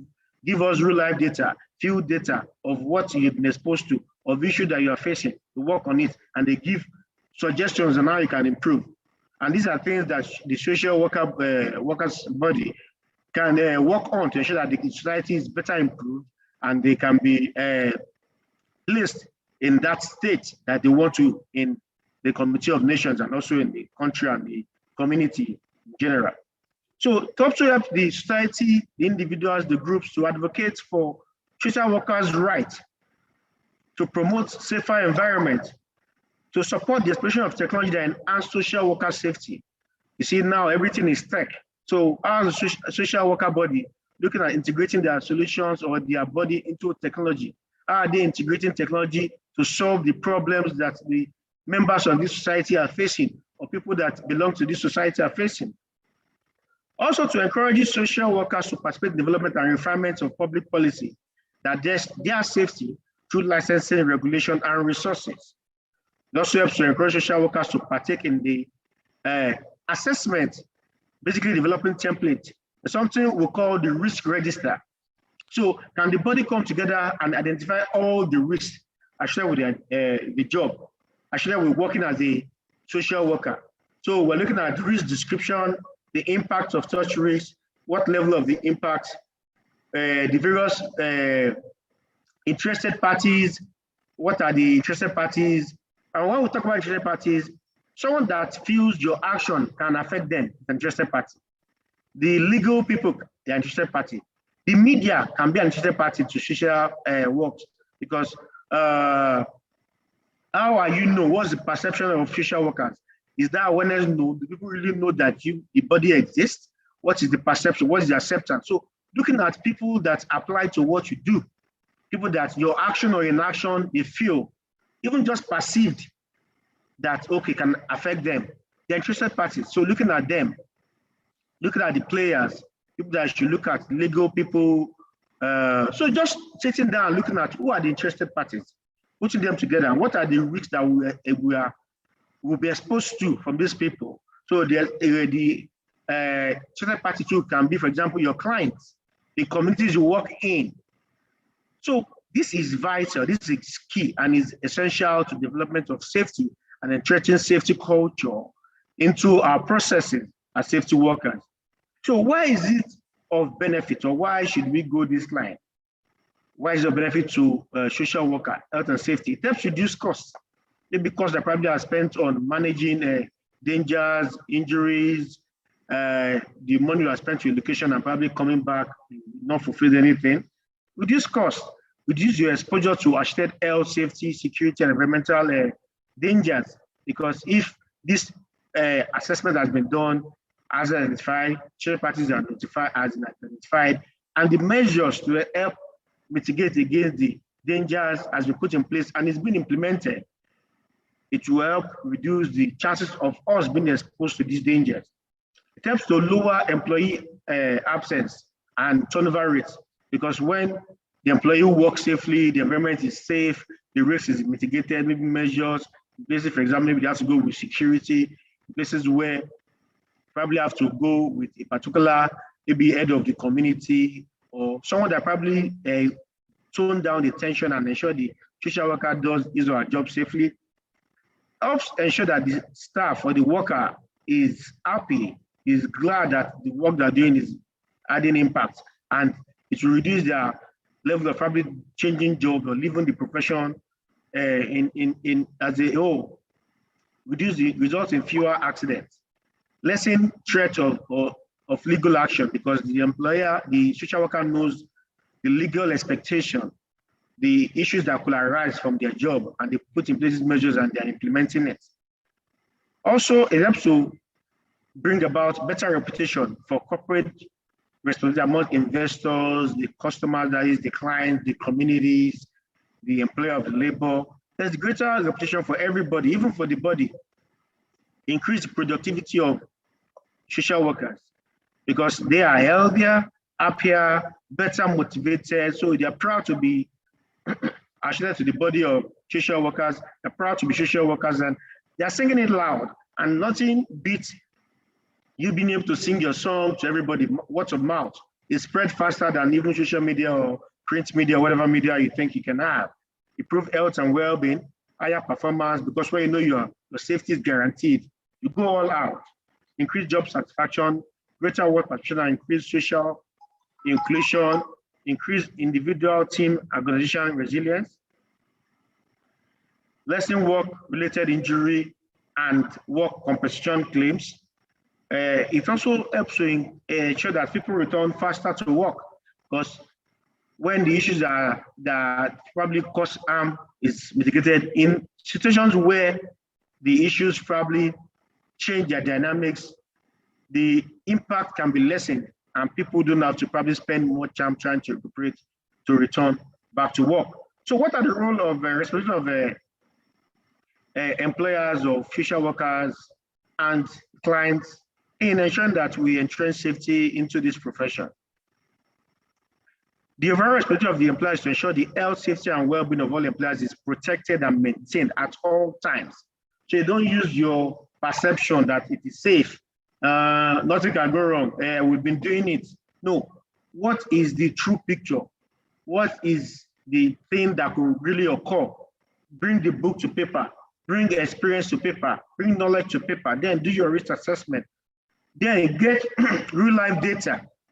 That is, maybe you have someone that can give you information from the area about the area you're going, the environment, the people. So use that to make your judgment. So it's not like probably say, oh, we've been there last week, so everything is safe. I did it 10 years ago. This is also might not, that rule might not play out now. So you must ensure you safeguard their, ensure they put their safety into consideration. The employer makes sure this happens by putting in place policies and procedures. So if you're an employer of labor, employer of social worker, do you have a health and safety policy? Are you committed to the health and safety? Are these policies, these guidelines, are they being implemented, or you feel, oh, at this time I can waive it? Because we can look at the way the old things are going. Most time, business owners just feel these policies are just for the paper, and they don't apply it. And this affects the mental health, the physical, the financial, all area of the worker. So is that kind of employer you are? If that's kind of employer you are, there's no way you can ensure or produce or develop or grow a safe, positive work culture and ensure that your workers are happy. It must be the center of all tasks. You can do this by providing a safe place to work that is free from accidents and cases of work-related illness. Providing necessary training. So invest in training. Don't say, oh, they will leave. No, invest in training. Information, instruction, supervision is key. That's why I will also, I know society is doing it. I also advise society to ensure they do more by training the members of the Social Workers Association.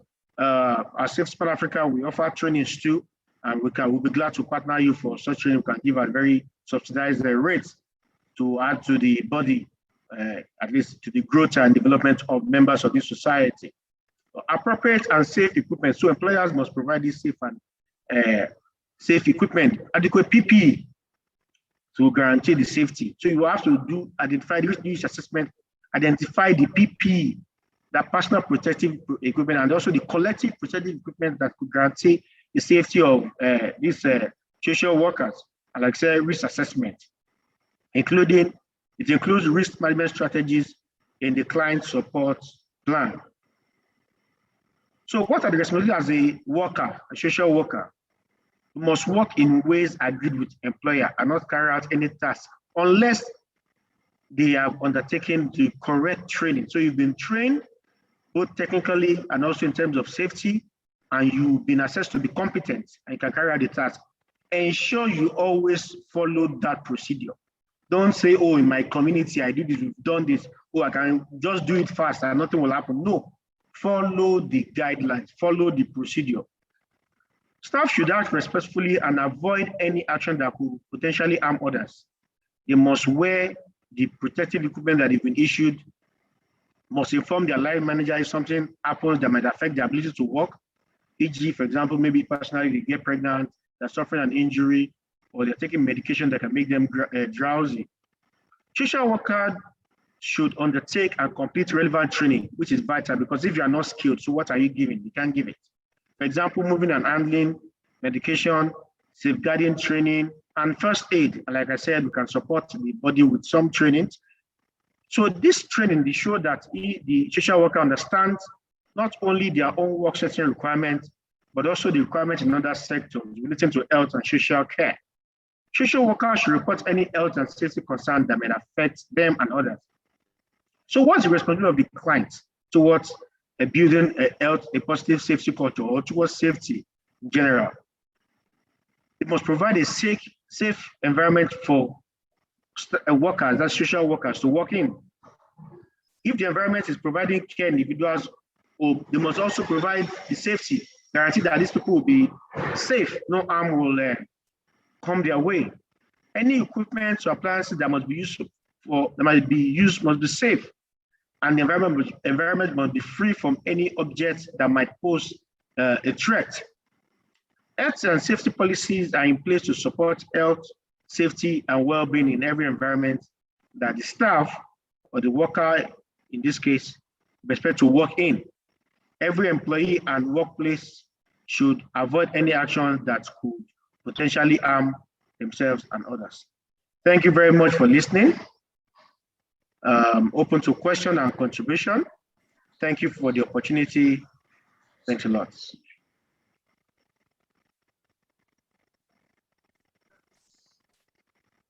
Please let's give our hands together for the speaker. By the name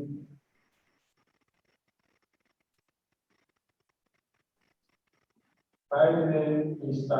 Adeleke Oluwafemi, talking on safety, social work practice. Yes, we are attempting to postpone for this first day session, but we have one or two more activities to undertake before we call it a day for today. Now, I guess the speaker is still online.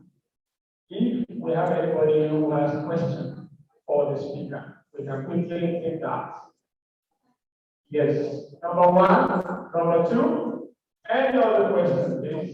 We have just two. Okay. I hope. Okay. Question, please. Can you introduce yourself? Well, I'm Dr. Mole Ola, the National Secretary of Nigeria Association of Social Work. My question is this: we are appreciating the presenter for a wonderful presentation. How do we have copies of this paper? Thank you very much. Thank you. How to get a copy, hard copy of the paper? And a copy of this for the question. Introduce yourself. My name is Thomas Mesmarila from Plateau State. My question for the speaker, and he's talking about safety for the practice of social work. Safety for the practice of social work. I want to consider, and you mentioned something related to the consent of your client. How we go a long way in providing safety for you as a social worker. For an instance where you're working in an organization that we allocate a client to you without the written consent, how will a social worker navigate safety in case something else comes up from the client? How will the social worker navigate safety if there is no consent written by the client and an organization or LS asked to engage the client? Okay, that was the question. I hope you got that, Mr. Facilitator. Okay. Just again, two questions. Okay, another question. My name is Abdullah Wantas, the National Vice President of this. The presenter mentioned negative violence, which is that concept is no longer applicable to social work. The correct one is gender violence or violence against persons. So we can take these questions. How do members get some problem? And then the other question. Let's not this question. Thank you.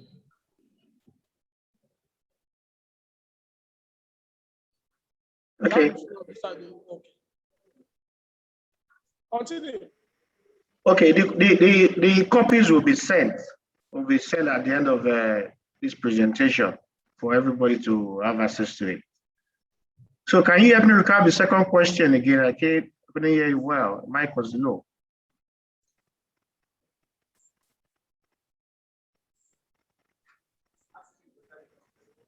Yes, we are hearing you clearly, sir. Okay, take the question again. Be brief and straight. I asked question in reference to safety in social work. Okay, okay. And I did mention that there are agencies and organizations that we assign the client to you without the client writing a consent form. And several cases that engage a client, there might be anticipation of a danger or harm to the social worker. How will you navigate and make sure that such acts will not affect you as a social worker? Okay. Okay. Thank you very much, sir. So the first way to approach this is you've been assigned. What is the procedure? So like we said, you should do a risk assessment and basically probably have like a risk register where you identify issues like these, interested parties and the likes. So from there, you develop your procedure. So what does your procedure as an organization says? Because you probably have identified the risk that you could face in these situations. So if your procedure says, until you get consent, don't move, then you know you are not moving. But if the procedure says, because I want to believe with that procedure, the procedure will probably identify the legal issues, the dangers, and other issues, other risks that you could face in circumstances like this, because this scenario is something that, like I said, is one of the issues that you table down when you're trying to build something that helps you to do the complete risk assessment and also developing your risk register. So this will help you know, okay, what have you concluded in situations like this? Has it led to people having been seriously injured or probably even dying? Has it led to assault in the past?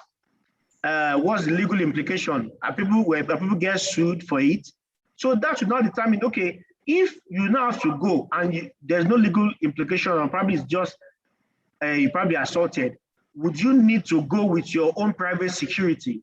So your risk assessment of the situation and whatever procedure you've identified to put in place, the measures, the safety measures, safety guidelines. Like I said, doing your risk assessment and putting measures, it might be the ways you can probably mitigate against the issue might be through engineering method. Maybe you're using technology, maybe somebody reports it and you probably share it, and there might be ways where it is doused.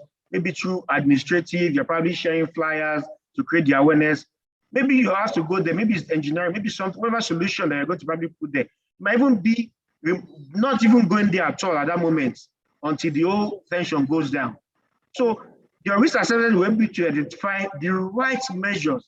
So now what I'll advise to you, because I might not have the raw picture of what happens, is identifying the issues or the things that could come up. Oh, you are asked to go to this person's place without their context. What has happened in the past? Like we said the other time, let me see, if you go to the risk assessment, has it happened in the past? What's the implication? I mean, what's the likelihood that you'll be assaulted? Is it moderate? Is it low? Is it very low? Is it high? Then is it possible that it will happen? If it happens, what's the impact? So is it that this thing is very sure, 100% going to happen? Then if it happens, what are the safety measures that are expected of me as a social worker to guarantee my safety? Do I have these measures? Do I know these measures?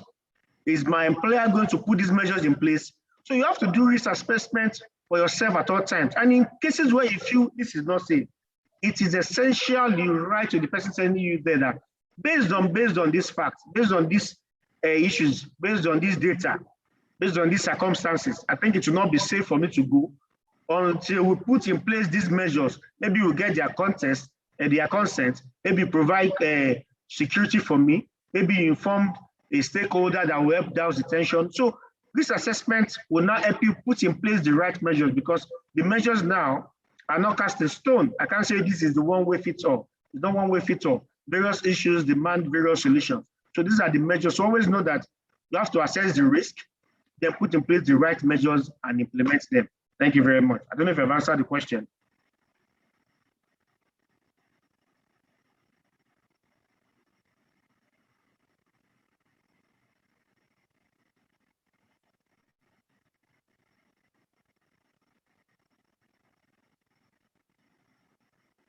Hello?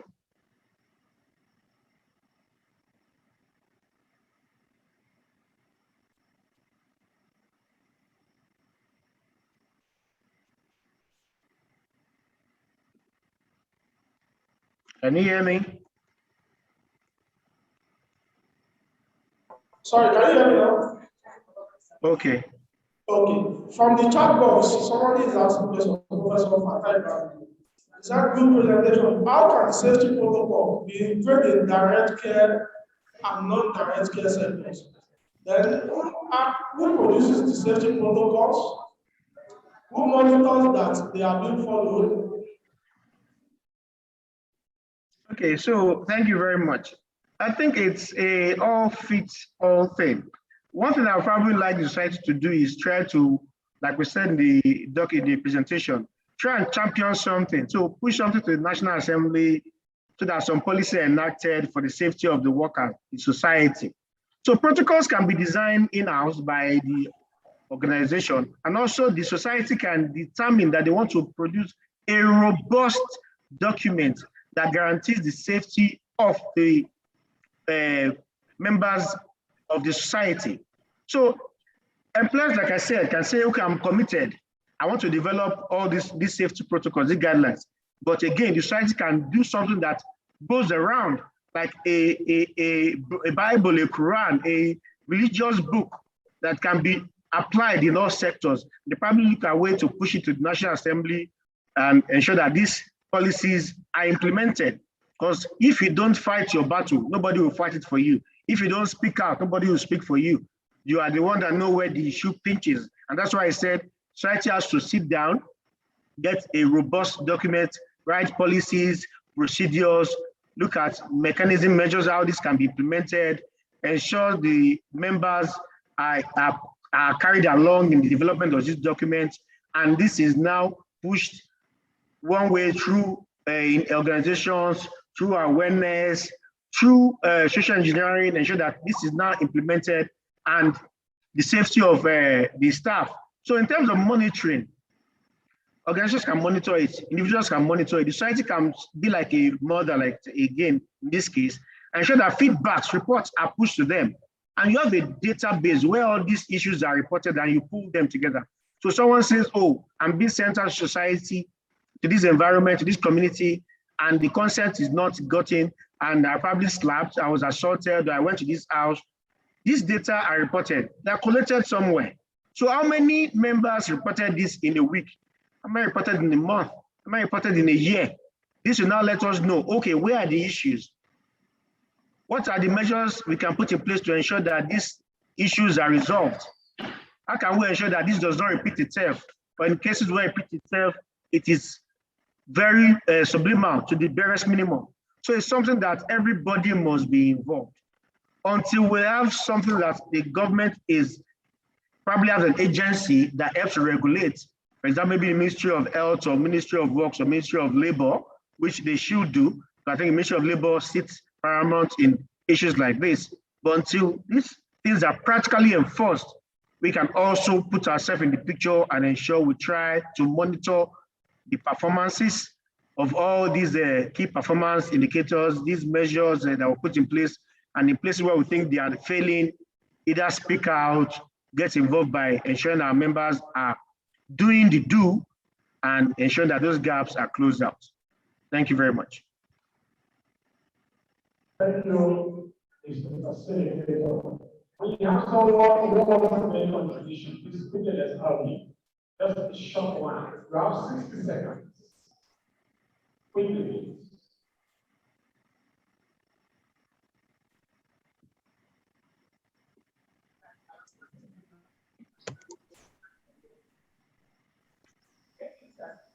the contribution. I want to enjoy the body that they take it, I take it to the community. Mic is low, please. I want to get it down. To have qualification all our offices now patients. Okay. I saw the people and not our writers. Talk to them with respect. You should not be proactive, you should not assume so the ATM should be part of our community, not our office. Basic guidelines, how we want to be treated, respect reciprocal. We want to assist, we want to help in all possible ways. But we should not attempt that. Let's be black and white. Once they are trained, show them that they know the total background. Then when these cases happen, before this taking off, we follow the conclusive conclusion. Of course, we apologize. You don't take somebody as an example or follow your conclusion. You have to start as a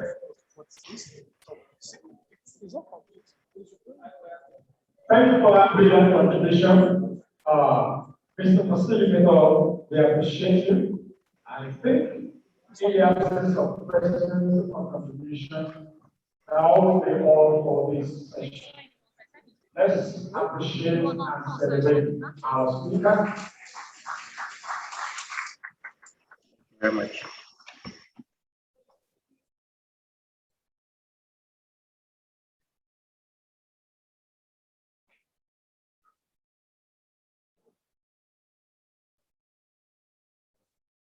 Okay.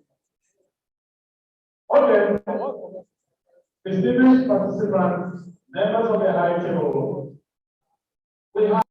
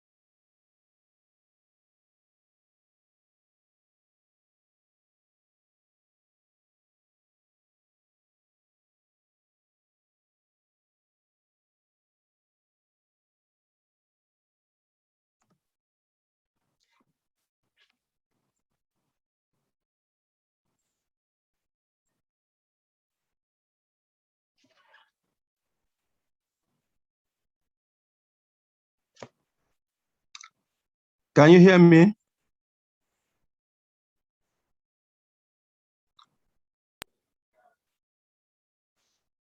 Yes, we can. Good afternoon, everyone. Let me stand on all existing protocols. It's my pleasure to join you all today at the annual conference of the National Association of Social Workers. My name is Godwin Odo. I work as the child protection specialist with UNICEF here in Abuja. And I know that the conference has been going on well.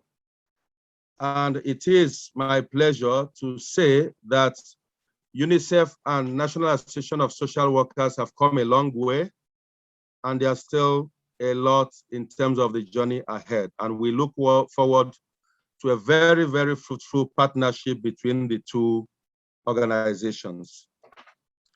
Can I be allowed to share my screen so I can commence the presentation?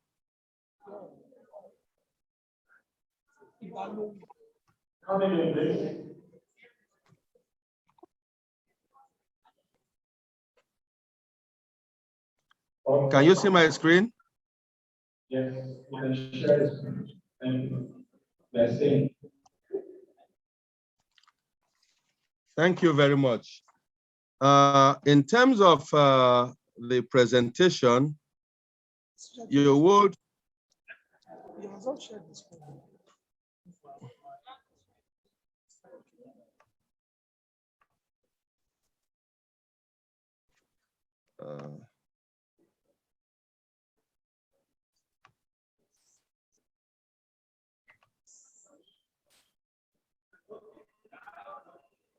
Can you see my screen now? Yes, we can see. It's visible. Okay, thank you very much. In terms of this presentation, it's going to be brief and straight to the point. Let me just put off the video so I will be able to follow the screens and make it full screen so that it's be for the benefit of everyone. Now, in terms of the title of my presentation, it is the role of development partners in strengthening the social services workforce in Nigeria, but I've modified it to read the role of social development partners in strengthening the social services workforce for child protection in Nigeria. And the reason for this modification is the fact that I work with UNICEF, and I know that there are other agencies that are involved in terms of strengthening social services workforce, in terms of the health sector, in terms of the education section. So I've decided to focus on role of development partners in strengthening the social services workforce for child protection in Nigeria. In moving forward, I want to look at certain principles that underpin the work of development partners, and I've titled it Principles of Development Partnership. Number one is to promote local ownership of programs and participation.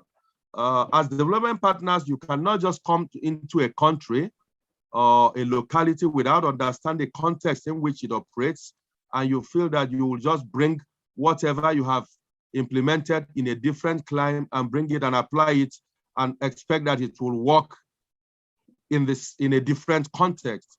So one of the principles is to ensure that the local partners take lead in terms of the development of the program and in terms of their participation, so that there is ownership of the program that is being implemented. The second is to ensure that you showcase international best practices. Can you hear me? Yes. In terms of showcasing international best practices, a lot of development partners work in different parts of the world. And it's important that if you have modeled a program, for instance, in Indonesia and it works, you might also want to showcase it in Nigeria and see whether it may be adapted, taking into consideration local context, and see whether it can work in Nigeria. The other point is the issue of modeling. When you have a model and you come and pilot it and it works, then the expected follow-up will be, how can we replicate this model that has worked and scale it up? If you have modeled it, for instance, in 4 states, how can we try to scale it up to the 36 states or the federation? The next point is advocacy. A lot of governments may not want to listen to local NGOs, but when they have development partners speaking to them on certain issues, they are quick to listen to them and grasp the issue that is being raised. So sometimes development partners have a lot of role to play in terms of helping to advocate for reforms within the country. Most importantly is the issue of results. Whatever partnership you're engaged in, if you don't deliver the results, then the partnership is not what its name as a partnership, because results are expected by both the local partners and the development partner. And most importantly, the issue of transparency and mutual accountability. For the local partners, it is expected that when development partners provide funding, that the funding should be utilized for the purpose for which it has been provided, and also that the development partners should also exercise transparency and mutual accountability in the terms of implementing the programs. I know in the past there was a specific development partner that when they give you funds, they will insist that the vehicles you would purchase will be the vehicles manufactured from their own country. Now, the idea is to make sure that part of the funds is going to their country. But if it's not the best value for money in terms of vehicular purchase, then it means that that development partner is not being mutually accountable and it's not exhibiting the level of transparency that is expected in terms of the implementation of the program. Now, having dealt with principles of development partnership, let us ask the question, what is the significance of social welfare workforce for child protection? One is that it helps to identification and management of risks that children are exposed to at home, at school, and everywhere in the community. The second is that the provision of preventive services that ensure that those risks that have been identified do not occur. The other role is to support community-based structures to provide responsive and referral services at the household level in the communities. You know, sometimes we launch programs at state and federal level, but of course, it is at the community level that some of these risks and violations occur, and we need to be able to deliver at the community level so that it becomes meaningful to those that we seek to protect or prevent those issues from happening. And of course, case management from the level of case identification to case closure. These are the four cardinal significant responsibilities that social welfare workforce provides in the country. Now, what action is UNICEF, for instance, as a development partner, playing in terms of strengthening the social services workforce for child protection? One is the issue of development of a robust legal framework for the regulation of social service workforce. As most of you are aware, there is the bill, the Social Work Regulatory Bill, which seeks to establish a council for social work regulation in Nigeria. UNICEF is committed to supporting that process to ensure that that bill is passed, because once the bill is passed, it provides a framework for regulation of the practice and ensure that only certified people practice in this sector. The second is the establishment of a national and state level coordination mechanisms to provide guidance and direction on issues relating to social services workforce. What we are seeking to do in this regard, which is still at the planning stages, is to ensure that at the national and state level, that there are some kind of coordination mechanisms that exist to provide guidance and direction on issues relating to social services workforce. And we are doing this in the context of a partnership we have just signed with Menstrual International, which is to conduct an assessment of existing social services workforce and then to develop competencies and curriculum for parasocial workers, which will then be used to deliver a training package across the country to ensure that parasocial workers have the necessary skills with which to deliver on their mandate across the communities that they work in. We are aware that there has been some curriculum that has been developed in the past, but what we are trying to do is to put together all those that have been developed and look at whether there are gaps that exist based on international best practices and to see that that is going to happen. And we look forward to partnership with the National Association of Social Workers in this regard. And of course, following the development of competencies and curriculum, we'll then follow the training of social and parasocial workers based on the gaps that have been identified and the competencies developed following this assessment. And then finally is to how do we define a minimum package of services to be provided by social services workforce at the community and household level. So these are the core areas that UNICEF specifically as a development partner has mapped out as a way to support the planning, development, and support to social services workforce for child protection in Nigeria. Now, if you look at the key provisions of the Nigeria Council for Social Work Establishment Bill, it seeks to promote professional practice and uphold social work ethics and values. It also seeks to determine standards of knowledge and skills and to promote research and capacity building for social workers. Under the bill, the Council will also undertake registration and maintenance of a register of social workers in Nigeria, approval of qualification and certification of instructions leading to approved qualifications, develop and enforce a code of professional and ethical conduct for social workers, enforcement of professional discipline on registered social workers, and of course, to regulate training and continuous development as far as social work practice is concerned in Nigeria. So those are the core elements that the bill seeks to introduce. Now, in terms of strengthening the social services workforce, there are three key elements that are intertwined and interrelated. One is the planning of the social services workforce. You must plan before you begin to develop, and planning entails looking at the issues of pre-service training required, the knowledge and skills, the values and competencies that are required, and of course, what are the reasonable caseloads for effectiveness. The last information we had was that there are approximately about 10,000 social workers in Nigeria. Now, what is the proportion of one social worker to the 200 million Nigerian population as we have it? Is it feasible that the number of social workers are able to cover the demands that are required within Nigeria? If no, what can we do to ensure that we scale up the number of social workers across the country? How can we increase and build the skills of parasocial workers to ensure that they augment this gap that has been identified? And of course, how do we define the roles and responsibilities of social workers, including issues of distribution? If you do a mapping across the country, you realize that there are certain areas where you have concentration of social workers, and there are areas that have very limited number of social workers. So how do we promote a more even distribution of social services workers to ensure that the needs of the communities across the country are served? Now, when we are done with planning the workforce, the next is development.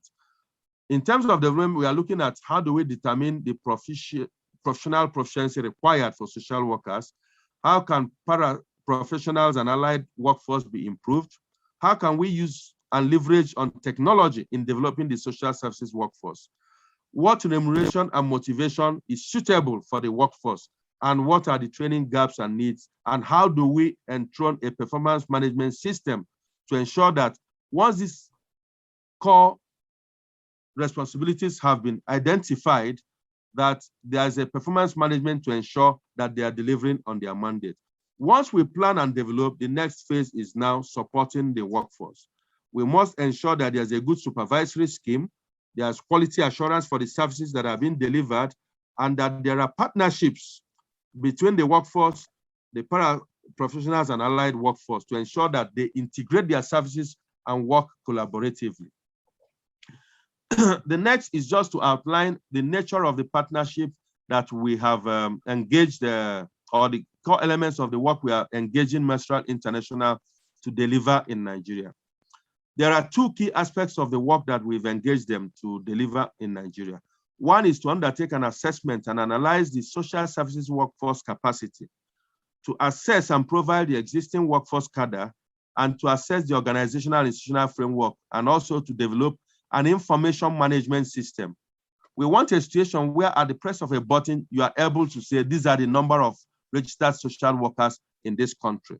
And that system will ensure that those who need some form of certification or some form of authentication, if for instance, they find themselves outside the country and they want to engage in social service, social work practice, they will need to revert to NASoW or the council to ensure that their names are validated and recognized in the register of voters. So this information management system is such that at the press of a button, you are able to identify who are formally registered social workers in Nigeria or not.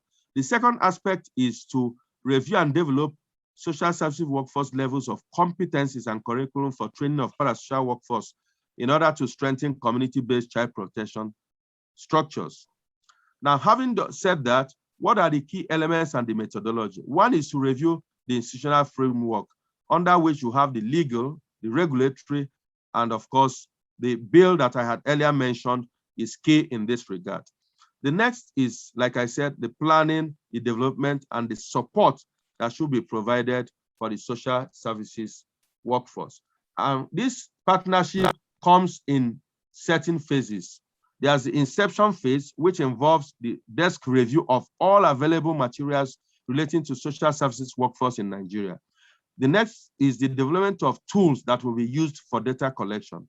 Once this is done, then the field work will take place where the data collection, the data analysis and report writing will also be undertaken. Following this, the issue of identification of the competency gaps and the development of the competency-based curriculum and training material. And based on this, once it's developed, then would be a social welfare workforce accreditation system, which is going to align with what the Council for the Regulation of Social Work in the bill, if it passes, will do, identifying the minimum standards, minimum qualifications for you to be certified to practice as a social worker. What are the designation of the different cadres, and also what are the requirements for the registration? Now, at the end of the day, the social services workforce is expected to deliver services down from the national and federal level down to the community level. So this chart tries to showcase in a visual form what is required. Now, on the left, you have social workers who operate at the federal level, state level, LGA level, and at the ward level. However, once you get down to the village level, you would expect that that will be the purview of parasocial workers to deliver those services. Now, you don't expect that it happens in a vacuum. There are already existing structures. So we build on the existing structure to look at what are the community structures, the household characteristics, the risk available, and the vulnerabilities of the household in addition to the ecosystem that we operate in. That is what then dovetails down to what the parasocial workforce is supposed to deliver at the village level. Now, from the existing structures, you ask yourself, is there ownership of this? How do we ensure effectiveness, efficiency, and sustainability of social services workforce? And of course, you must not lose sight of the political economy. What are the power relations? In every community, there are those who call the shots. There are those who put themselves as gatekeepers. How do we engage them to understand the key role of social and parasocial workers and ensure that they mobilize the respective communities to be able to be receptive to the delivery of those services? And then at that community level and village level, do we have a defined package of services at the community level so that we'll be able to identify the cases, monitor the cases, ensure that reports are delivered, respond to the cases, and then, of course, where we are unable to deliver specific services like medical services, then ensure, or law enforcement services, ensure appropriate referral either to the medical services or to the police as the case may be, if, for instance, issues of rape are involved. So for me, this, in a bird's eye view, constitutes what the role of development practitioners or development partners should be in terms of the delivery, in terms of strengthening social services workforce for the delivery of child protection services in Nigeria. Thank you very much for your attention. I'm open to questions. Thank you. Thank you very much. Yes, we should celebrate and appreciate Mr. Godwin Odo one more time.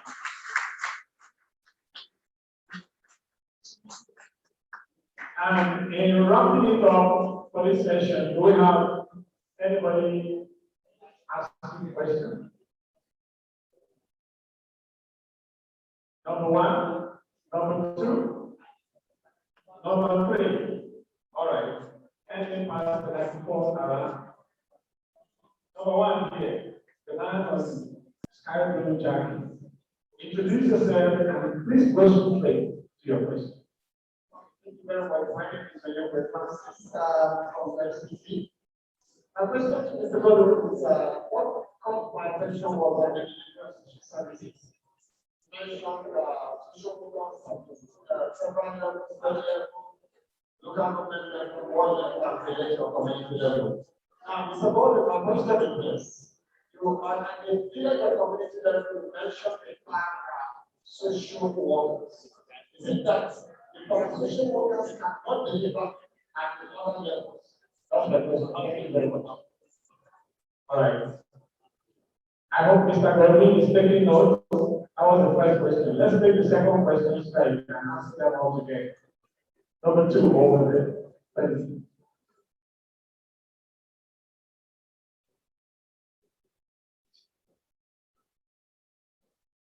Yeah, earlier asked question. My name is Thomas Mexmarida. My question to our facilitator is closely related to the last question. We discovered that this development partners were both Can we please maintain some level of quietness? It's becoming reality. Hello. Let's have it quiet. Thank you. We discovered that both the development partners, whenever we have a project and brought on ground, they will bring their templates. I remember one of the partners from working. The training they give to people who are not professional social work is always in a rush. Let's say they take 2 weeks of a training that is ideal in 6 months. So, in a situation where we have development partners practicing this kind of approach to the workforce, would that help us to attain professionalism in the practice of social work? It's what they call auxiliary social work. And with my experience, it's only 2 weeks you will train auxiliary social work. Would that help us in attaining professionalism in delivering social work services at our grassroots? Thank you. Noted. Number 3. After this, we have one more question, and now we go. Hi. I'm just wondering, given the development of in Nigeria, how practical is it to be for the Child Rights Act to actually be implemented from the Child Rights Act?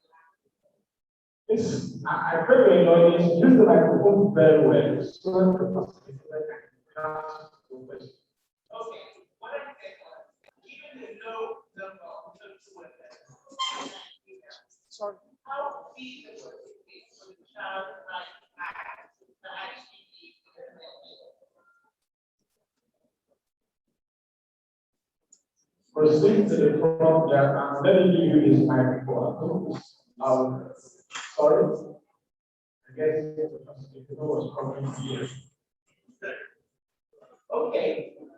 Given the low number of social workers in Nigeria, how feasible is it for the Child Rights Act to be actually implemented?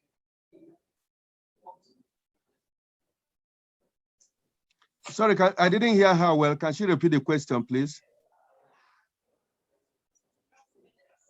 Given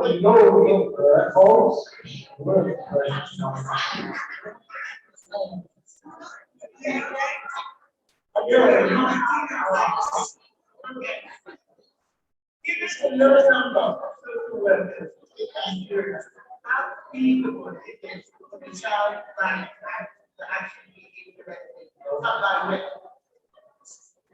I hope you got that, Mr. Godwin.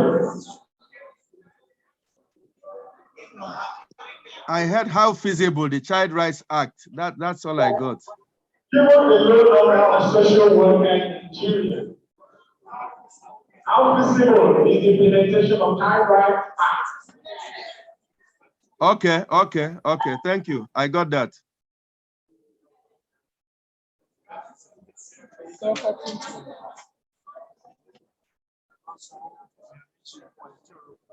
Okay, thank you very much.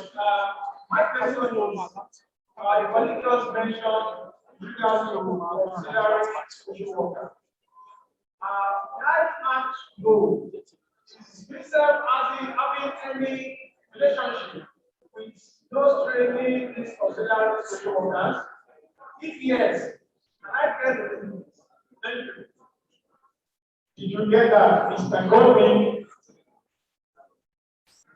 Please, after these 2 more questions, and we open it. Thank you, my name is Professor Immediate Past Health Department of Social Work University of Canada. My worry is 2 fronts. Number one, UNICEF yes, is engaged in training and supporting the training of individuals and the workforce for social work. But the usage of the word auxiliary and parasocial work is a creation of an organization that desires to make number one meaning in terms of making their social economic impact. When people are not professionals and they want owners to join professionals, we are rather killing the professional workforce than strengthening it. If an individual intends to be a social worker, my take is that different schools, different universities, different polytechnics run diploma programs, degree programs on part-time and full-time.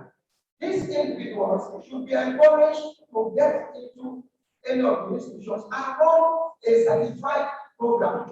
If it's a certificate program, a certificate program, don't train them on 2 weeks and make them think that they have all the basis of social work competencies in order to solve problems.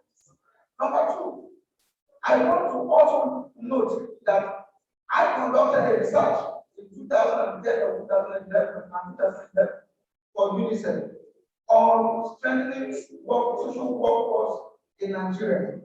And the report submitted was not even acted upon. Rather, different NGOs were also being consulted after that. Now, most of the professional social workers are not even serving or given privileges to serve in social work or social welfare ministries.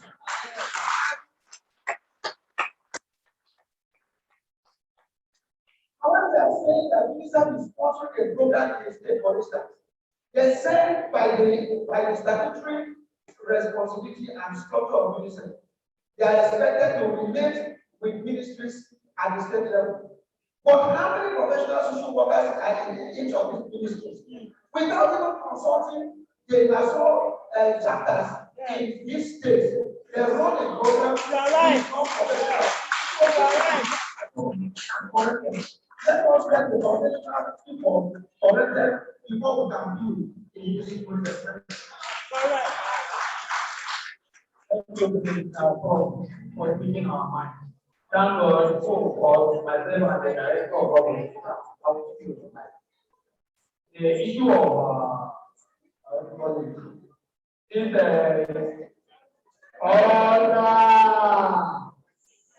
the issue of this social worker auxiliary social worker came in from Bauchi and from my zone.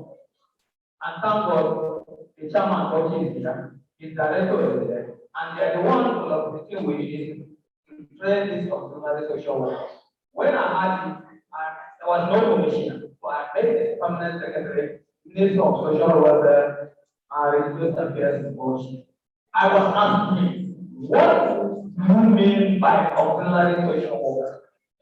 And what he told me is that there was somebody proposed, and the minister came in that they wanted to train social workers who will be carrying out social investigation, case management, and others. And I said, what do you understand by social investigation and case management? Because these are professional services that require a kind of intensive training. So, for how long are you going to train these people? At the end, I told them that we will not, NASoW will never support. And I don't know how it is as of now. Thank God the director is there. We will hear more from him. The initiative of that. Hello, my name is Abdul Ibrahim from Bauchi State, Director of Programs in an agency that is responsible for our children. I myself am leading a structure, a community structure that consists of over 6,000 volunteers that we are working together with them at a community level in the process of enhancing the welfare of orphans and people to the state. We were work under the trust fund of what is a civil servant to control 1% of the salary, obviously for these children. So in that process, A partner who use any project is the whole project, which is currently involved in which is a 5-year project in collaboration with the Professor International in Abuja. So what they observed that our structure is very strong, and then the ones who are really work at the grassroots level do the social work. Because as the presenter that you see, that based on the statistics that he gave, that we have only 10% of social workers to oversee over 200 million Nigerians. So we at the agency, after establishing that strong community structure, based on the policy framework of policy intervention, that you cannot go direct to the child for intervention, you have to go through community and then the household. So what we did, we come up with a strong community structure that consists of over 6,000 volunteers. So the partner said that since these people are the ones in the community level that are doing the work of social work, so the best thing, they should learn some skill and knowledge of social work. So they decided to collaborate with the Institute of Social Work, Ministry of Women and Kids, on some class, social work.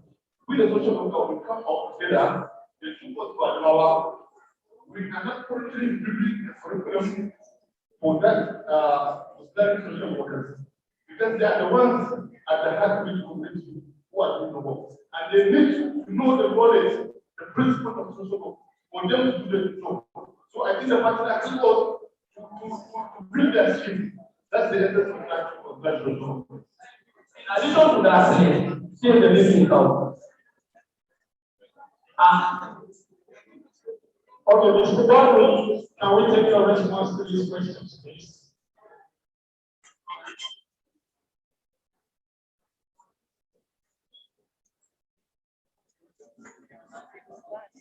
You need to unmute yourself, sir. Unmute yourself. Okay.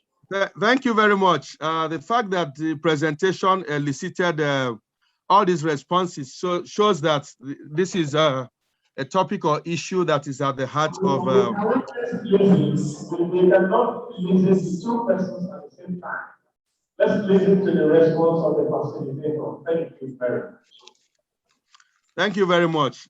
I said earlier on that the fact that the presentation elicited this number of questions or issues shows at least that this is something that is quite contemporary and relevant and of concern to social workers across the country. I'll take the questions one after the other as I was able to put them down.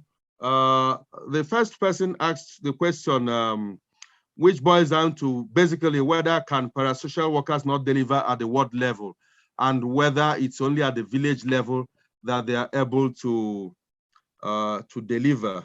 Now, I want to take that question with the later ones that was asked, and then I saw there were two questions that Professor Fatai Badru asked in the chat box, which I'm combining with this response. His question was, we don't have auxiliary doctors, engineers, and lawyers. Why do we have to have auxiliary social workers? And this was followed up by a question that says, how do you train parasocial workers without compromising quality? Now, I think there's a lot of people talking on who are not muting their microphones, so it's distracting me. Now, in responding to that question, the first issue we need to identify is there a need for parasocial workers? In my presentation, I made reference to the approximate number of trained parasocial workers in Nigeria vis-a-vis the Nigerian population. And you will agree with me that we merely scratch the surface in terms of the needed number of parasocial workers in Nigeria. Now, in other professions, in law, for instance, we have paralegals. And the role of paralegals cannot go and represent you in the court. Paralegals may not file certain documents, whether it is in terms of probate and letters of administration, whether in terms of registration of companies and all that, but they work with lawyers. They do the front end service delivery, which is interview the client, get the information, do the initial assessment, and then refer to the lawyer who then undertakes the issue of the para-resolution. If you look at the health sector, you have doctors, yes, but you also have other workers within the medical sector. Down to the communities, you have extension health workers who cannot say they are playing the role that doctors play, but they do the frontline service of what you call in medical parlance, you call it clerking. Try to identify what are the issues, what are the complaints, what are the likely issues, and then you make a referral to the medical personnel who has the competencies to deal with these services. You also have account clerks who are not accountants, but undertaking some accounting responsibilities. So I'm just saying this to debunk the fact that we cannot say that in other professions, they don't have equivalent of parasocial workers. That is one. I think what we should be more interested in is to say that before somebody can say, I am a parasocial worker, that the person has undergone a standardized training. And that takes me to the second question, which talks about training people for 2 weeks and then saying, oh, they are now auxiliary social workers or parasocial workers. Now, the length of the training, you don't fix the length of the training and then begin. You now ask yourself, first of all, what basic competencies do parasocial or auxiliary social workers require? Once you make that determination, then you design the curriculum and then come out with a recommendation of how long do we think it is needed to deliver on this training curriculum to make it appropriate. That is one.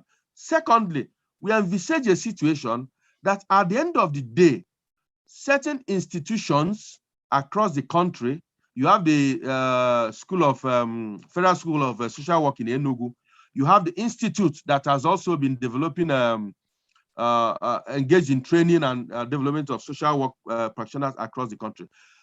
In collaboration with NASoW and the relevant agencies, we would be able to say, okay, in these parts of the country, can we designate institutions that will then deliver the training based on this curriculum and competencies that have been done, so that you will have a certification process that at the end of, whether it is 1 month training, whether it is, and mark you that you can also develop a curriculum that targets weekend trainings and have it over a longer period of time.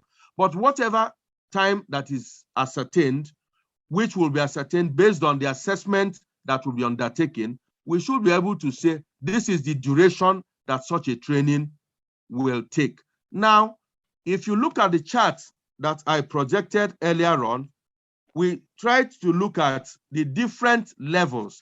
When a parasocial worker is at the community level, there's a limit to what he can do. And more or less, his responsibility will be to identify the case and make the appropriate referral services, rather than undertake the provision of services.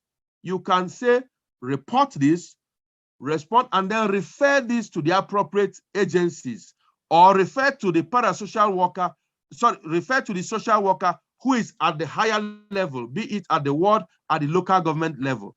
Because there has to be a linkage between the different levels of government and the different levels of services that are being provided. So I think what we should be more concerned with as NASoW is to ensure that the training is standardized, the curriculum is of top-notch quality, that anybody who goes through that training can be said to be a social, and there must be certification. You don't just get trained by a group that has no relationship with the professional association, no relationship with the council, no relationship with the institutions, even at the federal level, that have that responsibility, and you say, oh, okay, you are now a certified. So a lot of that has been happening. And the idea of this intervention is to streamline it at a national level with institutions with the responsibility of delivering the training and providing the certification. If you're called an auxiliary or parasocial worker, you must have undergone that course of training that qualify you to be certified as one. If we say we don't want auxiliary social workers or parasocial workers, and we know that the number of social workers we have cannot deliver the services. At the end of the day, it is the communities, it is the people that have the needs and the children in the same communities that will bear the brunt of this. I think what we should be focused upon is, you see people who read religion, they just get employed to come and work in the social welfare department of a ministry, for instance. That is the kind of thing we should be fighting as a professional body, to ensure that the jobs that are meant for parasocial workers, for social workers, are that only qualified social workers are employed to take up those jobs and those responsibilities. And I feel that is one of the key roles that the Council for the Regulation of Social Work will perform when eventually they come on board, if the law is passed.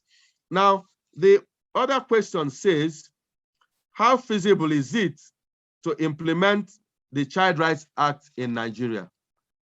Now, you are aware that Nigeria runs a dualist legal system.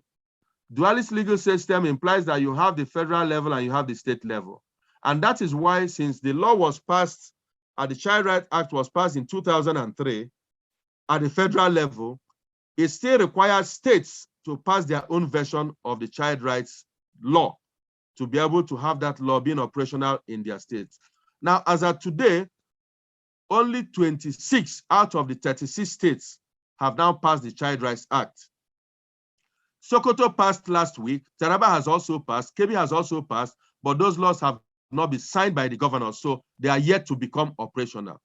Now, I must say that passing the law is one, the implementation is the second thing. Most of the laws require establishment of Child Rights Implementation Committee. Now, not all states that have passed the law have set up this committee. That is one. Secondly, you have issues relating to finance. Are you hearing me? Continue, sir. Continue, sir. Continue, sir. Continue. Okay. You have issues relating to finance. In all the states, how much has been allocated for child rights or child development in the annual budget of the respective state governments? So if you have the Child Rights Act, which provides that the government should make available certain provisions for the welfare of children, if the government does not budget to make those funds available, then it becomes a stumbling block towards the implementation of the child rights law of the various states. A lot of our politicians are more inclined to pointing at kilometers of roads constructed, bridges built, hospitals and all that. And they fail to take cognizance that social investment is even more important than infrastructural investment. Because when you invest in the people in terms of health, in terms of education, in terms of social services, it tends to improve the quality of life of the people in the respective areas that you govern. So I think what we need to do is, the laws are there, what policies do we have, and how do we advocate to ensure that the government allocates enough resources to social development, including child development in the respective states across the country. Now, there's also the, somebody talked about cutting corners to certify and qualify and become social workers. You see, when you are a social worker, I mean, if you look at the draft law in the National Assembly and you follow the arguments, there's also the argument of, for those who have been practicing over the years that have not gone to a formal school to train as social workers, what is going to be done to them? Do you kick them out when the law comes into operational, or do you provide a window for them to do some form of short course and then recognize the years of experience that they have put into practice to say, okay? And that's why in my presentation, I talked of different cadres.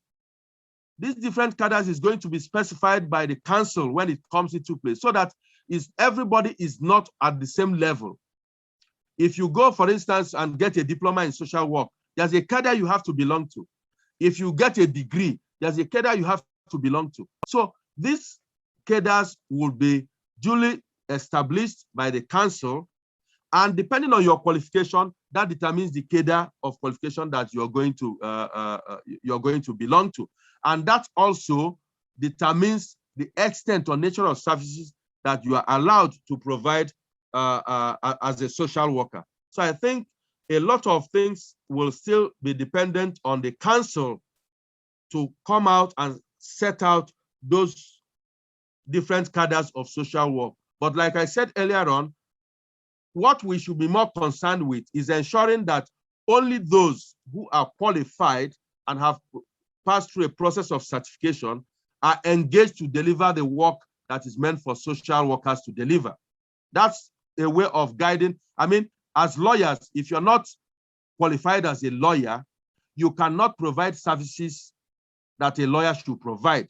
If you're a paralegal, which involves training to the level of diploma in law, there are certain services you can provide, but you cannot provide, for instance, go to court and argue a case because you're not qualified to do so. Those are the kind of certification and cadre specification we expect that the council will do when the law comes into force. But the key thing is to ensure that those who are not parasocial workers or who don't qualify as such don't come to take up the jobs that are meant for parasocial workers. There also a question or comment that talked about a research that was conducted for UNICEF and there was no follow-up, and that the issue of non-consultation of NASoW chapter in the States. You see, it's unfortunate I was not able to come physically to this conference. I've been in touch with the officials of NASoW, and they will also tell you that I actually reached out to them because NASoW is a key institution or organization. You can't discuss social workers or strengthen social welfare workforce in Nigeria without NASoW. That goes without saying. In fact, I recall not long ago, there was a meeting that UNICEF supported to convene that had to do with advocacy in relation to the passage of the Social Work Regulatory Bill. I personally bemoaned the fact that NASoW was not part and parcel of that, although there were some members who were there, but they were not there. They were there in other capacities, but they were not there as representing NASoW. And I have also talked about in one of the slides the issue of looking at coordination groups at the federal and the state level. We'll continue to engage with the leadership of NASoW, but I must say that both at the federal level and the state level, we have indicated that there must be a representative of NASoW in the coordinating groups at all levels, whether it's at state level or whether it's at the federal level. Because that way, they will ensure that the issues relating to the profession are brought to bear in the discussion of social work strengthening at the level. So in response to that, as far as we are concerned, and we encourage the government also, because you must understand the role of UNICEF. UNICEF is a development partner. In the country, we have been designated that the Ministry of Women Affairs is our focal point because they have responsibility for child development in Nigeria. Now, in the respective states, some work in Ministry of Women Affairs, some in Ministry of Social Development, some in Ministry of Human Services. So depending on where it is located, that is where our engagement will be. But in working with them, we also have a responsibility to ensure that they bring on board the key and relevant partners to ensure that whatever programs that is being implemented will be done, bearing in mind that all stakeholders are involved to be able to deliver the services to the children. I think those are the questions I took down. I'm not sure if I missed any of them. Please kindly bring that to my attention. But this is a discussion that has to continue even beyond this meeting. I've been in touch with the secretary of the association and through the secretary in touch with the chairman. Hopefully, the next convening that we are going to do, we are going to ensure that at least 2 or 3 members of NASoW are represented.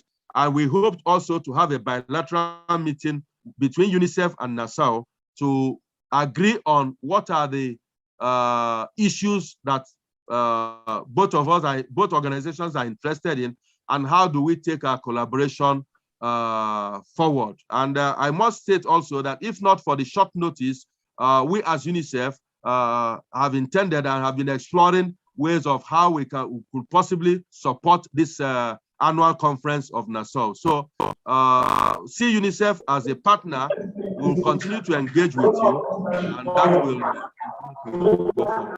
Thank you very much.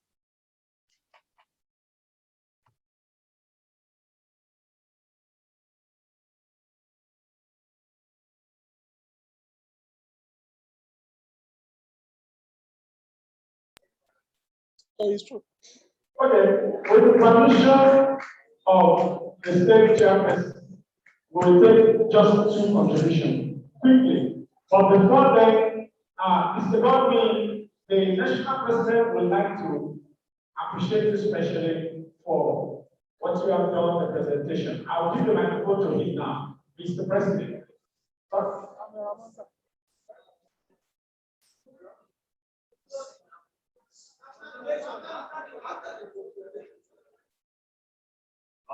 Good afternoon, Mr. Godwin. Please permit me on behalf of the Nigeria Association of Social to appreciate your quality and work contribution. I would like to use this opportunity to appreciate UNICEF and acknowledge UNICEF once more again for always being there for all. We thank you for this opportunity. We appreciate your work partnership, and we further pledge that we are going to be sensitive to this blessing of being partnership with this great and noble international organization.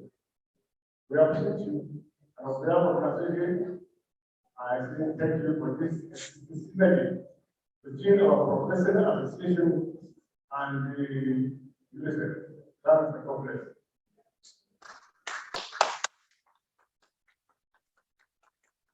Thank you, Mr. President. Let's take 2 contributions. This is necessary for Mr. Zedal is my name. And thank you, President, to appreciate yourself for the role that you play for the administration. But from your presentation, I think the key point I want you to know that they are, so the question raised, they are insisting, if I may speak the mind of some, that if UNICEF want to collaborate or partner with social workers, they should do so through the association. Because you have the association across board, like UNICEF are actually acknowledged. And I want to correct the impression of somebody that there is no paucity of social workers in Nigeria. I began about 20 years ago as a president. The report I have from other institutions, University of Illinois, every year we don't have 1,200 graduates of social work. They are all. We don't have paucity of social workers in Nigeria. So the idea of social workers, auxiliary social workers, simply means you are UNICEF to please ask for the qualified ones first as first priority. If you go to a village and you are not there, you cannot ask for paramedics. But before you ask for parasocial worker, which body certify who train those people? Because I'm aware, National University Commission certify those social workers are trained in university, polytechnic, and others. So which recognized federal government body satisfy those that train these people that we mentioned? You talk of legal so I think they have clerk in the they are not legal nothing. They are clerks. So if you want to do business with para or auxiliary, insist that the leader or the team of the group must be recognized by the NASoW, either national or the state. Then your work will be made easy. Because when these people don't come there for us, them. Meanwhile, we are not them. We are teachers because we have acquired a professional training. Thank you, sir.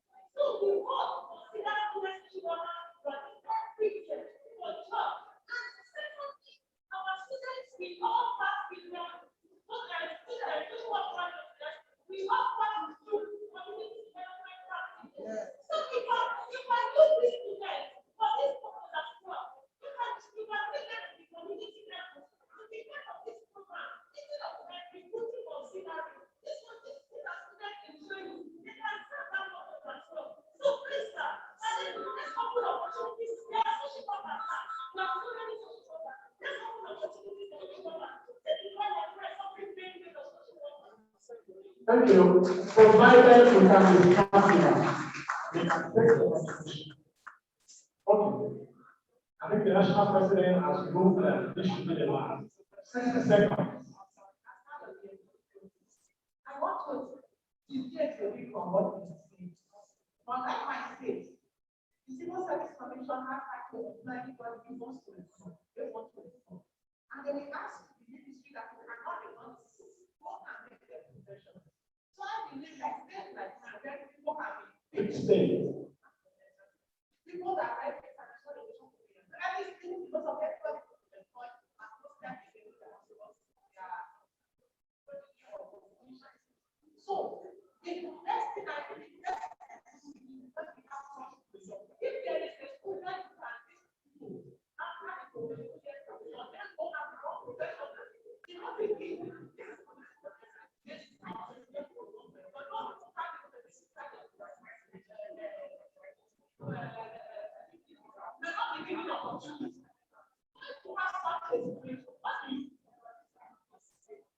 that's what I am saying now.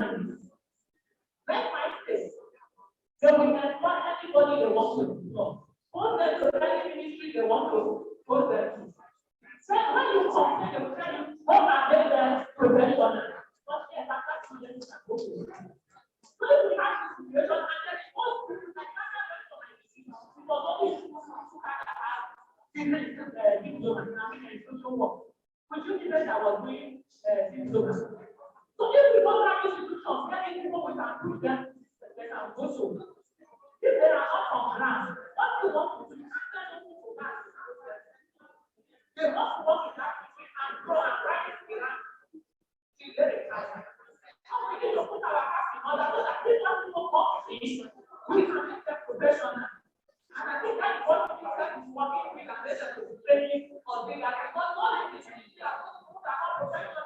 This already is also work. They are people providing services for people. So what do we do for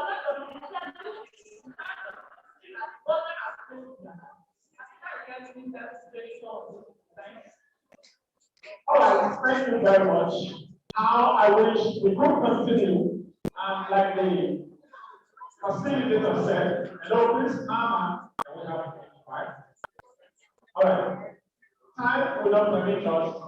It's already past 3, and we need to close at 1 time. And the national president has ruled that much contribution has been taken, and we should wrap it up in that aspect. Ladies and gentlemen, do I have an opportunity to respond?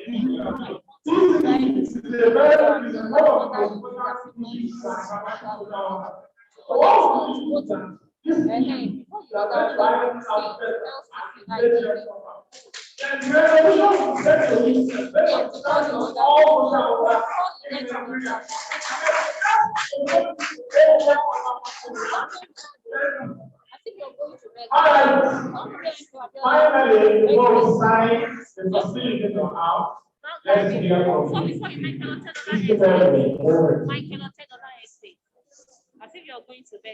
Thank you very much. Like I said earlier on, the passion and the responses generated show that this is something that is at the heart of concerns for social workers. You see, I want to, we need to be able to separate issues to be able to understand them very well. There's an observation that says there's no paucity of social workers who satisfies the trained social workers, and the issue of recognition by NASoW of the certification process. Earlier in my presentation, I had said that we recognize the fact that there has been a lot of training that has been happening on an ad hoc basis. Now, that is why you will say, who certifies those who does the training?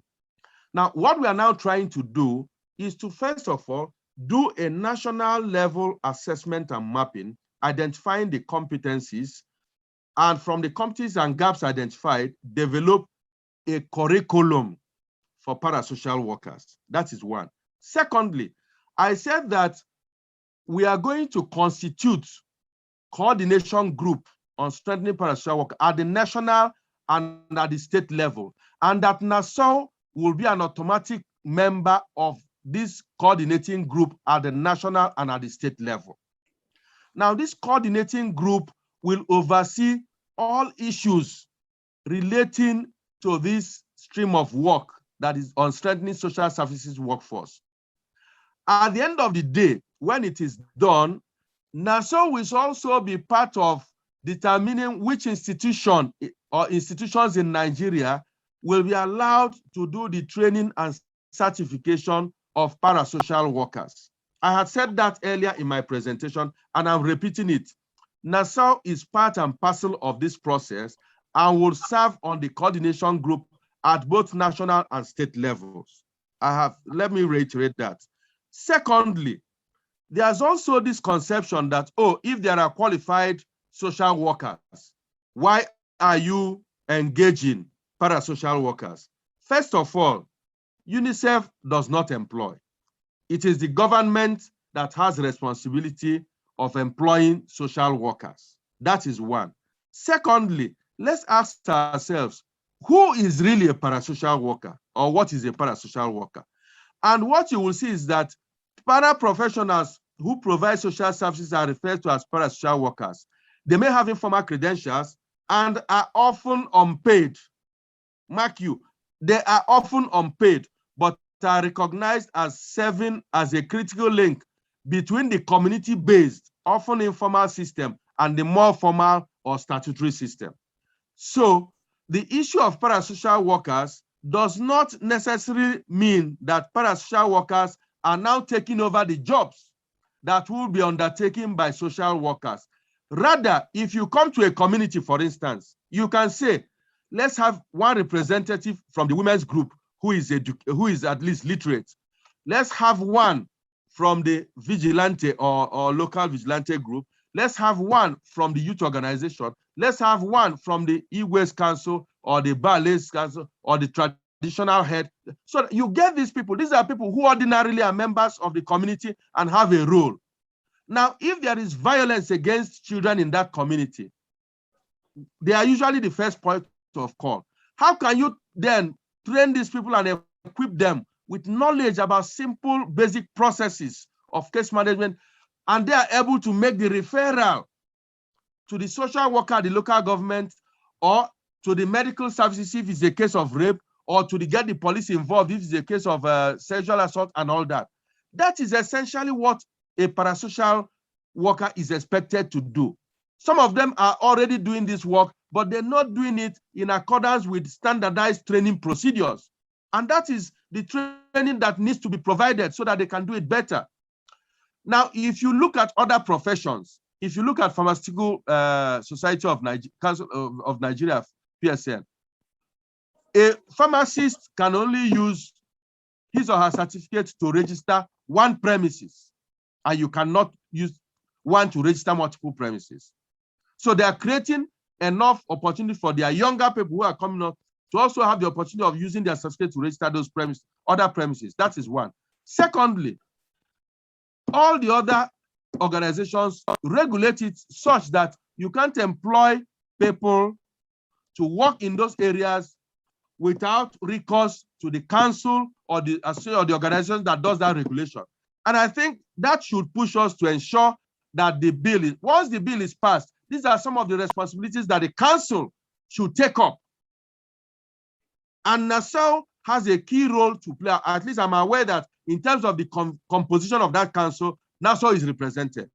This is now, once we have the legal backing to the bill, it is through this council that is created by law that NASoW and other people who are interested in social services workforce will then ensure that the standards that is set up by the council meet our expectations, and that through that, you can then begin to check the issue of government and other agencies employing people who are not qualified as social workers to come and work as social workers. So once it is checked, that way you can then engage more of the people who are qualified and certified as social workers. So the role of social workers and the role of if you engage those who are qualified as social workers to do the work of parasocial, and you don't pay them, you want them to do it at a volunteer level, it will not work. They will do it for a while. It's been tried in the past. Once you do it, once that project ends and the stipends you're giving them ends, it's back to square one. So we're looking at a sustainable model of how to ensure that some of these services are, I remember I said earlier that the services is more of referral. You refer to the social worker at the local government level. You refer to medical services. You refer to police. You don't take over the role of social workers. I think when we get this understanding right, it will help us to reduce the level of opposition we are having to the issue of social work. What we should be concerned with is standardized curriculum, certification of the bodies that can issue the certificate to those who have undergone that training, and to ensure that the bill is passed so that the key concerns of members of NASoW are channeled to the council, and the council, being a legal entity, can then enforce compliance with the law as far as practice of social services workforce is concerned in Nigeria. Thank you very much. Thought-provoking and so engaging. Thank you very much, sir. I would hope to have you again and again and again. So every participant here and the leadership at the national level and the state level, they convey their heartfelt gratitude for your concise presentation, which today has generated better reactions and contributions. Thank you very much, Mr. Godwin. God bless you. Let's celebrate Mr. Godwin one more time. So much for today. We are just at home. But if you have any write-up, maybe an academic paper presentation or a writing or write-up concerning your experience on the field that can be useful, please have been instructed to direct you to submit such papers to Professor Hakeem Ojua for consideration. The area professor is in our midst, and he is the editor-in-chief. If you have any paper on your own, based on your field experience, maybe an academic paper presentation you have done somewhere or something fresh, as we are listening to different presentations, go ahead right now and submit your paper to the erudite scholar in our midst, Professor Hakeem Ojua. I hope that is second. Now, finally, members of the national leadership and state leadership of NASoW and every participant. This is how we wrap it up for today's session. The kids are arriving. There is traffic with the aircraft.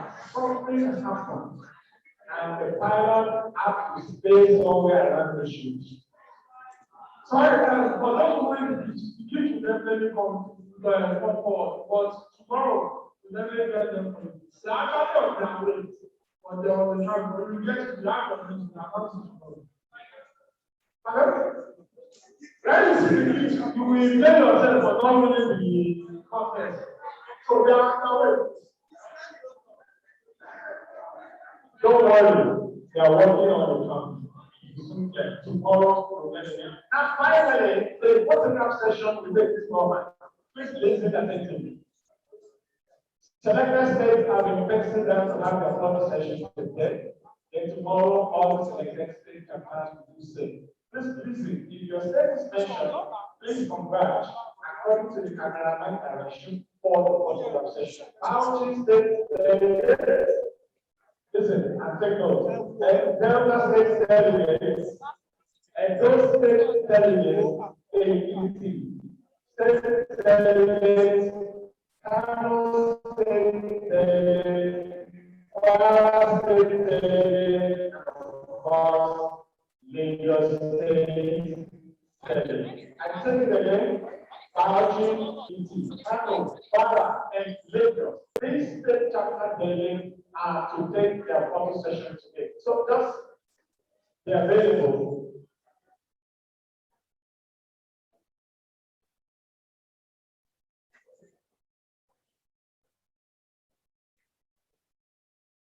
I understand we're going to have a raffle draw tomorrow. Is somebody excited about that? The raffle draw qualifies you for gigantic gifts. Now, it's 200 naira only. Proceed with the protocol stand and get a copy, or 10 copies, or 50 copies, or 100 copies. Before you go, raffle draw ticket for sale at the protocol stand 200 naira only.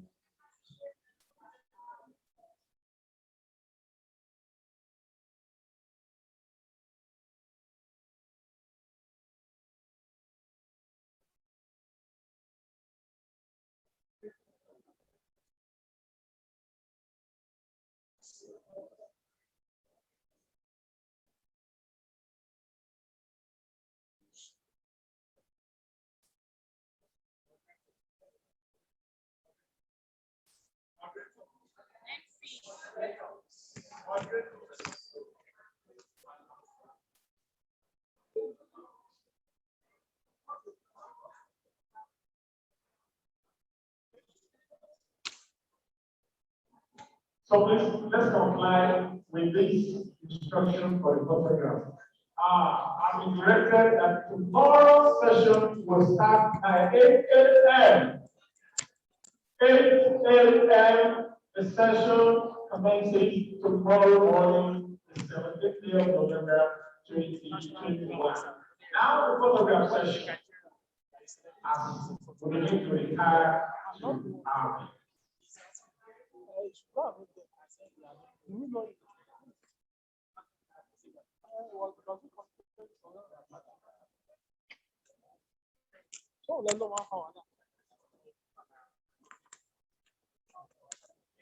all right, sir. Distinguished members of the high table, I quickly want to create the indulgence to please step downstairs for your photograph session before we begin to take the state chapters in succession.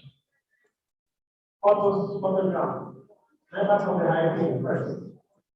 Yes, thank you, ma'am. Thank you, sir. After this, Bauchi State delegation gets set.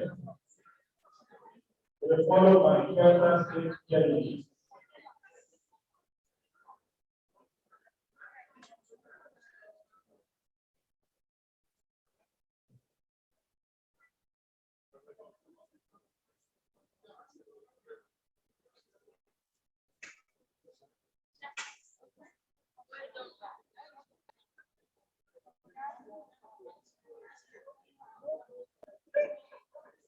Members of the high table, please.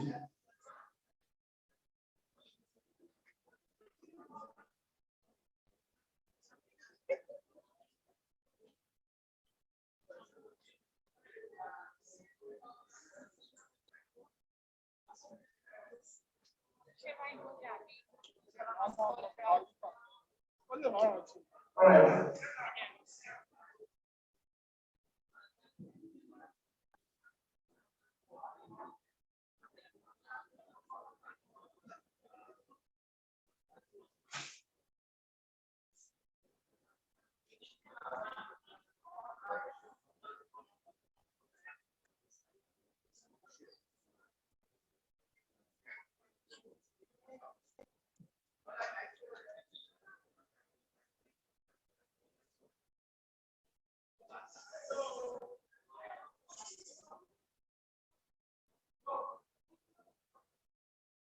Please don't go. Don't go until your mention state data and taking photograph. Okay, thank you, sir. Thank you, Mike. And we have Bauchi State Delegate quickly, followed by Delta State Delegate. Bauchi State Delegate, where are you? Bauchi State Delegate.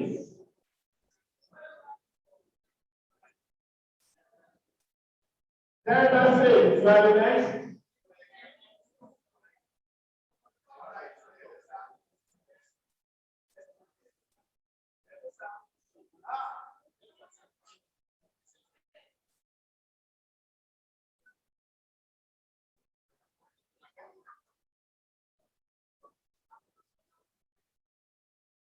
Delta State Delegate next. Edo State, you get ready. Delta State Delegate. Come have your photograph session now. Edo State, get ready.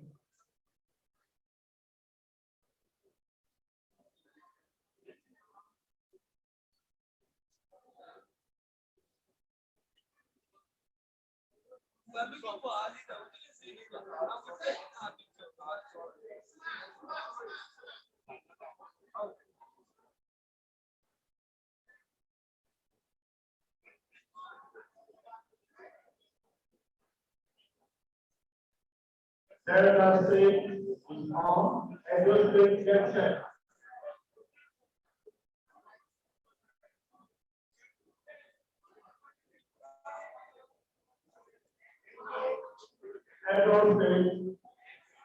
Edo State delegates, the state and Kobe should get ready. Edo State now, the state, we understand now.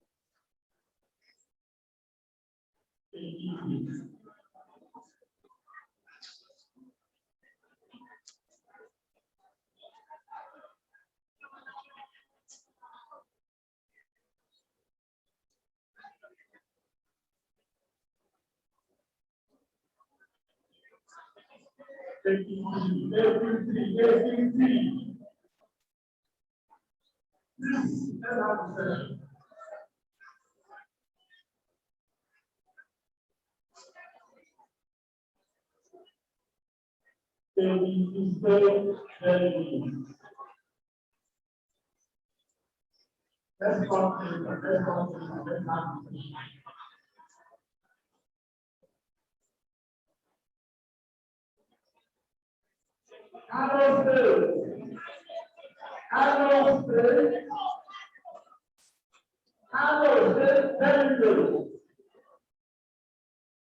I guess they are not available. Now we have Bayelsa State delegate. Bayelsa State delegate. Now we make it happen. Bayelsa State delegate.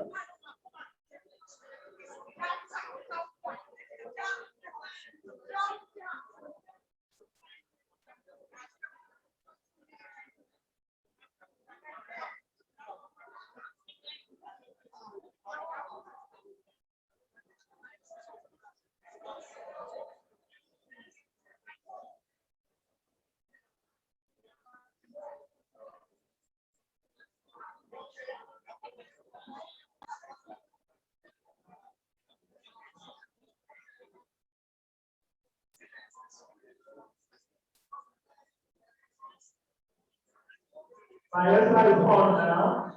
Let's try get ready. And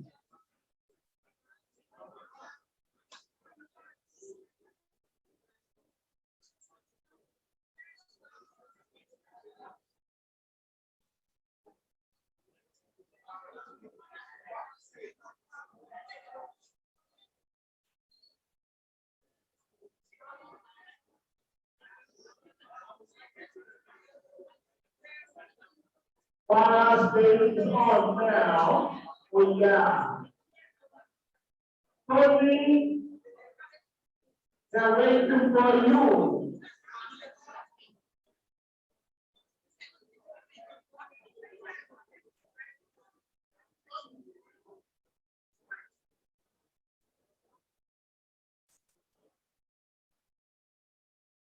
Let us get ready.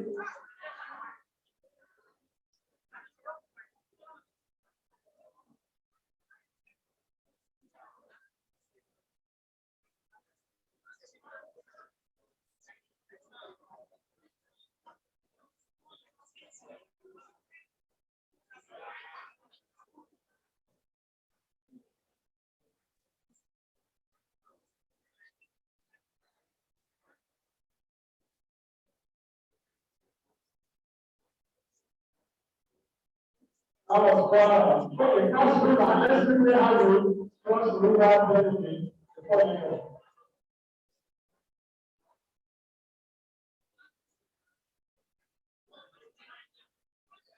Cross river benefit. Then after that, river state. Cross river now. Cross river benefit. Cross river benefit. Come for the opportunity session now.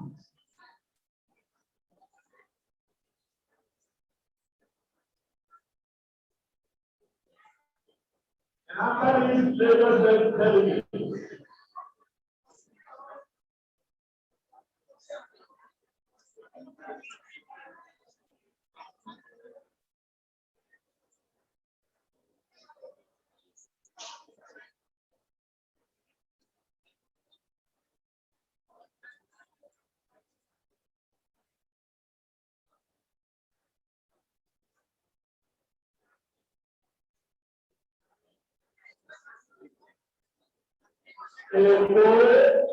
Ọ̀ṣun, Lagos, Central Excellence, taking about 5 seconds. Lagos State Chapter.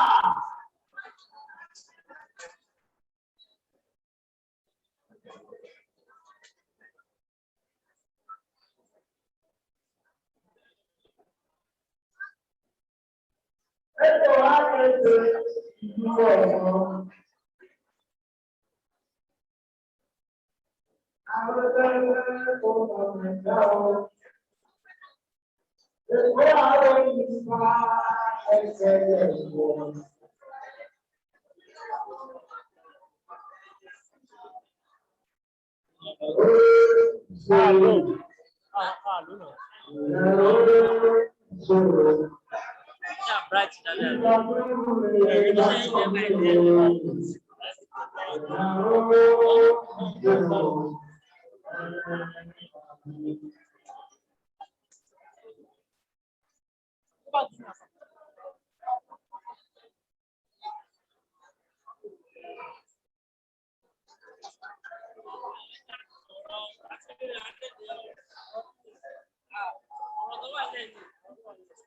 On this day, chapter should get ready.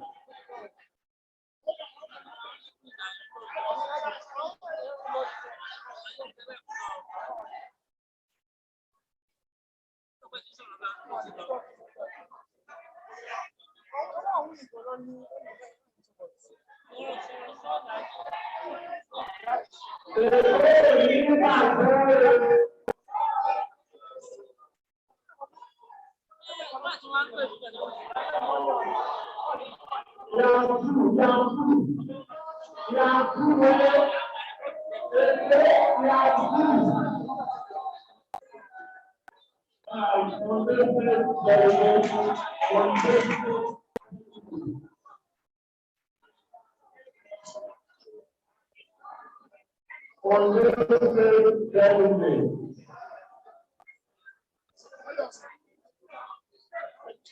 On Wednesday,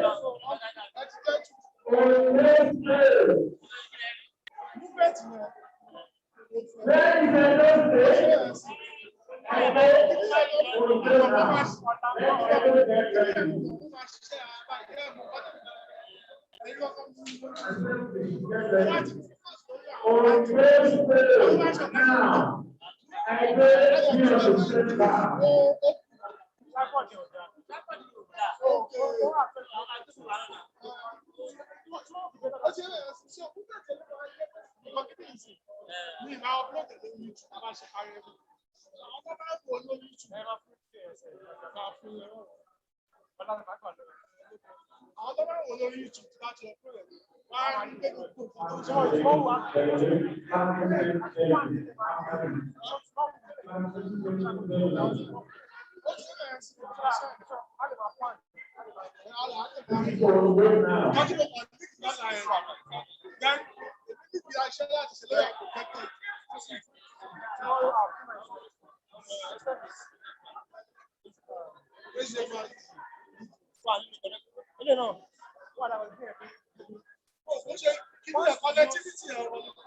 Once we use direct video,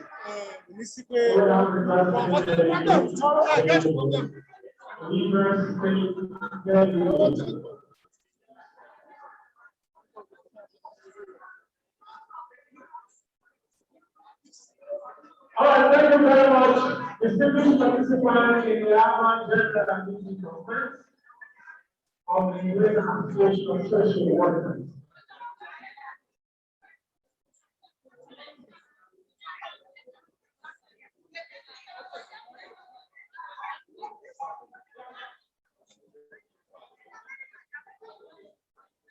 Photograph session continuing tomorrow. Other days, please track or attend that.